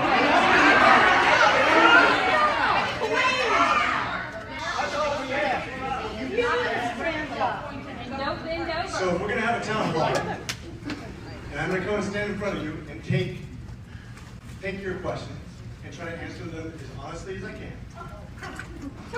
Then let's do that, okay? But if you're going to just yell at me, that's not going to be an effective town hall. I get it. Trump just deputized unelected billionaire Elon Musk's private bodyguards, giving them rights and protections reserved for federal law enforcement. USA! That means Elon Musk's personal private security detail can fucking detain people now. That's crazy. Breaking news. Trump is preparing to... Oh my God. Every fucking waking moment of this goddamn administration, dude. Every moment of this fucking administration is another crisis, dude. Holy fuck. Breaking news. I don't want to hear the word breaking news any longer. I don't want to hear it. I don't want to hear breaking news. I want news to not break. Breaking news. Trump is preparing to dissolve the leadership of the U.S. Postal Service and absorb the independent mail agency into his administration, potentially throwing the mail provider and trillions of dollars of e-commerce transactions into turmoil. Bro, I just got a USPS job. Jesus Christ. Breaking news. Trump is live. Governors Association, Brian Kemp, who was fantastic. He was fantastic. We won Georgia by a lot. Where's Brian?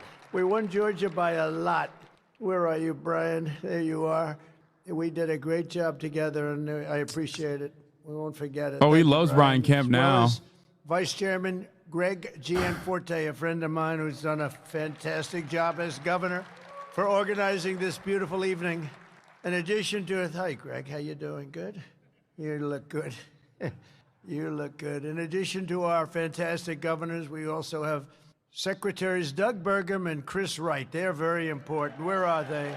Where are they, Doug? You were great on television, Chris. These two guys are going to do it. I tell you, if they get the energy pumping, we'll get that energy price down, and everything's going to follow.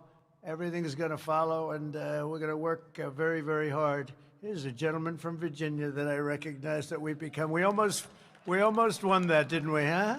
We almost won it. We were just a little bit shy, but I want to thank you for the help. We did a great job together. But another man that's with us is really unbelievable, and you're going to be working with him very closely, RNC Chairman Michael Whatley. And Michael worked with Laura, and the team of him and Laura were pretty unbeatable, I would say. She was great and had the victory, and she's solid. There was no nepotism either. Nobody said, oh, gee. They said, how did you get her? And I said to Michael, so who would you like to work with? Well, how about Laura again? But Laura came right after we won. She said, now, Dad, I want to go home to my family. She did a great job, and she just wanted to go back home to the family. But what a team that was. We beat them left and right. They tried to cheat, but they, you had, how many lawyers did you have? Like 2,000 lawyers or some crazy number, right? 6,500 lawyers. I would say that's a lot. And the reason I picked him is because with North Carolina in 2020, we did so great in 2020, but the one that just held steady was him with the 601 lawyers at that time, and I remembered that, and I said, that's the guy, because we're going to win, but we have to keep him from being really bad, being naughty. They tried. But, you know, we had an expression, we got to make it too big to rig, and that's what we did, too big to rig. And it was a great night. And, Michael, thank you. Great, just a fantastic job. You'll be working with these ladies and gentlemen on just keeping everything, including keeping governor's seats, I assume. You're going to work with them in governor's seats, too, right? But there's no better man than Michael. Thank you, Michael. Great job. Appreciate it.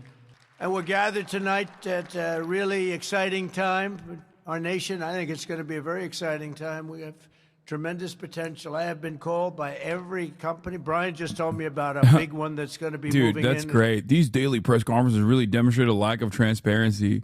I like that you are actively the target audience for this stupidity.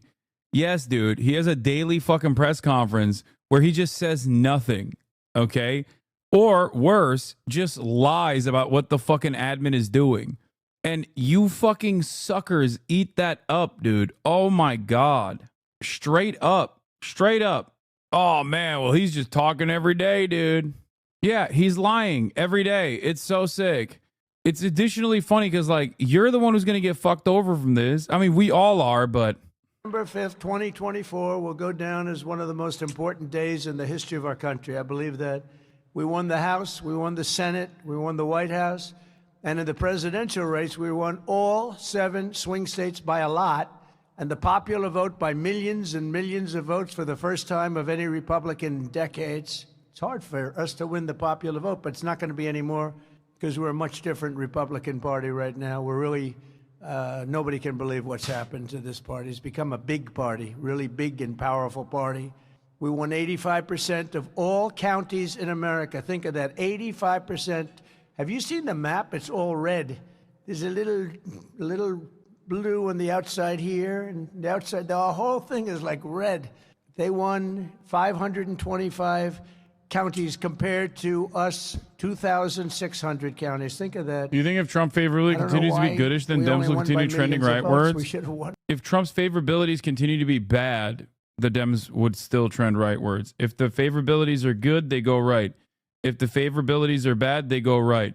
They'll go right in every circumstance. If the favorabilities remain the same, they go right. Shifted toward the Republicans, and significantly in many cases. Most importantly, for this room, we're pleased to welcome 8 new Republican governors. Could you stand up, please? Just stand up. Look at these people. Oh, I know them. I know the man. Good. Great. I know every one of them. Mike Braun of Indiana. Mike Keogh of Missouri. Kelly Ayotte of New Hampshire. Larry Roden.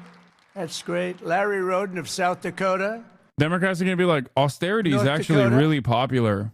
We should do more austerity than Trump. Trump is not serious about austerity. Last day has been the worst polling day for Trump during his entire second term. 4 polls show his net approval rating underwater, like the Little Mermaid. The 3 polls show a trend line showing his ratings going down. His one-time strength, the economy, is now a weakness.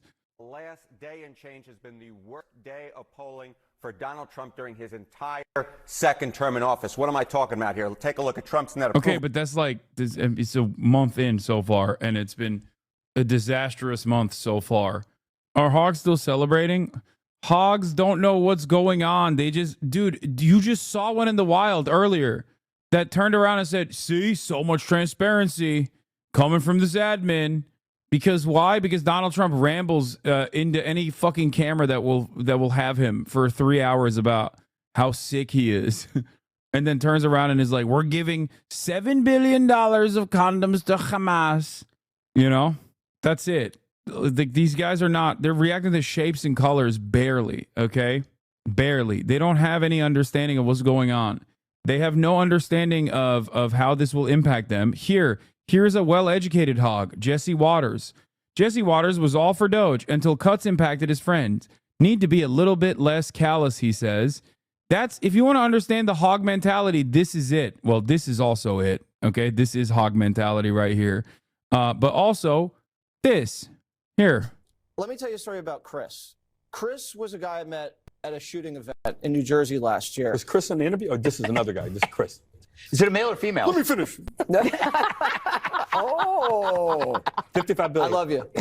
And so he was a 20-year veteran of the U.S. military. He was one of these guys in one of these elite units.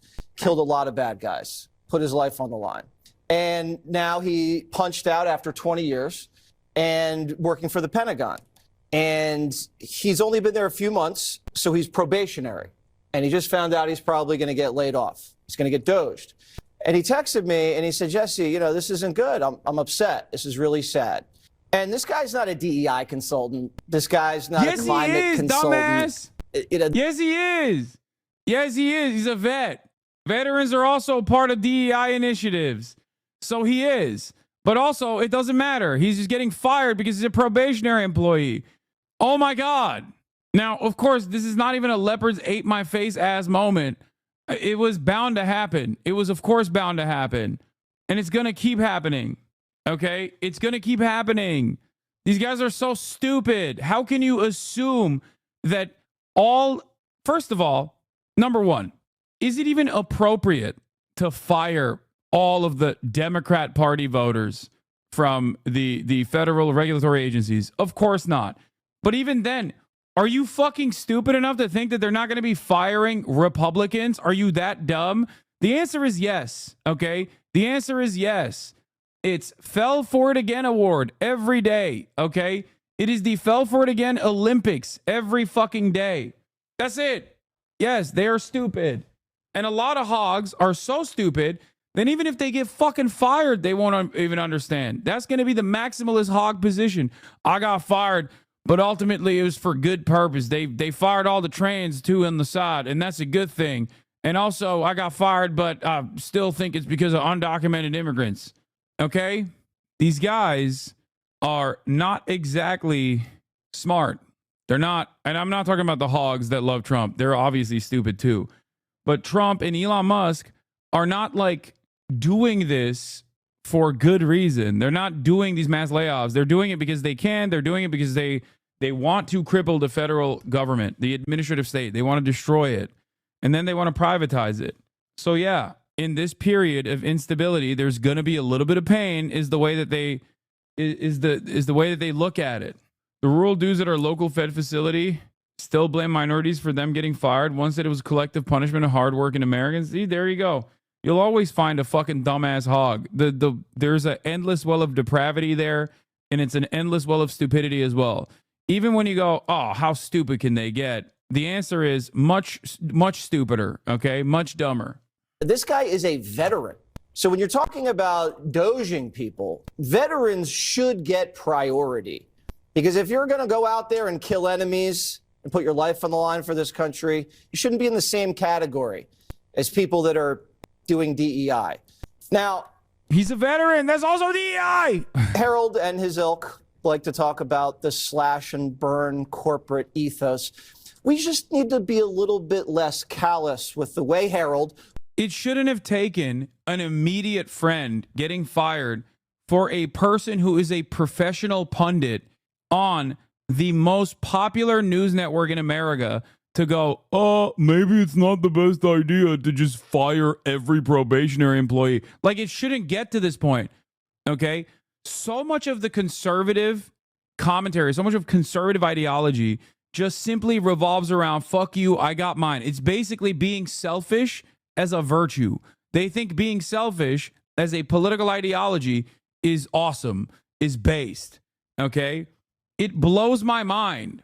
I don't want Republicans nor Democrats who are working at these fucking agencies to be fired, okay? I don't want them to be fired.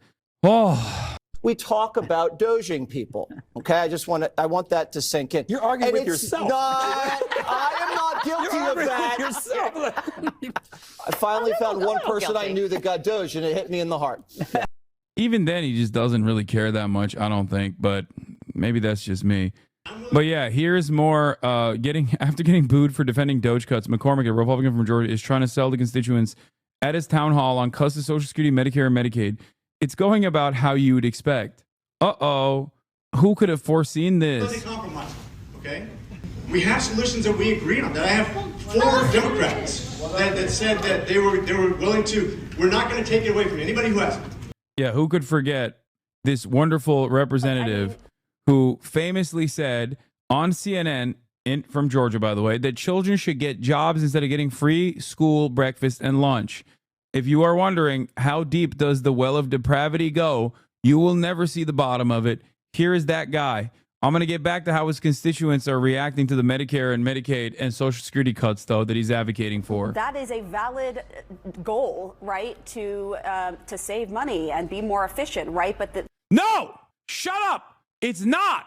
Shut up! Why is the fucking libtard on CNN being like, well, you know, it is a valid goal? No! How about it's not a valid goal, okay?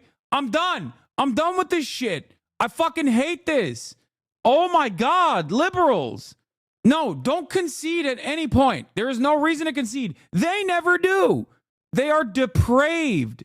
the bottom line is, right now with this freeze, vulnerable populations could be directly impacted. And so my question to you, just to follow up with you, would you support getting rid of school lunch for vulnerable kids and breakfast and Head Start, for example, and getting rid of childhood cancer research. Do you support that? And what do you say to your constituents? I want to follow up on that question too, because I didn't hear an answer from you.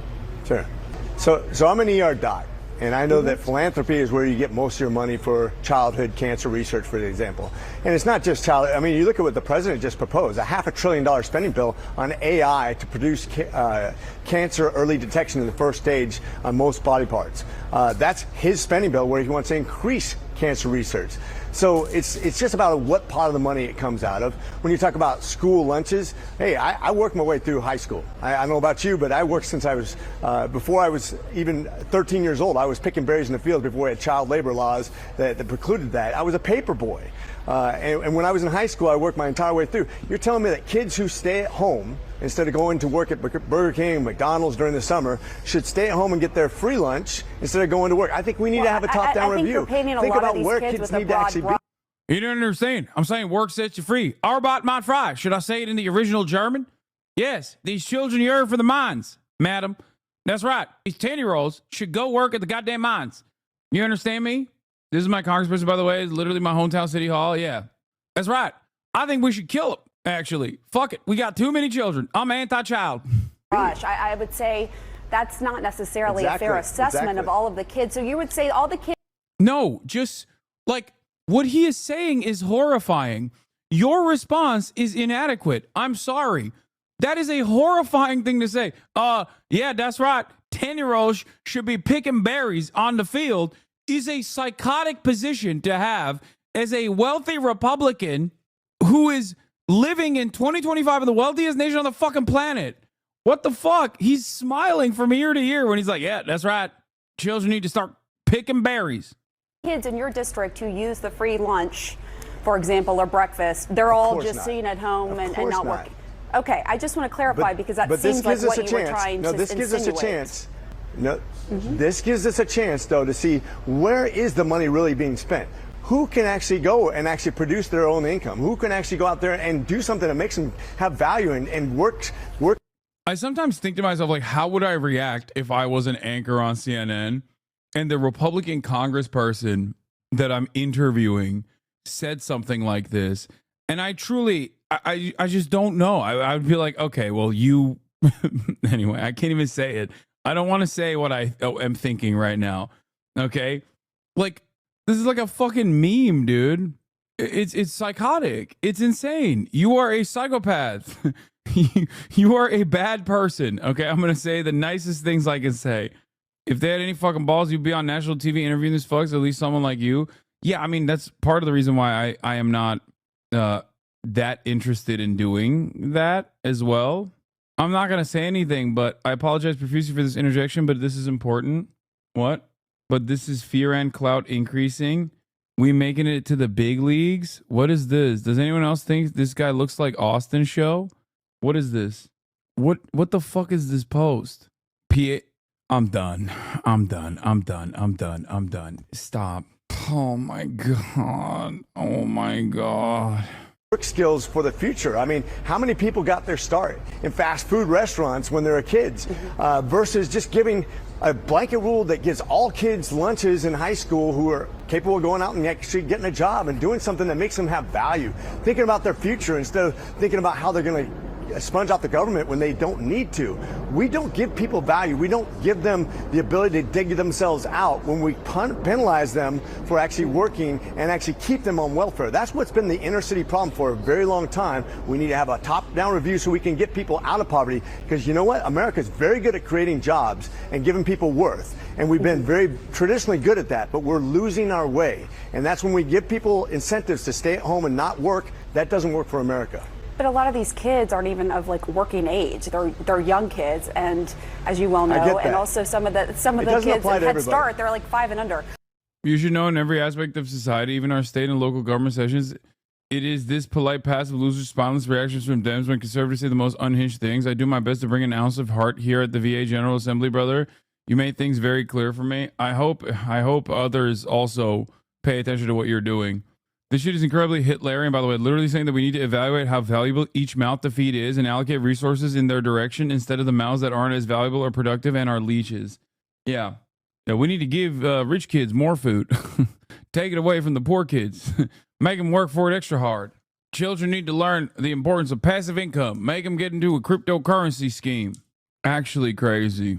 Anyway, here he is telling a bunch of old people that he's going to cut their health care. We're not going to take it away and change anything for anybody who's about to get it. But maybe if you're 10 years away, you adjust it by 3 months. You're 20 years away, you adjust it by 6 months. You're 30 years away, you adjust it by a year. Yeah. It's like, oh, if you're still getting it, you're getting it. But if you haven't gotten it yet, well, you might not get it. Lifting the cap when you have $36 trillion of debt and you're the world currency, you're the standard world currency, and you're paying $1 trillion of debt interest per year is not going to fix the eventual. Doing this in Florida especially is insane. No, he's doing it in Georgia. But that also still is insane because he's a Republican. And the people that go to a town hall in general, especially for a safe Republican seat in a safe Republican district, is always going to be mostly people that are on Medicaid, or I mean Medicare, and also Social Security, which is wild. Like, at least lie to them, dumbass. Why are you just straight up being like, yeah, we're going to cut it? Economic collapse of the United States. It's just not. It's just not. If you don't do something with Social Security, Medicare, and Medicaid, which is 75% of our budget is mandatory spending. 75%. Google it right now. 75% of your budget is mandatory spending. We have a 30% deficit. If you cut all of your military and all of your discretionary spending, you still have a shortfall. We are heading towards a cliff of where we will no longer be the economic standard of the world, which we've been since 1972, and you will lose your place in history, you'll lose your buying power, your interest rate will go up, and you'll add $9 trillion. We're all trying to get through this. That's so funny to talk about, like, American debt to a room full of people that don't give a fuck about it. Okay. Oh, man. Really? Oh, we have a lot of debt? That's crazy, man. Okay, so you're just going to take away my health care? Are you insane? What? I'm cool, I'm a swell guy, I'm a fun guy, but then I get a little sugar in me? What is this chatter saying? The Trump administration has announced that it will kill Medicare coverage of most telehealth services on April 1st. This is an April Fool's meme, right? I hope they're just doing an April Fool's. Yeah. Once again, the Trump administration is a Sam Hyde reference. Why do you guys even know that? That's crazy that so many people know that it's a Sam Hyde quote. It's crazy that there's a chatter in here that came in and wrote that quote from a pedophile Nazi. But it's even crazier that y'all know what that even is. It's an old Vine of something. So does not. All right, we're gonna watch this the former Vikings punter. Literally every person at town hall voted for Kamala, and the rest of the town 90% voted for Trump and loves Trump and thinks food stamps should be illegal and children should have mandatory mine work. It's funny that America's so cooked, dude. America is so busted. Also, cutting telehair, you want to know, cutting telehealth. Cutting telehealth is so stupid because partially you're just cooking your own fans again. Okay? You're cooking rural people that have a higher likelihood to vote for Donald Trump. Like, those are the people that use telehealth. Oh, there aren't any doctors in Arkansas that will diagnose me with EDS, a physical disability. And Postal Service too. Like, cutting telehealth and cutting U.S. Postal Service, unironically, is just actively trying to kill your own fan base. But then again, they did this during COVID. They just literally lied to their fans. They lied to their voters and were like, yeah, you should kill yourself by injecting bleach. And that COVID is fake, but also the vaccine is fake. Or rather, just the vaccine kills you. Dude, there is so much goddamn unrestricted pornography on Twitter. It is fucking crazy. The new meta is like these threads that they post, which the first image is not pornographic, but is like a snippet from a porn. What the fuck is going on? It's increased in the last couple of weeks, I think. People will say like, oh, it's because of what you're looking at. But like, I keep saying not interested in this post, and it does not matter. it's always like 15 things, 15 times girls were caught in public or whatever. And then it's like the first photo is like, you can tell it's like a girl sucking a dude's dick, but you can't really see anything. Yeah, who cares? It's free porn. I care. A lot of my Twitter feed is like 1/3 Japanese language posts now out of nowhere. That too. I've been getting a lot of that too. What the fuck? New Wall Street Journal story. Big brands do not want to advertise on X for obvious reasons. Every third tweet is spam, porn, or Nazi stuff. But the company has explicitly been threatening them, saying they may face political consequences for not ponying up. Wait, is this fake? What the fuck? X upped the ante in early January by alerting the court that it planned to add more names to the lawsuit, which left advertisers fretting for weeks over whether they would be next.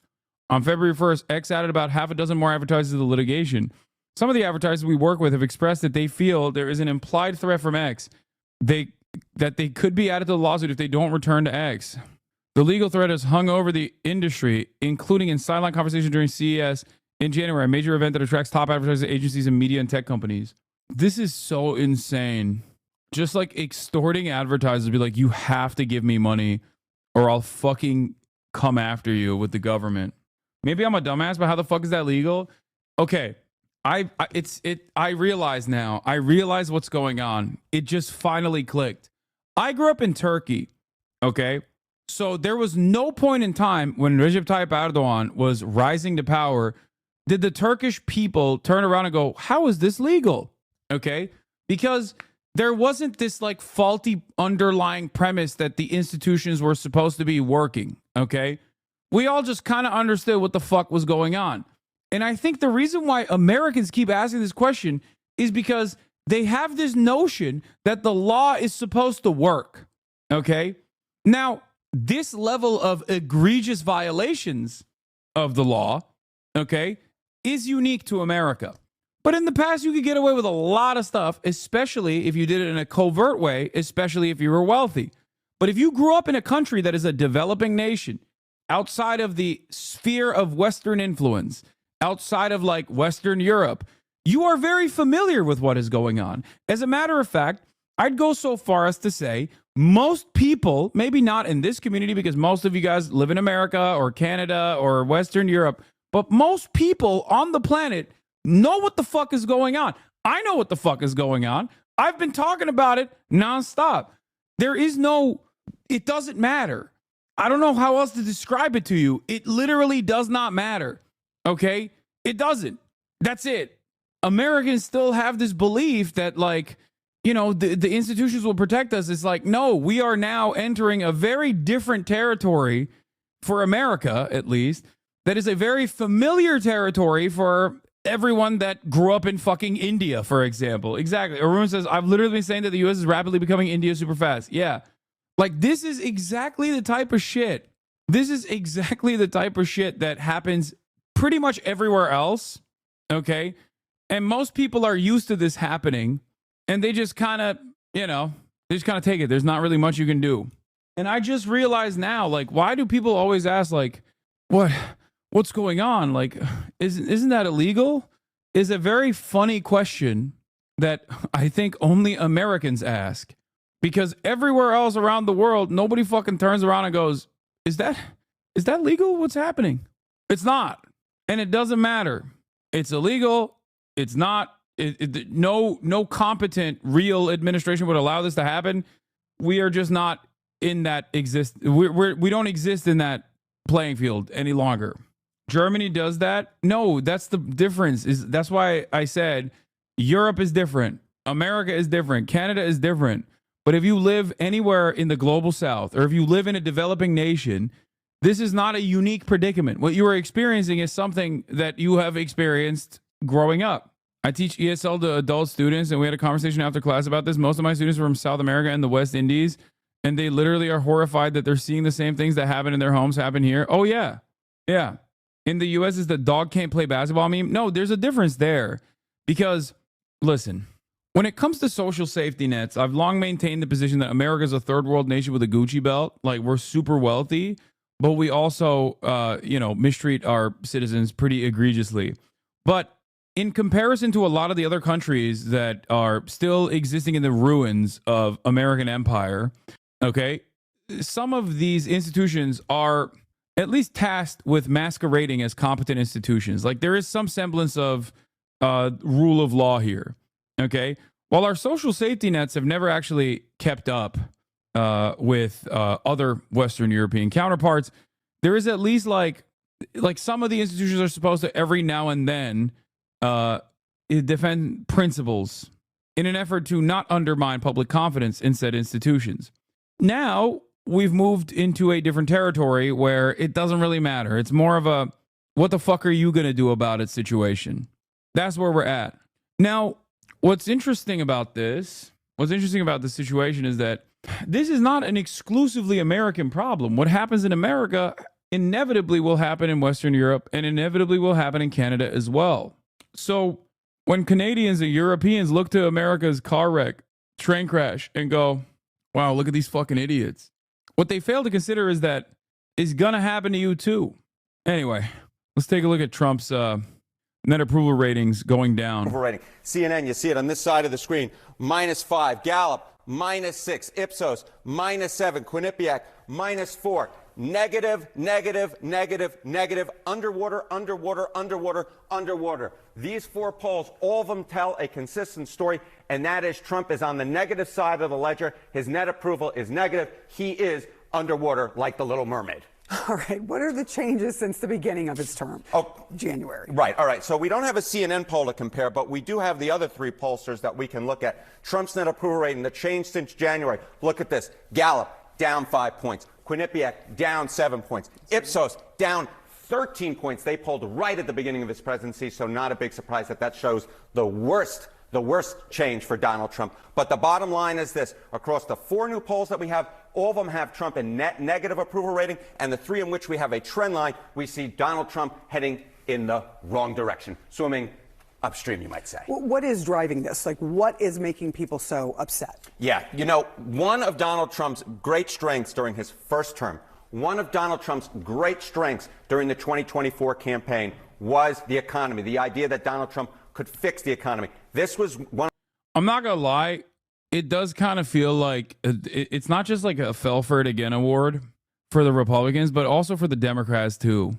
Because like lost to this again award goes to the Democrats. If we're going to do fell for it again award for the Republicans that voted for this dipshit, then we got to do the lost to this again award for the Democrats who, you know, looked at this fucking baboon and was like, yeah, we should actually apply his policies from 4 years ago to our campaign.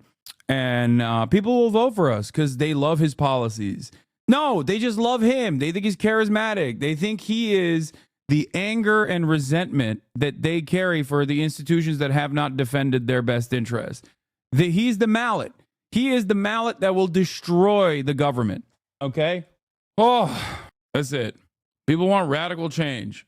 And the Democrats wanted same old diet, same old diet Republican policies. One of Donald Trump's great strengths. Now it's one of his great weaknesses. What am I talking about? Trump's net approval rating. You go back to his first term, February 2017. Ipsos, he was at plus 16 points on his net approval. Quinnipiac, plus 6. Look at where he is now in Ipsos. He's 8 points underwater on the economy. Quinnipiac, 4 points under on the economy. I honestly never thought I'd see the day in which Donald Trump would be polling so poor on the economy, but that day is here. As I said last week, inflation ate the Joe Biden presidency alive, and right now it is very much the case that Donald Trump is in danger of inflation eating his presidency alive because his net approval ratings on the economy are underwater. I just have one last question. What's this for? What's this for? If I wanted to say something, if I wanted to do math, if I wanted to write. Do these polls even matter? He's already in power. I mean, he does care. Polls matter in the sense that, like, people come in here all the time and talk about how his popularity increased after the election. It matters in the sense that, like, is the public paying attention? Are they actually recognizing the harm that Donald Trump is doing right now? Polls literally don't matter. They're made up. They don't capture anything. I wipe my ass with polls. Polls are so boring. It's obvious that it doesn't capture the brain dead lump and pearl demo, which is the most of America and most of Trump's base. Bro, this dog is dead today, by the way. Did you guys notice that she has not moved? She's been snoring the entire time. It's crazy. He wants to be a dictator. But the problem is he's a narcissist and cares deeply of what people think of him. Yes. Goes to show Americans don't care who's president and they just want cheaper eggs. Yeah, well, egg prices are certainly not cheaper. So you got that. She loves her new place. I think so too. I think she got used to it. Unfortunately, it's clear that this council does not listen, so instead I'm going to take my time to say what MAGA has stood for these past 3 weeks. MAGA stands for trying to erase trans people from existence. MAGA stands for resegregation and racism. MAGA stands for censorship and book bans. MAGA stands for firing air traffic controllers while planes are crashing. MAGA stands for firing the people overseeing our nuclear arsenal. MAGA stands for firing military veterans and those serving them. Yeah, that was crazy. They also fired so many people in the fucking Forest Service. Like, it's so goddamn annoying. Ugh. Do you think the midterms will shift blue again? Dude, I don't even remotely care about that at this stage. I mean, look at the Democratic Party, man. Like, oh man, yeah, we're going to shift blue. Okay. What are we going to do after that? That's 2 years away. We haven't even, dude, this is officially the first month of the Burger Reich. Month one of the Burger Reich. 1 month in as of today. 1 month ago, I was about to fly to Japan. Oh, it's so bad. 47 plus more months of the Burger Reich. Oh, your big boy's popping off. Who's this? We don't have kings. All right, we'll do that in a second. All right, let's finish this. Including canceling research on veteran suicide. MAGA stands for cutting funds to education, including for disabled children. MAGA is... Dude, it's been a month, and I haven't heard any of the congressional Democrats come out with a clear and coherent message like this thus far. It's been a month. The Republicans are actively dismantling the federal government. And the Democrats are not using this to actively message against not just Trump, okay, not just Elon, but the entire Republican agenda, the entire Republican Party. It is crazy. It's profoundly corrupt, unmistakably anti-democracy, and most importantly, MAGA is explicitly a Nazi movement. You may have replaced a swastika with a red hat, but that is what it is. I will now engage in the time-honored American tradition of peaceful civil disobedience. Get the heck! Yeah, they arrested him. Get out! So you just ignoring this? Fight, and we're gonna win. No, this was my favorite because Steny Hoyer, who is 85 years old, was at the anti-Doge rally, and he busted out such a relevant, dare I say, timeless reference. Okay? I'm telling you, you don't understand. He's so good. Okay? He's that good. We're gonna win. We're gonna win. We're gonna win. We're gonna. Video of Democrats protesting the Trump administration at the Kennedy Center via interpretive dance. Actually, this could work. Trump loves Broadway. True. This isn't funny. Liberals only do this when they're really scared. Bro, what are we, Israel? What the fuck is this protest? Are we going to do yoga sessions next? What the hell is this? This is America, goddammit. What the fuck is going on? Not a defense of the Dems, but this is that because the Dems are also closing up to the same billionaires and won't offer any meaningful change to the current situation. Excuse me. Here is the top resistance brigade general, Hakeem Jeffries. You mean to tell me that Hakeem Jeffries, after literally going to Silicon Valley and talking to the Silicon Valley billionaires that are, and giving them assurances that once they actually come back to power, they will give the same unlimited access that the Trump administration has given to the other billionaires that jump shipped over to the Republican Party, that Hakeem Jeffries is not mounting an adequate defense? Let's take a look. Captain Chaos and extreme MAGA Republicans spent last year promising to lower the high cost of living and running away from Project 2025 as if it didn't exist. Let's take a look at what. Okay, hold on. This will fix it. CNN, is the Democratic leadership doing enough? Let's take a look at what Senator Jackie Rosen has to say. Are you satisfied with Democratic leadership right now? Do you think Democratic leadership is doing enough, or would you like them to see them do more? Well, I think that we have to realize that we're in the minority. They have the White House. Hate the rage baiters on Twitter. These are like the handful of dancers for the Kennedy Center who are doing this because Trump named himself the head of the Kennedy Center of Arts and fired all the heads. They were like the head of their department. I know what the background of this story is. I know. They should just picket it like normal instead of doing an interpretive jazz dance that looks corny. They have the House and they have the Senate. So the tools that are available to Also, even the Kennedy Center itself said that every presidential administration has had the opportunity to do this. It's just that no one has ever done it until Donald Trump. Hold on. I want to hear what the Dems are saying. Hold Are on. you satisfied with Democratic leadership right now? Do you think Democratic leadership is doing enough, or would you like them to see them do more? Well, I think that we have to realize that we're in the minority. They have the White House, they have the House, and they have the Senate. So the I have never heard in all of my years of being a professional political pundit, professional political commentator, I've never heard a single fucking Republican go, well, we are the minority. Never. As a matter of fact, they straight up from the minority position will actively be like, we are going to do, these guys want to ruin America, and we're going to do everything we can to undermine them. We are going to claw back power. Mitch MCCONNEL famously said, Obama will be a one-term president, and I will do everything in my physical power to do that, to make that a reality. Okay? It's crazy. They say every Democrat is a vampire, pedophile, socialist, Marxist, Leninist, Maoist, whatever the fuck you want to call it.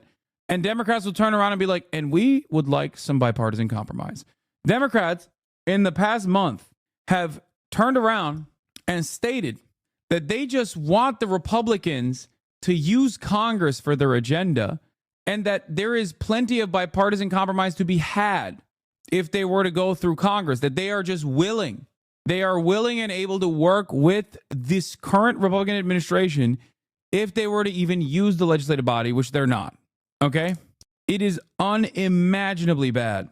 Also, Jackie Rosen has voted for 7 Trump picks. Yesterday, she was the lone Democrat to vote for Kelly Loeffler to lead the Small Business Administration. Loeffler and her husband, CEO of the company that owns the New York Stock Exchange, sold millions in stock after she attended a closed COVID briefing in January 2020. Here's another clip. I've been shocked by how undemocratic the Democratic Party can be. Tell me, what do you mean by, I don't disagree with you necessarily, but what do you mean by that? By putting their foot on the scales to get, make sure that Hillary Clinton comes out of the thing, or make sure that, that they're listening to that anger about the way that even the ACA, quite frankly, struck me as a very conservative. You mean because it didn't have a public option in it? Correct. That it didn't address the very thing that was causing the foundational upset. If I were to break this down narratively, what I think the Democrats have forgotten is government may not be perfect, but it's the only thing large enough to offset multinational corporate exploitation and corruption. Mm-hmm. And if we don't act like that's urgent and that affects people's lives, then so if the big policies that we make are billions more dollars to insurance companies that we think are fucking people over left and right for their healthcare, so isn't that part of why people lost faith? Yeah. So yes, I think we're saying, well, I'm trying to say something similar, which is this. Boom. Which is Democrats just lost everything. They control nothing. They control, I mean, they don't control the House. They don't control the Senate. They don't control the White House, and they don't control the Supreme Court. So now is the time to break some shit, right? And break some China. They do control the email lists that continue to ask for money. Well, that's Oh, yeah. Oh, also, a group of Democratic governors are meeting with President Trump and members of his cabinet tomorrow, according to Democratic governors. We hope tomorrow's meeting at the White House will be a productive conversation about areas where we can find partnership to move our states and our nation forward. DGA Chair Governor Laura Kelly, Vice Chair Governor Andy Bashar, Governor Tony Evers, Governor Josh Green, Governor Maura Healey, Governor Kathy Hochul, Governor Michelle Lujan Grisham, Governor Dan McKee, Governor Matt Mayer, Governor Janet Mills, Governor Wes Moore, Governor Phil Murphy, Governor Jared Polis, Governor Josh Shapiro, and Governor Josh Stein released the following statement ahead of tomorrow's White House business meeting with President Donald Trump and members of the cabinet. Democratic governors serve a majority of Americans in every corner of the country, and we're able to deliver results that make real difference in the lives of the people we serve by bringing people together and working with anyone, regardless of party.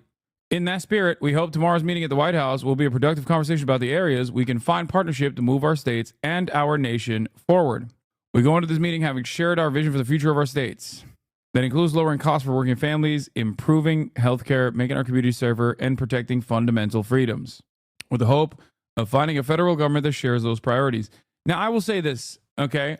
For governors, they're in a tricky predicament, okay? It's not the same as like the leader of the House or the minority leader. It's a little bit different.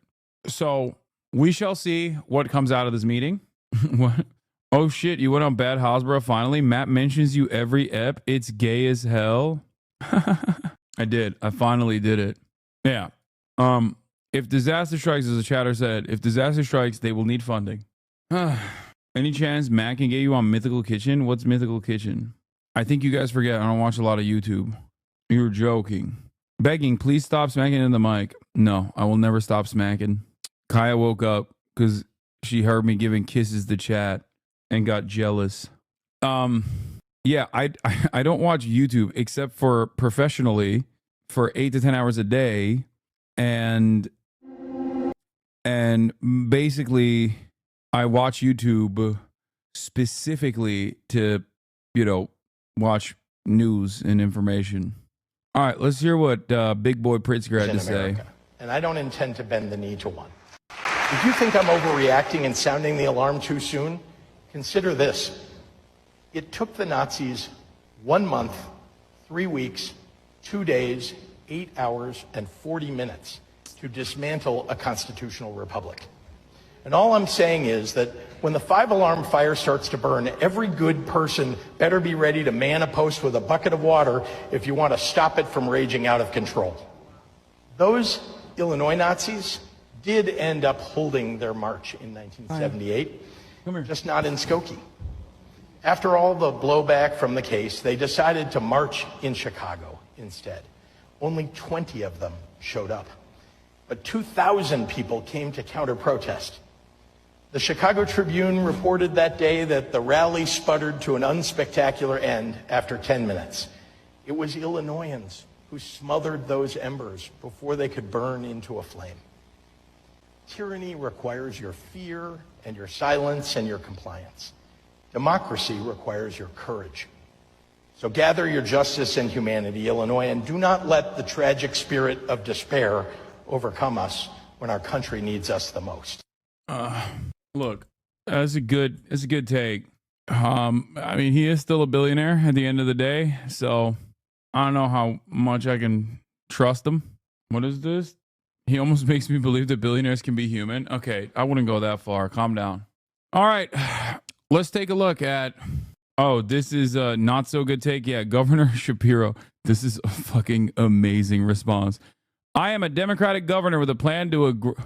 I am a Democratic governor with a plan to aggressively cut taxes for businesses by $10.5 billion. Let me be clear, by 2029. Let me be clear, and pussy too. And I am ready to work with Democrats and Republicans to get it done. Top post. A rendering shows more than a dozen of Ellen Greenberg's 20 stab wounds and a huge laceration on the back of her head. Authorities said her death was a suicide. What is the and pussy 2 part? Bugger Wolf, you've been in here since like I started this broadcast, okay? 73 months ago. You've never seen me show Obama talking about pussy 2? The reason why I'm doing that is because Josh Shapiro tries to sound like Barack Obama because he's a quirked up white boy. Here. Them ribs. Gotta have them ribs. And pussy too.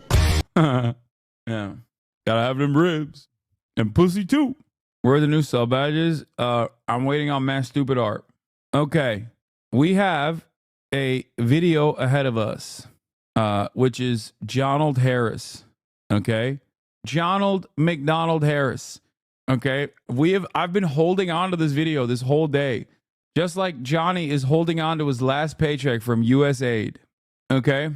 Now that Donald Trump cut it, this is the last anti-China video he will make. Many people are saying Or maybe this video is not even anti-China. Why China will never surrender the South China Sea.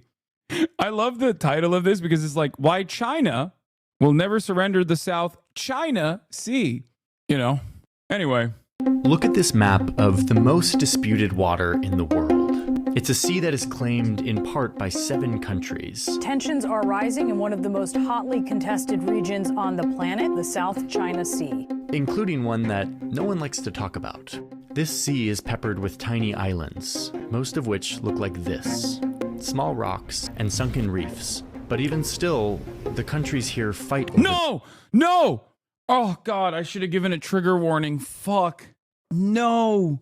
No. I'm so sorry, chat. I can't believe I showed you guys the Chinese Coast Guard actually spraying Filipino boats with water hoses. I'm so sorry. As you guys know, this is a spectacularly egregious war crime. Boats hate being hit with water. And also, not only that, but it's significantly worse than anything America did in Gaza in collaboration with Israel. Okay, I didn't realize he was going to show that. I didn't realize he was going to come in hot with that.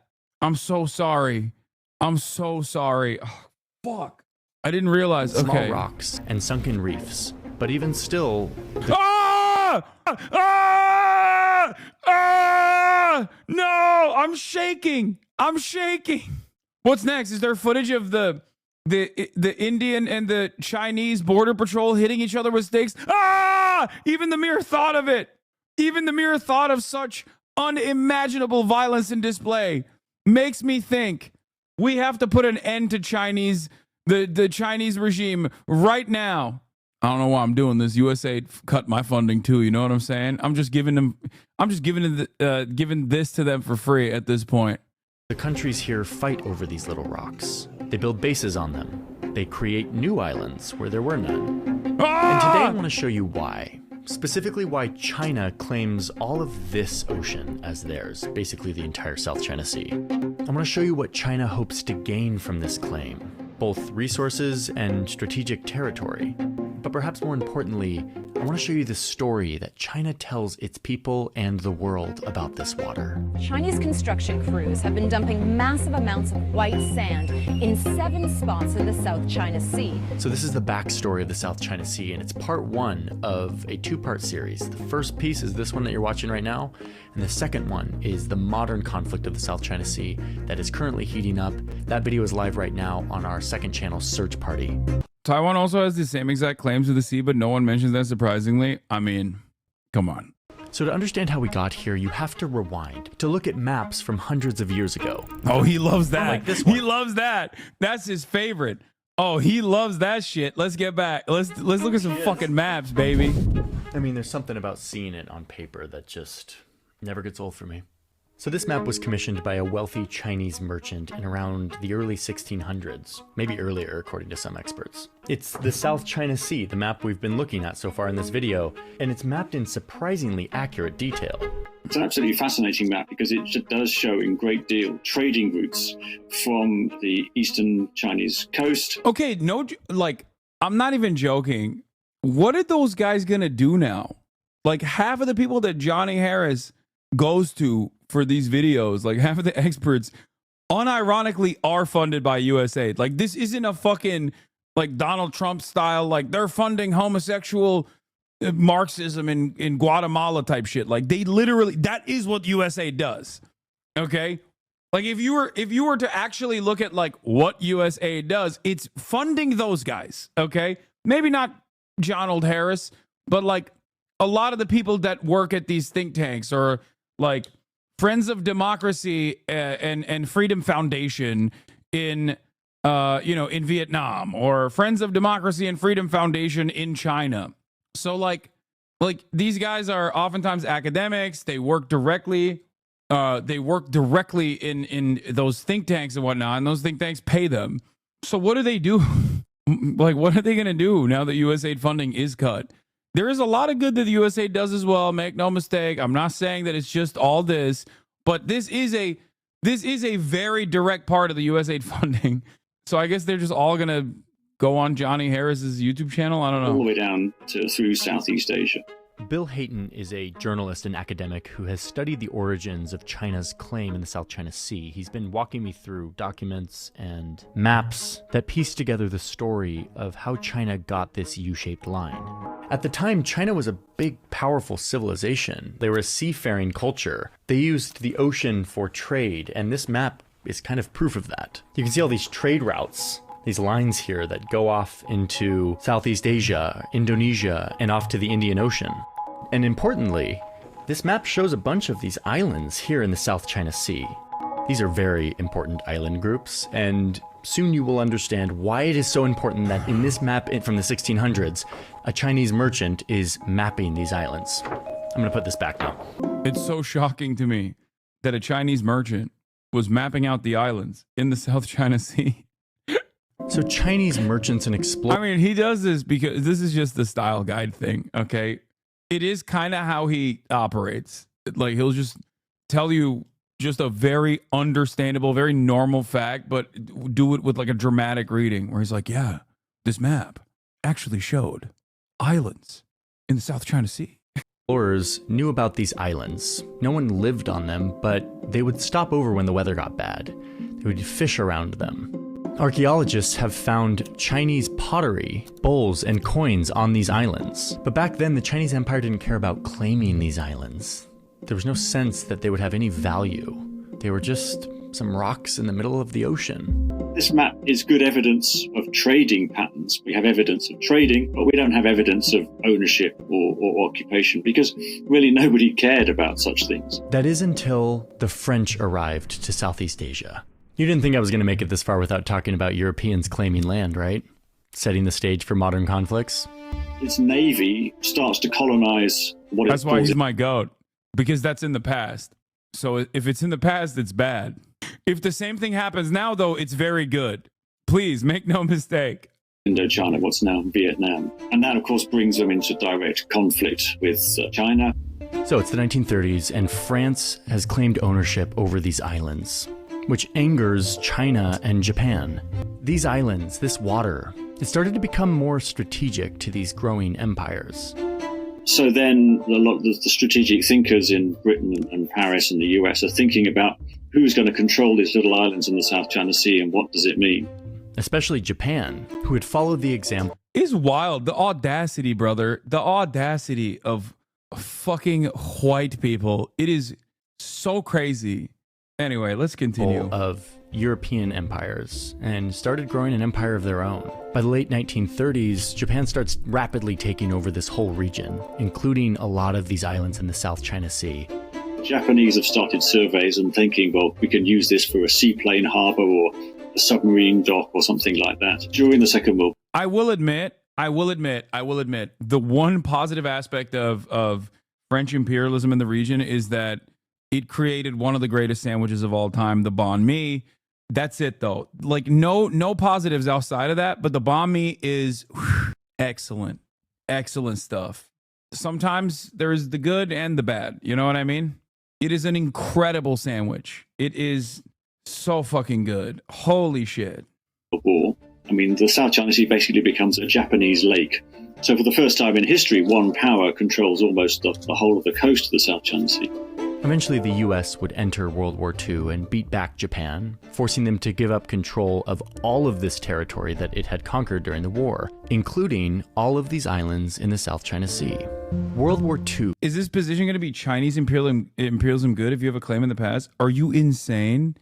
You think, first of all, like, you think Johnny Harris is going to say it's good that China wants to control its immediate coastline and the waterways that open up Chinese commerce to global trade?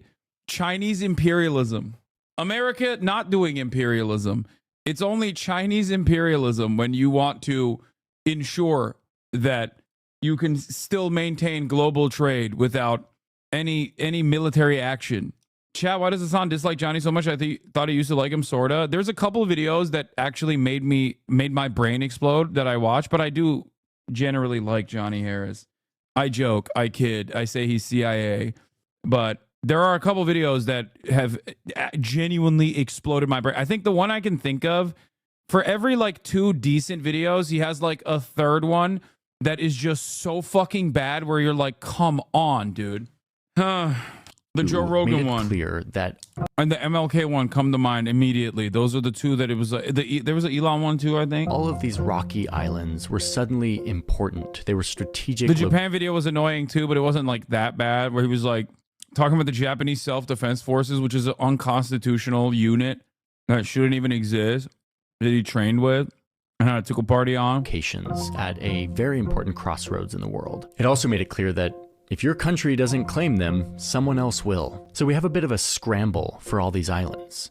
China, of course, thinks that most of this is theirs. Remember the maps and the pottery? Vietnam, who's going through an independence movement, is split in 2, but the South comes out and says a lot of these islands are close to Vietnam. Not to mention their former colonizer France formally claimed them, so they should belong to Vietnam.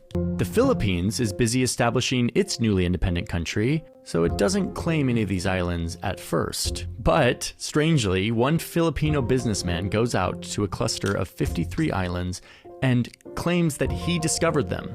And he declares his own country. Pinoy Gang. Called, wait for it, the Free Territory of Freedom Land. Pinoy Gang. That name. Filipinos, a seafaring group of individuals, you know, it's just Pinoy Gang, give it to them. Now, this Filipino businessman only occupied these islands for like 90 days, but his claim technically lasted like a couple decades before eventually the Filipino government forced him to give it up. They actually tried to use his that's fucked up. That's fucked up. That's actually messed up. Claim to say that these islands belong to the Philippines. I mean, you can see how difficult this is getting. There are hundreds of little tiny islands scattered throughout the South China Sea.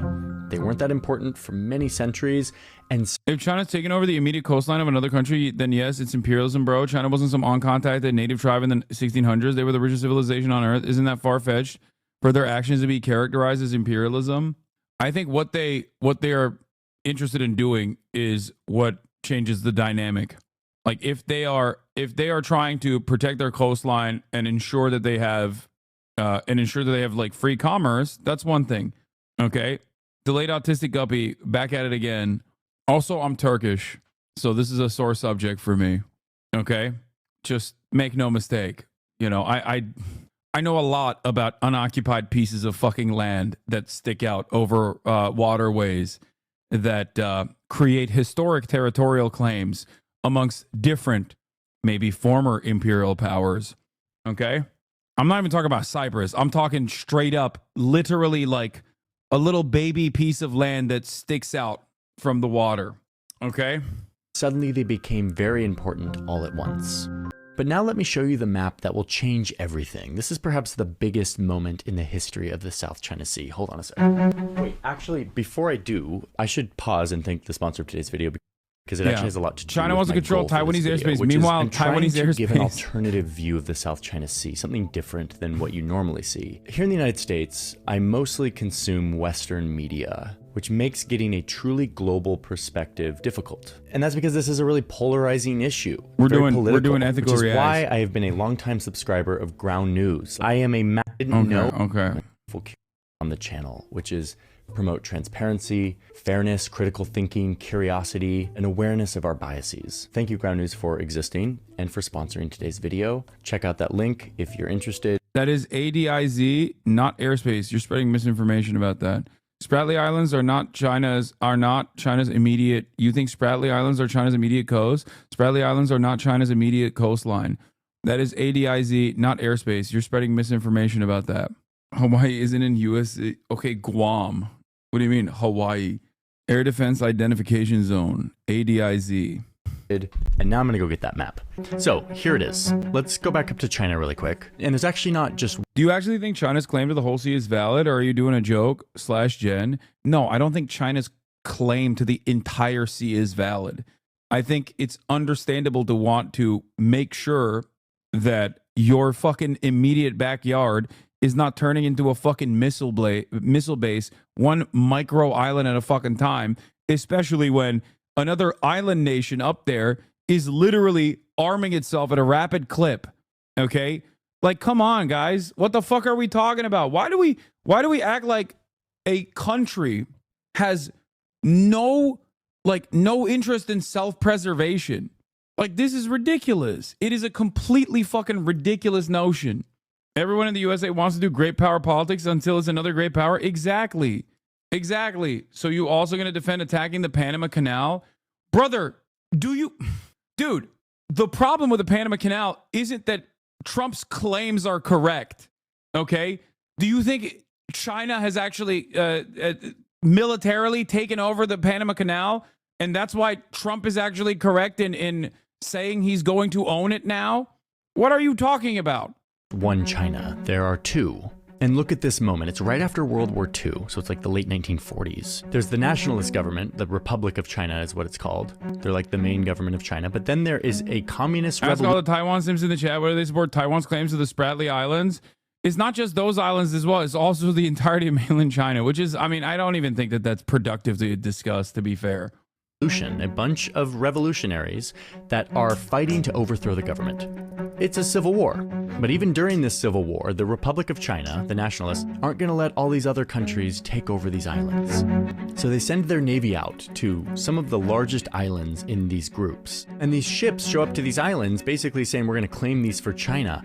Oh, and little side note here, guess where they got these naval ships? From the United States of America, who gave them to the Republic of China to support them because they were fighting communists. But they're using these ships to claim islands in the South China Sea. And so the 12th of December 1946 is the first time that any... Dude, what the fuck are you talking about? The U.S. island bases are ancient and have existed for millennia, and China is a new country which has only existed for a couple centuries at best. The U.S. has every right to arm those islands. Yeah, what are you talking about, dude? U.S. has laid historic claims to all of the islands, including Taiwan. Okay? This is an emancipatory struggle. You don't understand. Okay? America definitely has really good interests. Okay? You don't understand. America is a naturally occurring phenomenon around the planet, and this joint security cooperative agreements that America has put forward is not simply like you with your simple mind might think like the Korean War. Excuse me, there were fucking communists. They have to be killed. Okay, how else are you going to set up a bulwark against Chi-Coms? How else are you going to set up a bulwark against the Soviet Empire? Okay, that's the real empire, not the 88,000 troops that are permanently stationed in South Korea. Hello, sometimes you got to split a country in two. Okay. And then maintain a permanent military presence there, because otherwise, ooh, scary. The Chinese official goes to a Spratly Island and sticks a flag in it. Nobody ever lives there permanently, but people go and sort of stick a flag, and then the other guy comes and pulls the flag out and sticks their own flag in. And then doesn't Taiwan want independence, though? Yes. I think that it is unfair to say that Taiwan wants to unify with China at this stage. They don't. They want independence, but what they want more than independence is to not fuck up the current bag that they have. Okay, that's it. They just don't want to rock the boat.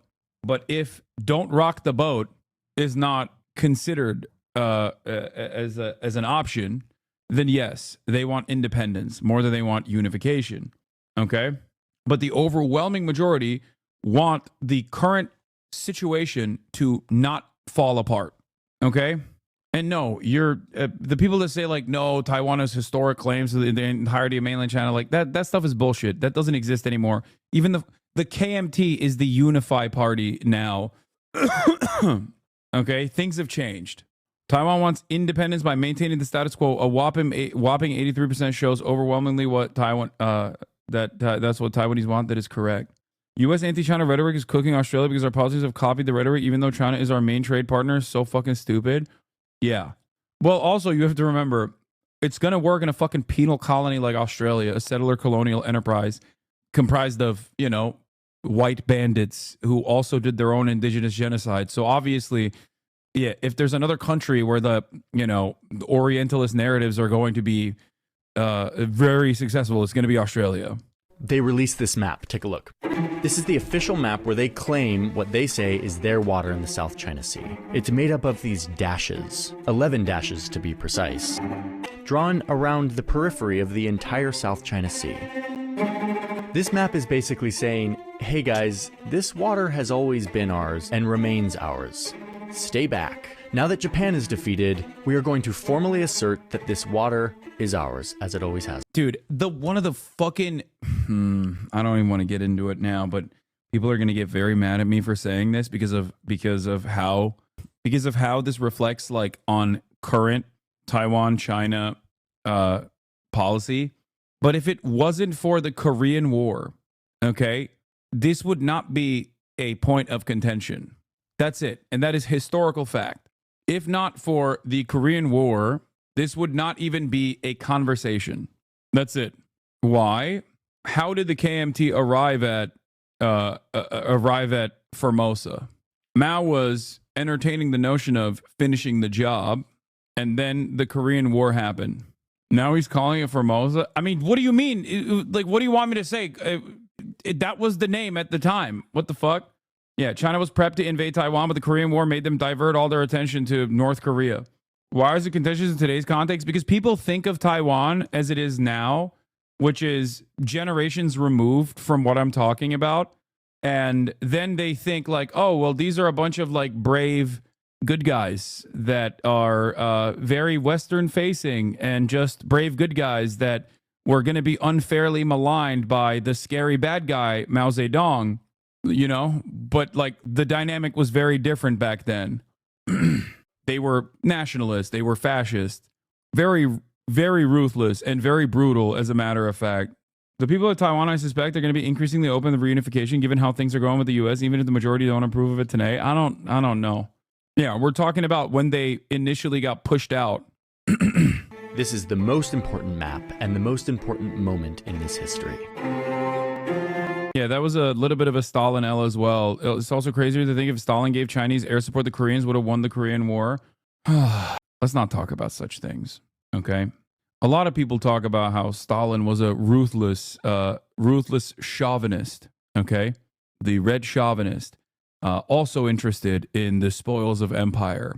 I think sometimes about the many different instances where Stalin took a defensive posture and was too slow, or maybe even genuinely thought, oh, surely the West won't actually do this insane thing. I mean, we were partners. They'll help us. They'll let us lick our wounds after we successfully defeated the Nazis. Surely. I've always been mesmerized by the sort of ambiguity and ambition of this line. And I don't have a solid theory as to the motives of the people who decided to draw it and what they were after. And again, especially in the context of a divided nationalist government that is being hounded by communist revolutionaries and soon about to lose a war, and yet they make time to draw a map and release it to the world. What's going on here? So at the end of the Second World War, you still had a country which didn't really, define its boundaries. And so they called upon geography professors. Would you support U.S. giving Ukraine support against Russia today? No, right? I think you understand the party's logic back in the 50s. Yeah, they were wrong. We understand now with today's eyes that they were wrong. What are you talking about? There were plenty of opportunities to change the tide of battle. In 1946, specifically with regard to the sea, to try and work out which islands China was going to claim. And they go back to this old atlas. It's just, I get it too. I also understand. Nice job empathizing, Hassan. Empathy is my guiding compass picker. You are so way to be empathetic to all the people in the Spratly Islands, all three of them. They are now under Chi-Com control, dude. Hassan. Stalin killed more people than Hitler. Please, just facts. Sorry. In camps, I mean. I've asked ChatGPT. Sorry, guys. Yeah, no, definitely. Stalin was definitely worse than Adolf Hitler. What are we doing? I don't think Churchill was worse than Adolf Hitler. Okay? I don't think America is worse than Adolf Hitler. You can't. That's an insane statement, dude. The logical conclusion of double genocide, which was initially implemented as like Holocaust revisionism, has eventually turned into actually the real genocide is Stalin. And actually, maybe inevitably you arrive at the principled position of perhaps the Nazis were not on the wrong side of World War II. That's the logical conclusion of that, okay? Of 1936, and they say this is where the line should be. Okay, back up to China, where there's a civil war happening, and one side is winning, the communists, led by Mao Zedong, and the Republic of China is fleeing, looking for safety. It's their government, their military, and their civilian followers, millions of people, all running away from the communists. And they end up here at this... Yeah. There's the ruthless, brutal commies. 180 kilometers straight. How did they keep flipping? How did the peasant class keep turning on how did the peasant class keep turning on the nationalists? I wonder, what was that about? They just kept going, oh shit. Well, it seems like land reform is a spectacular deal for us. I mean, I'm a fucking peasant. I don't want to go back to the old ways of doing things. How does it feel to know that Donald Harris pronounces Mao Zedong better than you? Yeah, it's whatever. It's fine. Where they cross it to this Chinese island. I can't pronounce it too good because then people will say I'm an asset. And of Taiwan. They were safe here. The communists couldn't cross this strait because their Navy and Air Force weren't strong enough. Yeah, they're afraid of the water. Plus, they figured that the US would come to their defense. So now we still have these two Chinas, both claiming to be the real China, and who both hate each other. I just feel like China claimed, I feel like at that point it seems like China decided, you know what I mean? Both Chinas. Interesting. Both Chinas, one China backed by America and officially recognized as the real China, but they're over here. Each other. Okay, back to the South China Sea. What did Mao Zedong do with the South China Sea after he took over mainland China? Well, he adopted the same map that the Republic of China had drawn, this 11-dash line that encompasses the whole sea. So now you have both of these Chinas, China and Taiwan, both claiming the same body of water. And this big claim overlaps with the claims coming in from all these other countries. I think that normalization is already happening with a lot of these other countries, with the exception of the Philippines, I would say. And that if there was a cooperative security agreement with all of these other countries that removed America from the equation, which is more likely now than ever before, I would say, that they would see no reason to dominate the Paracel Islands or the Spratly Islands or whatever the fuck, okay? That's what I think. So this is our context. This is how we got here. China feels entitled to all of this water. They draw an 11-dash line. They split into two Chinas who both claim this 11-dash line. And it's like 1950 or something. Now, a few years later, the mainland China, the communists, did remove two of these dashes from the 11-dash line. They gave up an island and some water back to North Vietnam as a gesture of friendship to their communist comrades. So now... Wait a minute. Huh.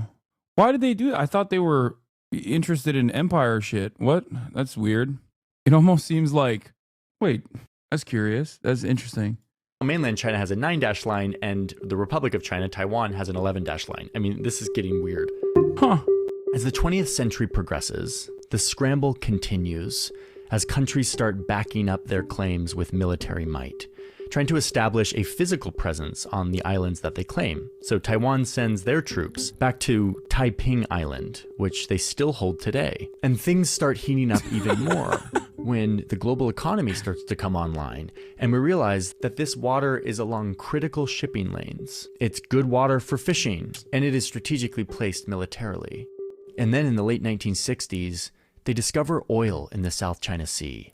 And once again, the race is on. So it's a kind of, all of these emerging nation states standing up and standing proud, really. South Vietnam tries to make good on its claim in the Spratly Islands by sending settlers to claim the islands and working with foreign oil companies to start drilling. China starts drilling too in the Paracels. A lot of Chinese fishermen are also down here, and South Vietnam doesn't like this, so they send their army to kick these fishermen out. China doesn't take kindly to this. And so they then send 6 naval vessels and 2 support jets to fight the South Vietnamese, taking full control of these islands and getting into a clash that kills 70 Vietnamese troops. And once they do this, China decides they don't want to leave.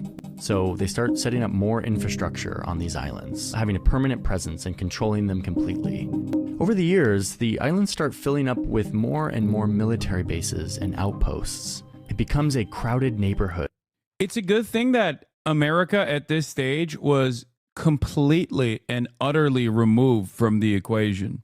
Like, if you watch this video, 15 minutes in, the United States of America has not been mentioned even once. Okay? I'm sorry. They did mention it one time. They said America is invested in the defense of the real China in Taiwan. Sorry. They did say two things. One, Republic of China got ships from America initially because they were like, oh, these guys are nationalists and good. And then two, they mentioned that America is defending Taiwan from fake China. What do you mean South Vietnam, ? Taiwan, ? Yeah, those are utterly removed from American interest, okay? Also kind of weird not to talk about Japan either in any part of this story. Like, that also is kind of weird because, like, you know, or Korea. I feel like those events were pretty big. I mean, like, Japan briefly being mentioned is not what I'm talking about. And also, he talked about Japan as, like, ancient Chinese empire shit and not necessarily, like, Japanese. He skipped French colonialism to World War II. I mean, there was a bunch of skips. I have to pee really bad. Hold on. Where everyone is fighting for a slice of oil or shipping lanes, minerals, or just a strategic military location. Needless to say, this way of doing things is not a great way to solve territorial disputes in the water. Like, whoever shows up first and puts their little pushpin on the map, it's not a way to avoid conflict. Luckily, the law of the sea was just around the corner. So while all these countries were fighting over the South China Sea, the international community was working on solving the problem of how to determine what country gets what water. The world was getting better at finding valuable resources in the deep ocean, and we really needed rules on who owned what. Communist China takes part in the discussions on the law of the sea as a full member, and so therefore it's kind of if you like, represents something that they agreed to. So in theory, it's bound by the rules of UNCLOS, which say that, you know, you can claim territorial sea of 12 nautical miles. You can then make a resource claim that goes up to 200 nautical miles. But that doesn't really fit with the U-shaped line claim. And almost every country on Earth agreed to this. They ratified UNCLOS, except for one big exception, the United States of America. Yes, the United States, while they do follow the norms of UNCLOS, have not ratified it, which is kind of a trend with the US. Like, they want to preserve the global order, but they don't want to necessarily agree to all of the laws because they don't like to be constrained. Unified Vietnam didn't even mention it. Okay, Johnny, I see you. Yeah, it just kind of happened. It's just weird. America kind of does that a lot. America is anarchist, the most anarchist nation state of all. We don't follow Admiral Maritime Law, brother. Back to the South China Sea, UNCLOS was supposed to create order, create a framework through which all these countries can make their claims and work things out peaceably. But that didn't happen. In fact, the whole 200 nautical mile rule incentivized countries to try to claim these little islands, because if you claim this little island, you get 200 nautical miles off of that island. So countries continue to build things on these islands. Especially China, who's built all sorts of military bases and has even resorted to building new islands where there were none. Which, like, someday I want to go there and see what that looks like. Like, I've seen it from above in these satellite photos of how they're dredging up all of this sand and putting it on these reefs, but it just never made sense to me how they can build islands. They're kind of goated with the sauce like that. China has then sort of said, well, we're not just talking about one island, we're talking about groups of islands, and if they're a group of islands, could we draw a line around the whole group of islands and then claim from there? And everyone else is saying, no, that's not what it says in the text. China continues to this day to claim the 9-dash line as their official claim to the South China Sea. And by the way, so does Taiwan, though they claim the 11-dash line. We don't hear about that much. I wonder why. In 2016, the Philippines sued China in the International Court of Arbitration, saying that China was violating UNCLOS and infringing in the Filipino EEZ with their 9-dash line. China declined to participate in these proceedings, saying that the court had no jurisdiction to rule in what they view as Chinese waters. But the court proceeded and came out with a ruling that said that China's 9-dash line was totally illegal, or lawless in their words. Yeah, I think it's significant that China, traditionally seafaring, is just, you know, isn't just saying, much love for the Swagapinos. It's ours, go away, we've got a bigger navy than you. It is also saying what we're doing is legal, but other countries don't accept the legal arguments. I'm looking at the legal rebuttal from the Chinese government during this tribunal, and it basically tells the story we've... Swagapino is really hurting my feelings. I'm gonna be honest. America's #1 ally in the region, other than, I guess if you factor out Taiwan and South Korea and Japan, but certainly in that area. Just laid out here in this video. The Chinese activities in the South China Sea date back over 2,000 years. I wonder if you have any Taiwanese fans. I have Taiwanese relatives, dude. What are you talking about? Taiwanese fans. I have immediate family members. China was the first country to discover, name, explore, and exploit the resources of the South China Sea islands, and the first to continuously exercise sovereign powers over them. Then they talk about how in the 30s and 40s, foreigners, especially Japan, illegally seized some parts of the South China Sea. There were some wars. And then after World War II, the Chinese government resumed exercising its sovereignty over the South China Sea. And that all of these acts affirm China's territorial sovereignty and relevant maritime rights and interests in the South China Sea. This history is core to their claim. At the bottom, it's an argument over who owns each individual rock and reef. And China, has a good claim to being the first country to have stuck a flag in certain, rocks or reefs and then maintained a presence there. Okay, I understand the argument. Now that we've gone through the history, but if maps, pottery, fishing activity all thousands of years ago is what you need to make a modern day maritime claim, then other countries like Vietnam and even the Philippines would have a similar claim. One thing I've learned is that the time machine game of who got here first is not a useful way to settle border disputes. It's just not. You can always go back further. But even still, China continues. Love all the Asian people being interviewed here. Yeah, well, that's what happens when you cut U.S. aid funding. Okay? Anti-DEI plus U.S. aid funding.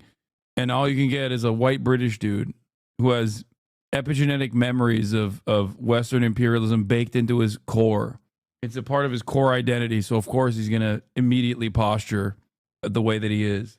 To assert this 9-dash line, even as it causes major tension with almost all their neighbors. Racist. Mother Puncher 313. And this gets to a really important aspect of this water. It's the reason we started this video showing you all of those old maps, that pottery. China's 9 dashes on a map is not a matter of law, but of national identity. It's a core part of the country's national story, of China being this continuous civilization, uninterrupted for thousands of years. And again, this is Taiwan's story and claim as well. When Xi Jinping talks about, the great rejuvenation of the Chinese nation, there's definitely a territorial component to that. And the U-shaped line is printed in every Chinese passport now. It's very much alive. It's part of the sort of patriotic education campaign. Chinese school kids are taught about the line. They're taught that, China, was humiliated by the foreign powers and that this, was a sign of China becoming a, respected nation state. This claim and others in the region has contributed to a rising and falling and rising of tension over the years. And right now, that tension is rising. And that is the next part of this story, which continues on our second channel, Search Party, where Sam will take you through the story of what happens next. Oh, God. What happens next? 2-parter? All right, we'll watch it. What's the second part?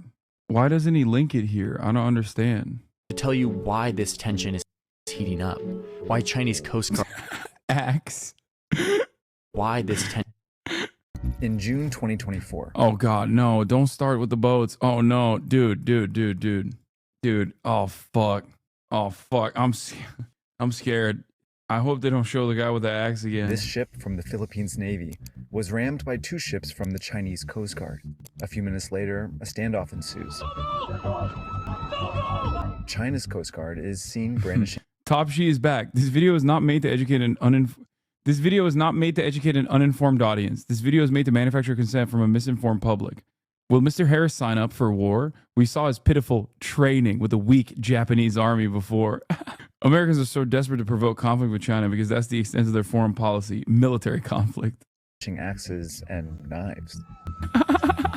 It happened at a shallow reef called Second Thomas Shoal, where the Philippines have a few soldiers stationed on a grounded ship. China also claims the reef, and in early 2024 began to prevent the Philippines from reaching it. When the Philippines made another attempt in June, the Chinese Coast Guard rammed them. This would be a minor incident if it weren't in one of the most contentious places on Earth. And a storm. Yeah, there is, from what I understand, there is already an existing security cooperation, which many of the other parties have signed on to, with the exception of the Philippines. Like there is a priority areas of cooperation in ASEAN. Your Pinoy fans hate you. Stop watching this part. I'm sorry to the Pinoy gang. In the South China Sea. Another confrontation has taken place between Chinese and Philippine vessels. It's the second such event in 2 weeks. These giant ships are essentially playing chicken. A high seas confrontation that could ignite a war. 6 countries claim parts of the South China Sea, and the competition is getting fierce. You have fishers. Yeah, I'm sorry to show you these devastating sights, as opposed to how America and America's security partners, what they do when someone violates what they have decided is like territory that they, or international waters that they must quote unquote protect. You know, like let's say there's a genocide going on, hypothetically. Okay, let's say the military base that is an extension of American empire in a region far, far away from the United States of America, but a very resource-rich region, is conducting a genocide on its indigenous population. Okay, totally hypothetical. Let's say that at the tip of the Red Sea, there's another country that says, oh, well, we just went through a similar genocide. We just went through a famine.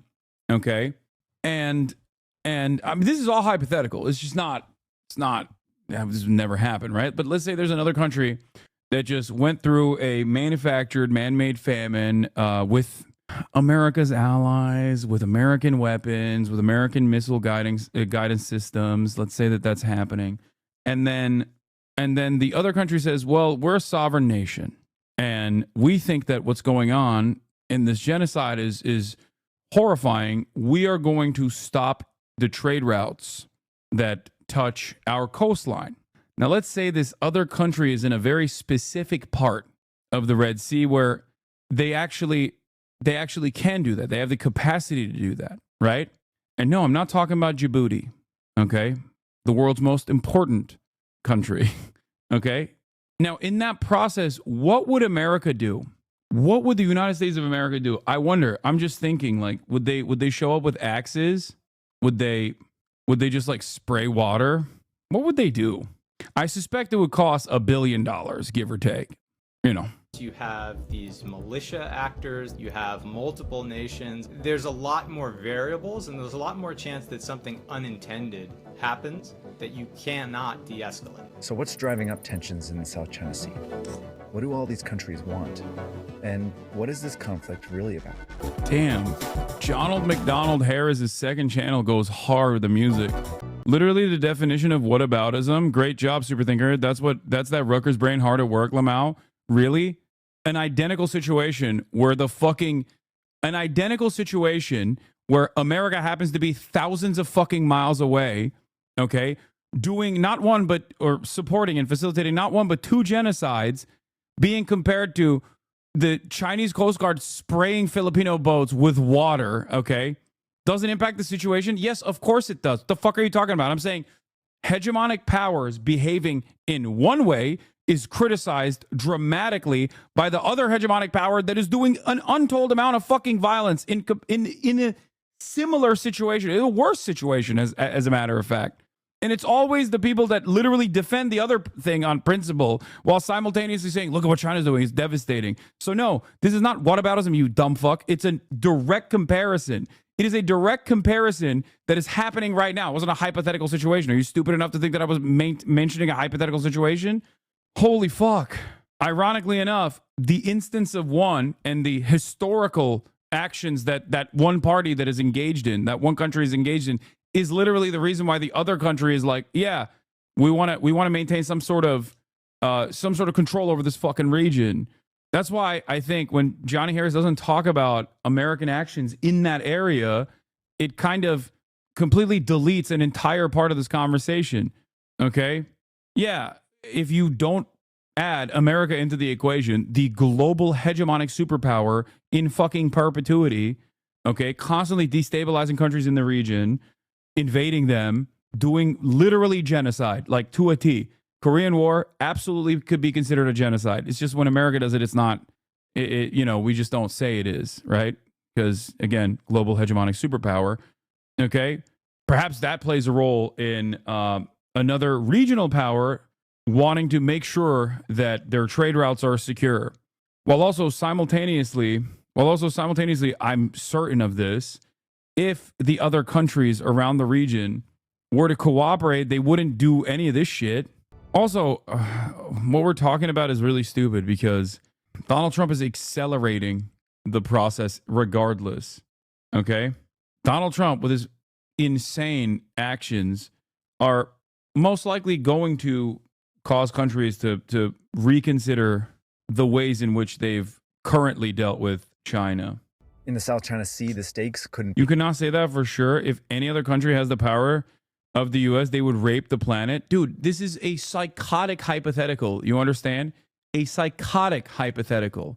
Like, what are you fucking saying? What are you saying right now? Really reconsider what you're saying. First of all, what has America done to the entire planet? Holy fuck. And secondly, what do you mean? Oh, if other countries had that kind of power, they would just use it in a very different way. They would do it much worse than America. It's so funny to have this conversation right here when we're talking about the United States of America that's dropped not one but two nukes on a civilian population in Japan, okay?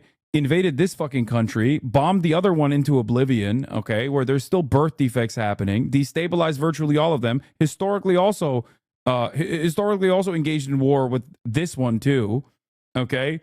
Like, what are you talking about? And it's fucking like 5,000 miles away too. That's the other side of the story, which is like, ironically, this debate lord just did a whataboutism that they accused you of. The only thing you have, the only assessment that you're making in this situation is that, like, well, those other guys would be worse than America. You have no historical basis for this, okay? And you have no proof or evidence of what you have no proof or evidence in terms of like how this would work, except that is at the heart of Western chauvinism in general. That is precisely what slave owners said. If we free the slaves, they will come back and enslave us. That is precisely what Israel says about the Palestinians. If we free the Palestinians, they'll come back and do to us what we've done to them. That's what the South Africans said during the time of apartheid. If we abolish the apartheid, then black people will do to us what we've done to them. Okay? I mean, they weren't wrong. Holy fuck, dude. That is such an embarrassingly racist thing to say. Jesus Christ. Yeah. White people got enslaved by black people in the South. This is what billionaires say about the working class people. Yes. Yes. Those who maintain power will always claim that, oh, if the situation was different, if the roles were reversed, we'd be getting fucking destroyed. That's fair. It's just an opinion. But I like the idea that we have the power and could have done worse, but held back. I don't think America could have done worse. Unless you just nuke the entire planet, I guess. Like, what do you mean? What are we holding back on? This is the same old dynamic, especially 60 months of genocide. Very weird thing to say. Have we held it back? Tens of millions of barrels of oil and gas sit below it. Shipping routes that carry $3.4 trillion in annual trade run through it. And its dwindling fisheries sustain millions of people. The Philippines, Malaysia, Brunei, Taiwan, and Vietnam are each claiming rights to waters roughly up to 200 nautical miles off their shores. These exclusive economic zones are prescribed under international law. China has one too, but it's claiming... Yeah, America really held back in Vietnam, Cambodia, Laos, really holding it back real hard. More. It illustrates its claim with this 9-dash line, something its government drew over 70 years ago. They claim some form of historic rights, but what exactly they're claiming within that line has never been clarified. I called Harrison Pratat, an expert on the territorial disputes in the South China Sea. It's part of China's identity now to be a strong nation that does not cede its territory to others. In fact, in 2023, China added a 10th dash next to Taiwan. But the problem with this line is that China's the only country that recognizes it. In 2016, an international court ruled that it has no legal basis. But that hasn't stopped China from trying to take control of it anyways. It's been occupying rocks and reefs all over the South China Sea, and even building new islands. In the Spratly Islands, 3 other countries have claims. But over the last decade, China piled sand onto reefs to build bases, complete with airstrips, weapons, and harbors for its ships. China uses them to extend its claim and support a huge fleet of vessels to enforce it. In 2014, it placed an oil rig within Vietnam's EEZ and sent dozens of ships there to prevent Vietnam from reaching it. Even as the Vietnamese protested, China didn't back down. In 2021, it ordered more than 200 fishing boats to dock at the unoccupied Whitsun Reef, leading the Philippines to worry that China was preparing to build on it, sparking a standoff that lasted for months until the boats left. China's message, though, was clear. If it does not occupy, control, and exclusively exploit the South China Sea, then it should have the say over who does. But today, its neighbors are fighting back. I, for one, can't imagine a country that was associated building bases against another country's will. I know. That'd be crazy. Totally. That would never happen. So I've covered the South China Sea before, but this time when I dove in, everything had changed. New players, new locations, and the stakes were higher than ever. Thankfully, I was able to stay organized thanks to Ground News. That's a website and app that gathers Damn, stories is a from all over 4-minute the video port, of... and I'll take you back to the South China Sea.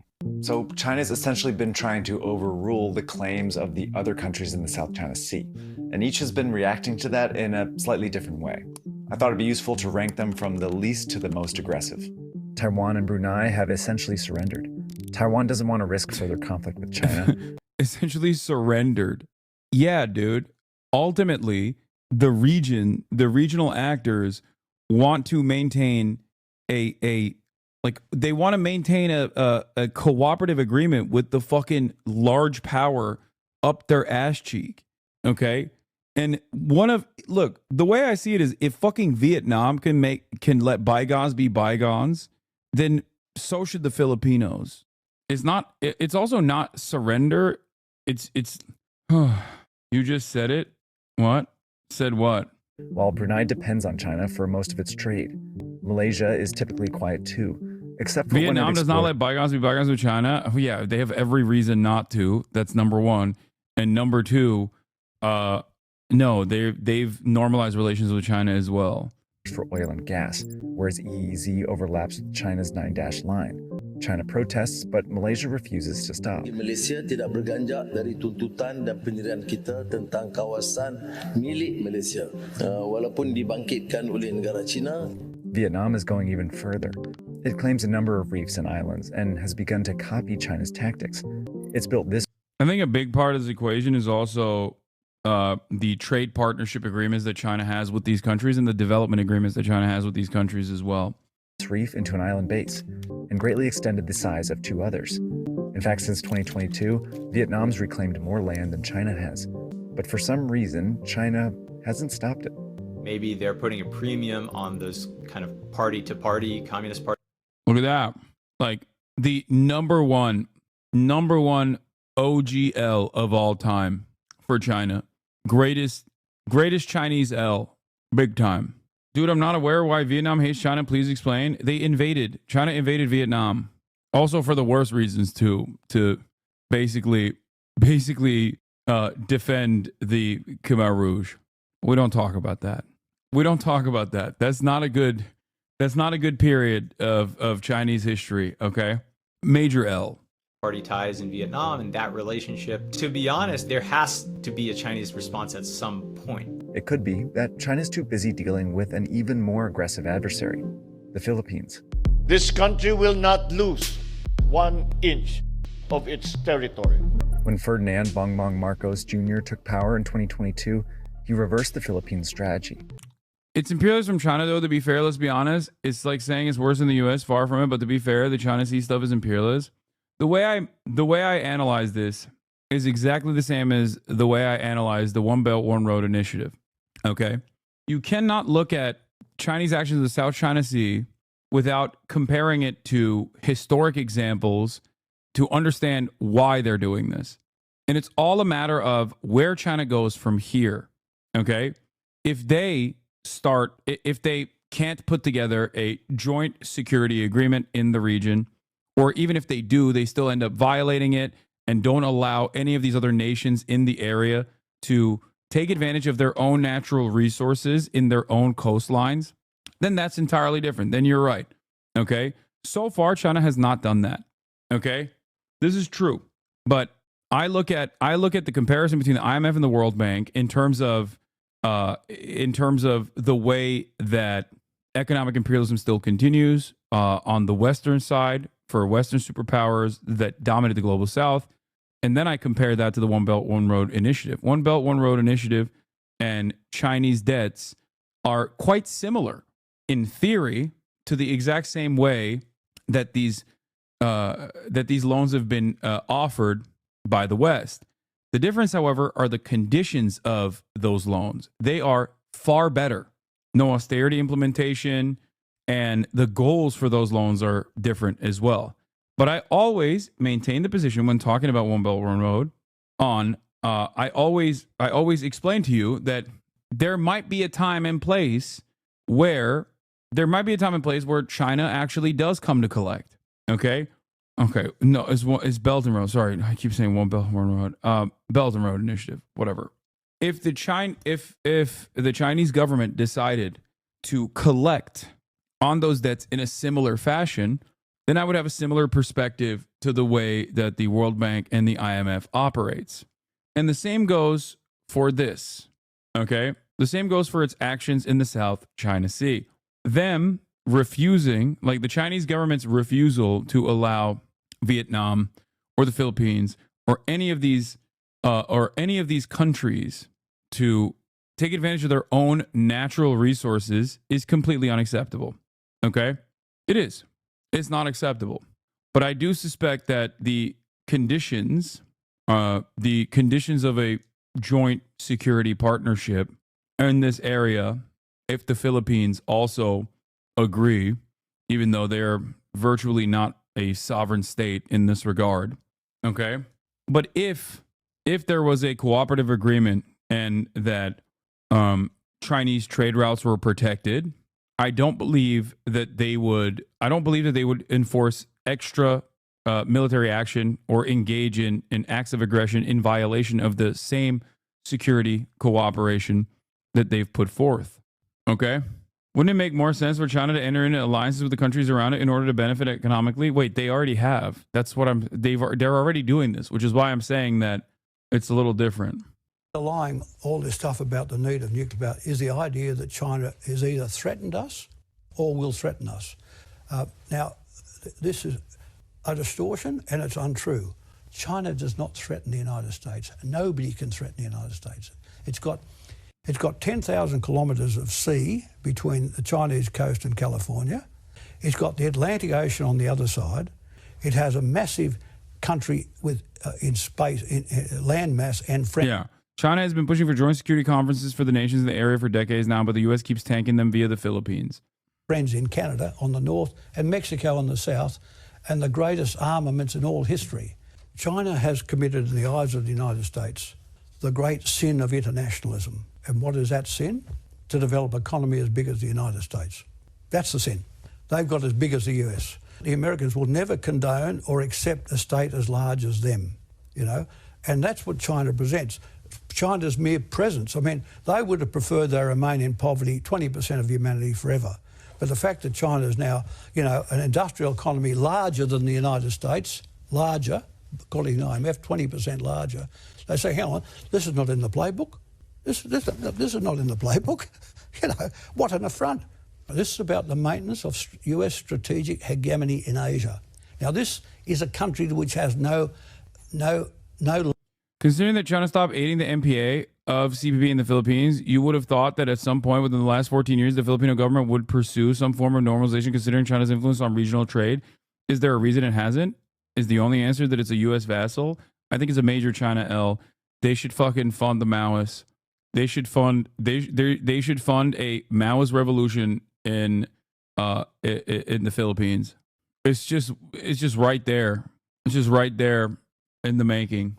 Land in the metropolitan zone of Asia. There's no US in Asia.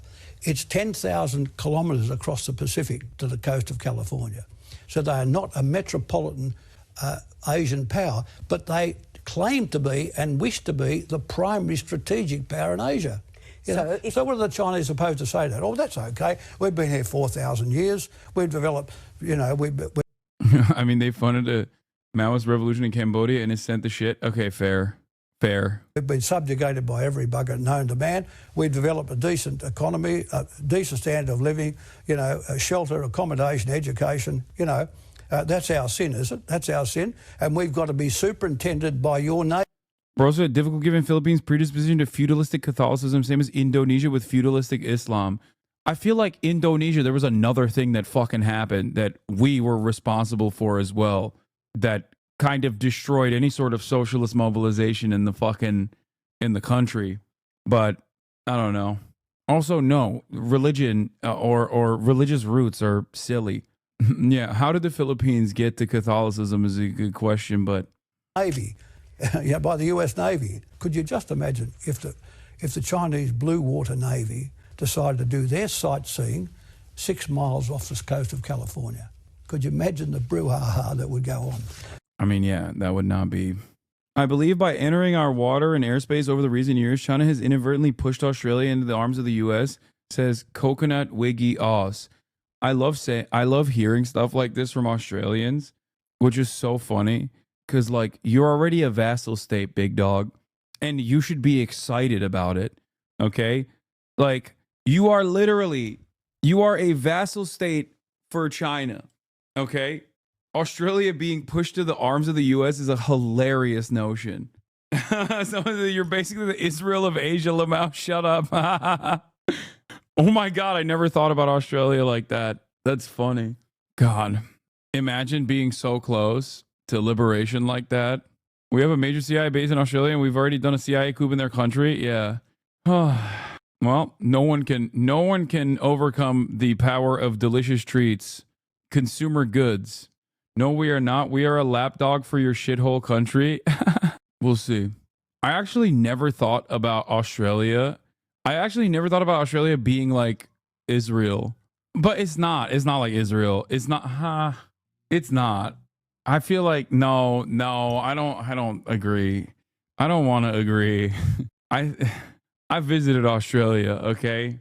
Taiwan is the Israel of Asia? No, okay, Mao. Listen.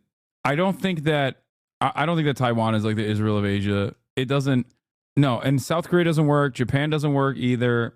Australia is way closer because it's also a settler colonial state built on ethnically cleansing the indigenous population.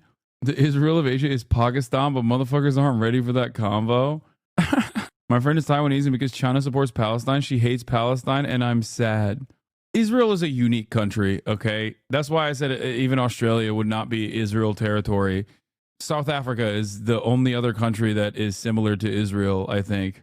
Apartheid South Africa. Isn't Israel the Israel of Asia? Okay, that's not the part of Asia that we're talking about.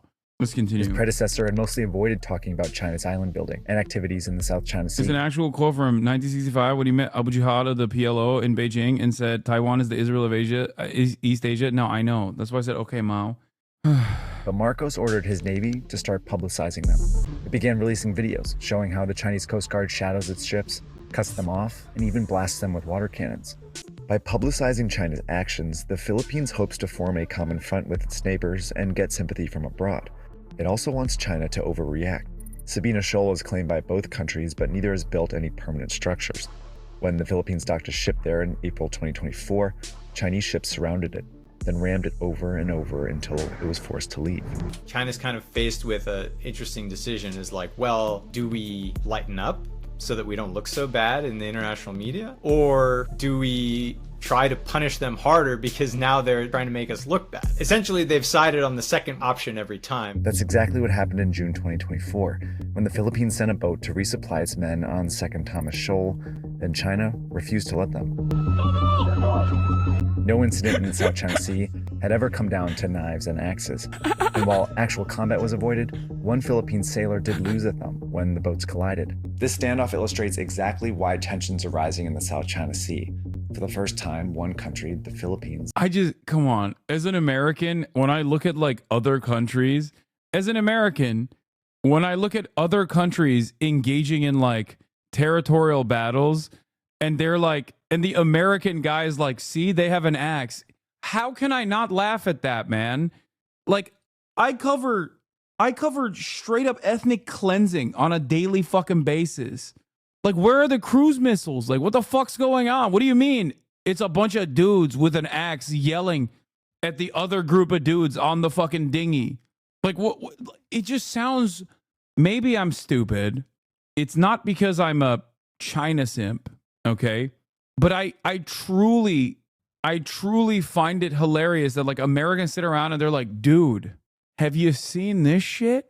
They got axes and water cannons. I'm like, what do you think our fucking Navy does, man? You think our Navy, dude, if our Navy was actually going up to other boats with axes and water cannons, America would be the greatest peacekeeping force on the planet, okay? People would be like, look at how far America has come. Look at how unimaginably peaceful America has become.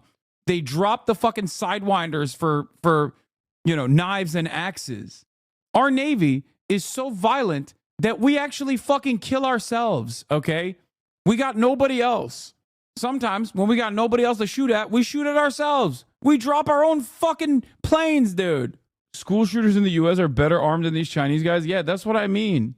Yes, U.S. Super Hornet shot down over Red Sea in friendly fire incident. Aviator safe. It's just, I don't know. I find it ridiculous where we're like, our enemies are doing unimaginable war crimes. And then like, you look at what we're doing. I look at what we're doing. And then I look at like our big bad enemies and what they're doing. I'm like, really? Are you fucking serious? This is why it's hard for me to have the same level of smoke for China as I do for Russia, okay? Like, Russia actually does a metric ton of violent shit, very America style, okay? Completely unacceptable, completely ridiculous. Death and destruction galore, also self-defeating. But like, it's crazy to consider the restraint that other countries have in terms of like their own back and forth. And then we just look at that and we say, this is the most violent thing we've ever seen. Meanwhile, you got fucking missile silos pointed at China from Japan. You know what I mean? Like, what the fuck are you talking about? What are you saying? Dudes are fucking rolling over each other's heads with like sticks and stones at the fucking border dispute that they have with India and water cannons.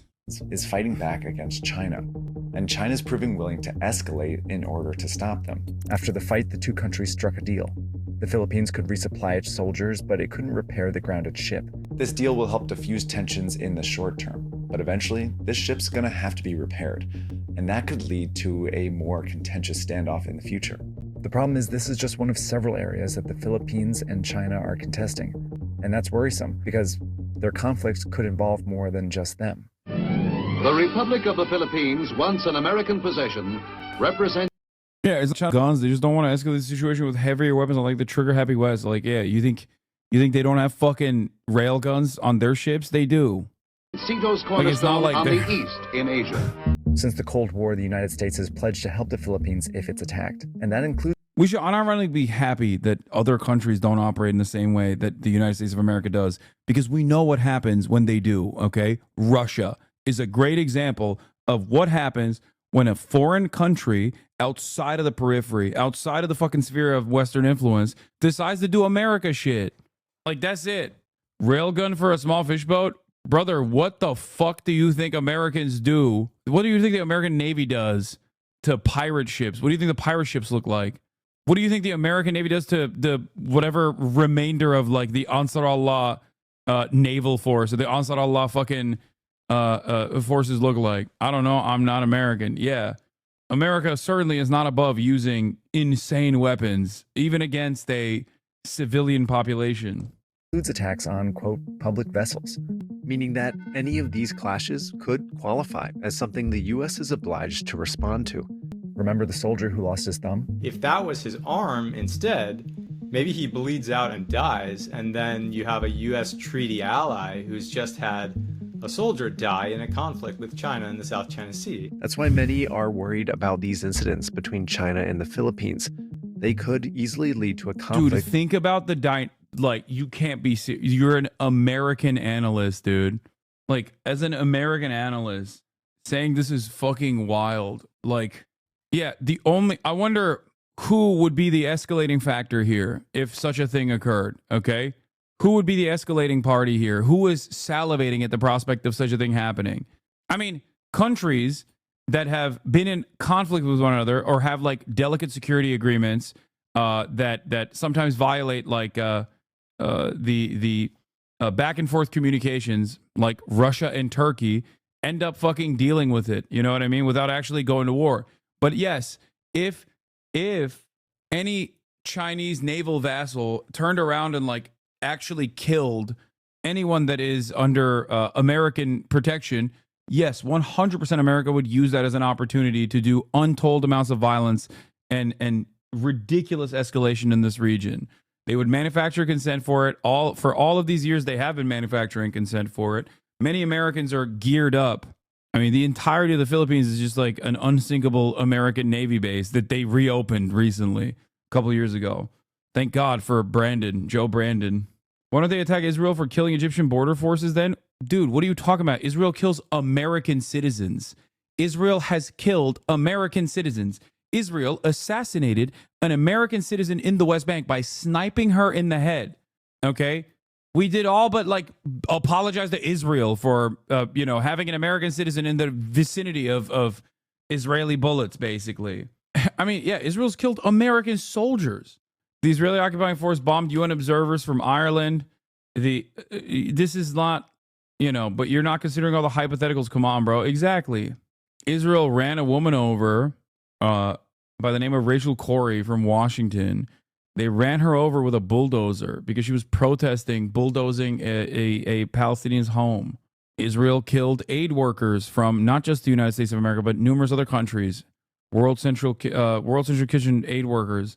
None of that matters, okay? That's why it's so fucking ridiculous when we talk about like, oh, what if in the entanglement with the Chinese Coast Guard and the Filipino Coast Guard, like the dude's arm got cut off instead of his thumb and he fucking died. What would happen then? All hell would break loose. And it's like, yeah, I wonder why. I wonder why our foreign adversaries doing, even having a fucking accident in an otherwise like incomparable type of dispute in comparison to what the United States of America is doing all around the fucking world. Like, I wonder why that would turn into like genuine global crisis. Yeah, because America is salivating at the prospect of escalating conflict in that side. They do not like that China has developed economic trade partnerships with all of these countries. They do not like that China is developing its own backyard. That's the number one issue here. They don't like that China is dominating the globe in terms of trade as well. Between China and the U.S. Afterwards, the U.S. reiterated its support for the Philippines, and the Philippines clarified that it would not invoke the treaty. But this situation still leaves me with one big question. China's choosing to respond aggressively to the Philippines, but not any of the other countries. Vietnam is literally building islands, and China isn't saying anything, but it's cracking down in response to any move the Philippines makes. Yeah, I wonder why. I wonder why the Philippines is the only country. I wonder why the Philippines is the only country that China is more aggressively responding to. I wonder why China is not aggressively responding to other development projects in the region. What could be the difference? I don't know. Country backed by I mean, they know what it is. That's why they literally said, if the Filipino, what if in the hypothetical, the Filipino Coast Guard's fucking arm cut off and he died of like blood loss, then all hell would break loose because America would come in and fuck their shit up. Okay? That's it. Superpower. I'm wondering if China is using these incidents with the Philippines to test the U.S.'s relationship with them. In addition to the South China Sea, it wants to take over Taiwan and ultimately have influence over all of East Asia. But it's currently constrained. Genuinely don't know what the reason is? No, they already said it. It's because America is using the Philippines and Taiwan to a certain degree as well, to actively say, like, fuck you. By the US and its allies in the region. By acting aggressively against the Philippines, China may be trying to demonstrate to the Philippines that the US doesn't necessarily have its back. There's a logic for China that if they can demonstrate that the US alliance does not help the Philippines and that the only... What? You love shitting on the US for pushing escalation like this, but refuse to acknowledge similar, if not stronger, motives coming from China, on top of the humanitarian atrocities that China is a part of day in, day out.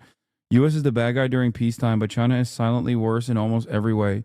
I don't know what you're talking about. Like I just spent the last hour describing to you how ridiculous it is to get extra mad at this shit, okay? Which seemingly could be dealt with through a, my bad, I just got here. Yeah, we've deported a single mom to Gitmo for a traffic violation. we deported people back to Guatemala after they lived here in the United States of America for like 15 fucking years for trespassing.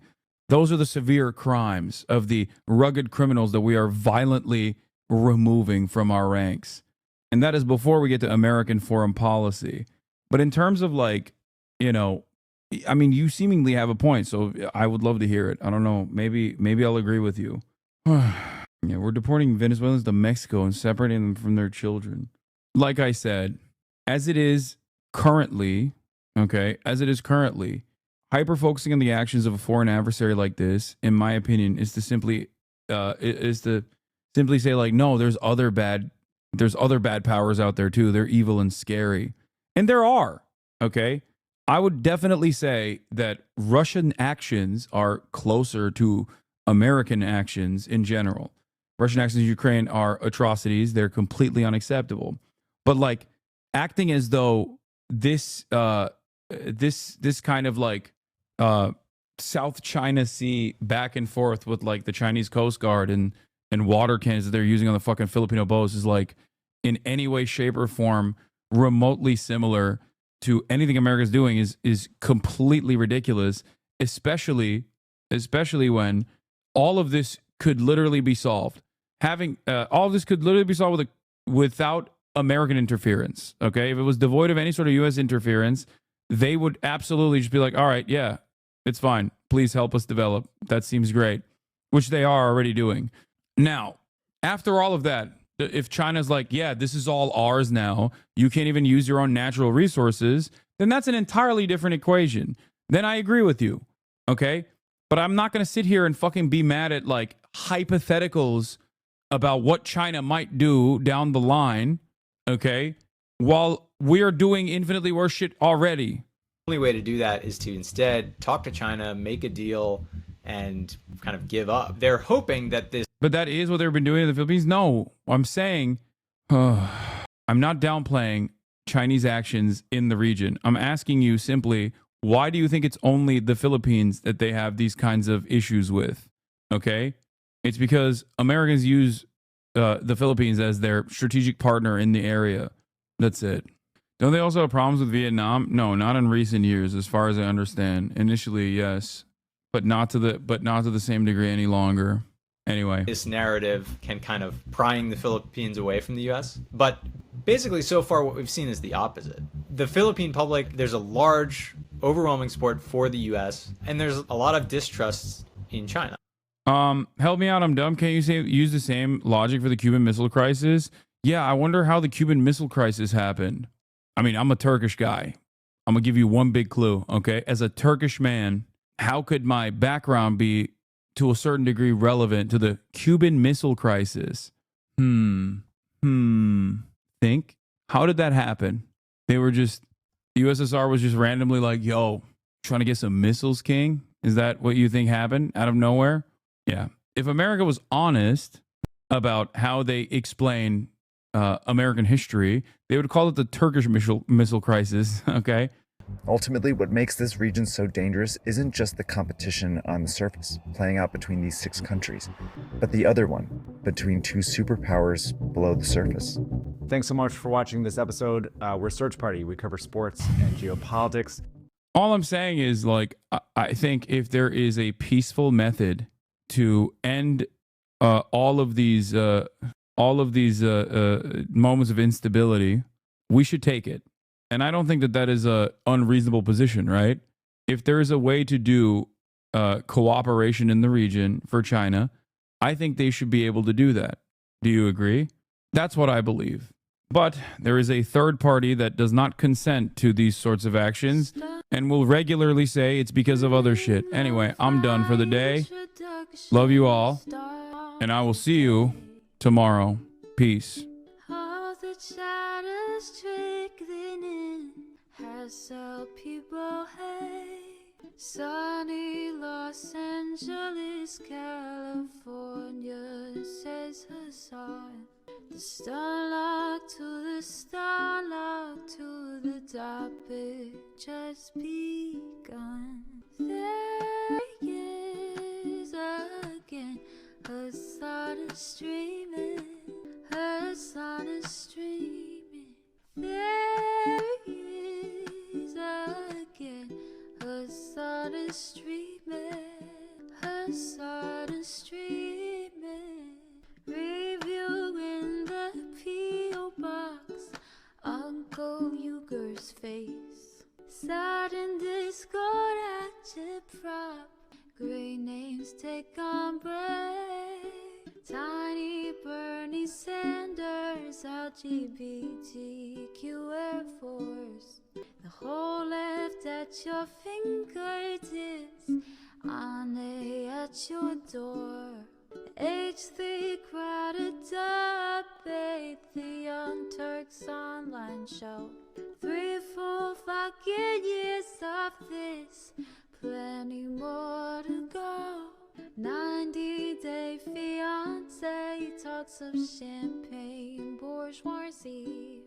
A Trump rally live reaction. A mass riot at DC. There he is again. Hasan is streaming. Hasan is streaming. There he is again. Hasan is streaming. Hasan is streaming. Reading live stream fail comments. Austin show chat advice. And all the ways the right wing pipeline can suck you in online. JCS react, Lord frame gets broken, cover blown. A full-blown mass pandemic, monster streaming at your home. Total radicalization coming out to find. The system you were taught to trust in was broken the whole time. All these daily streams, whether big or whether small, have helped me and so many find the meaning through it all. There he is again. Hasan is streaming. Hasan is streaming.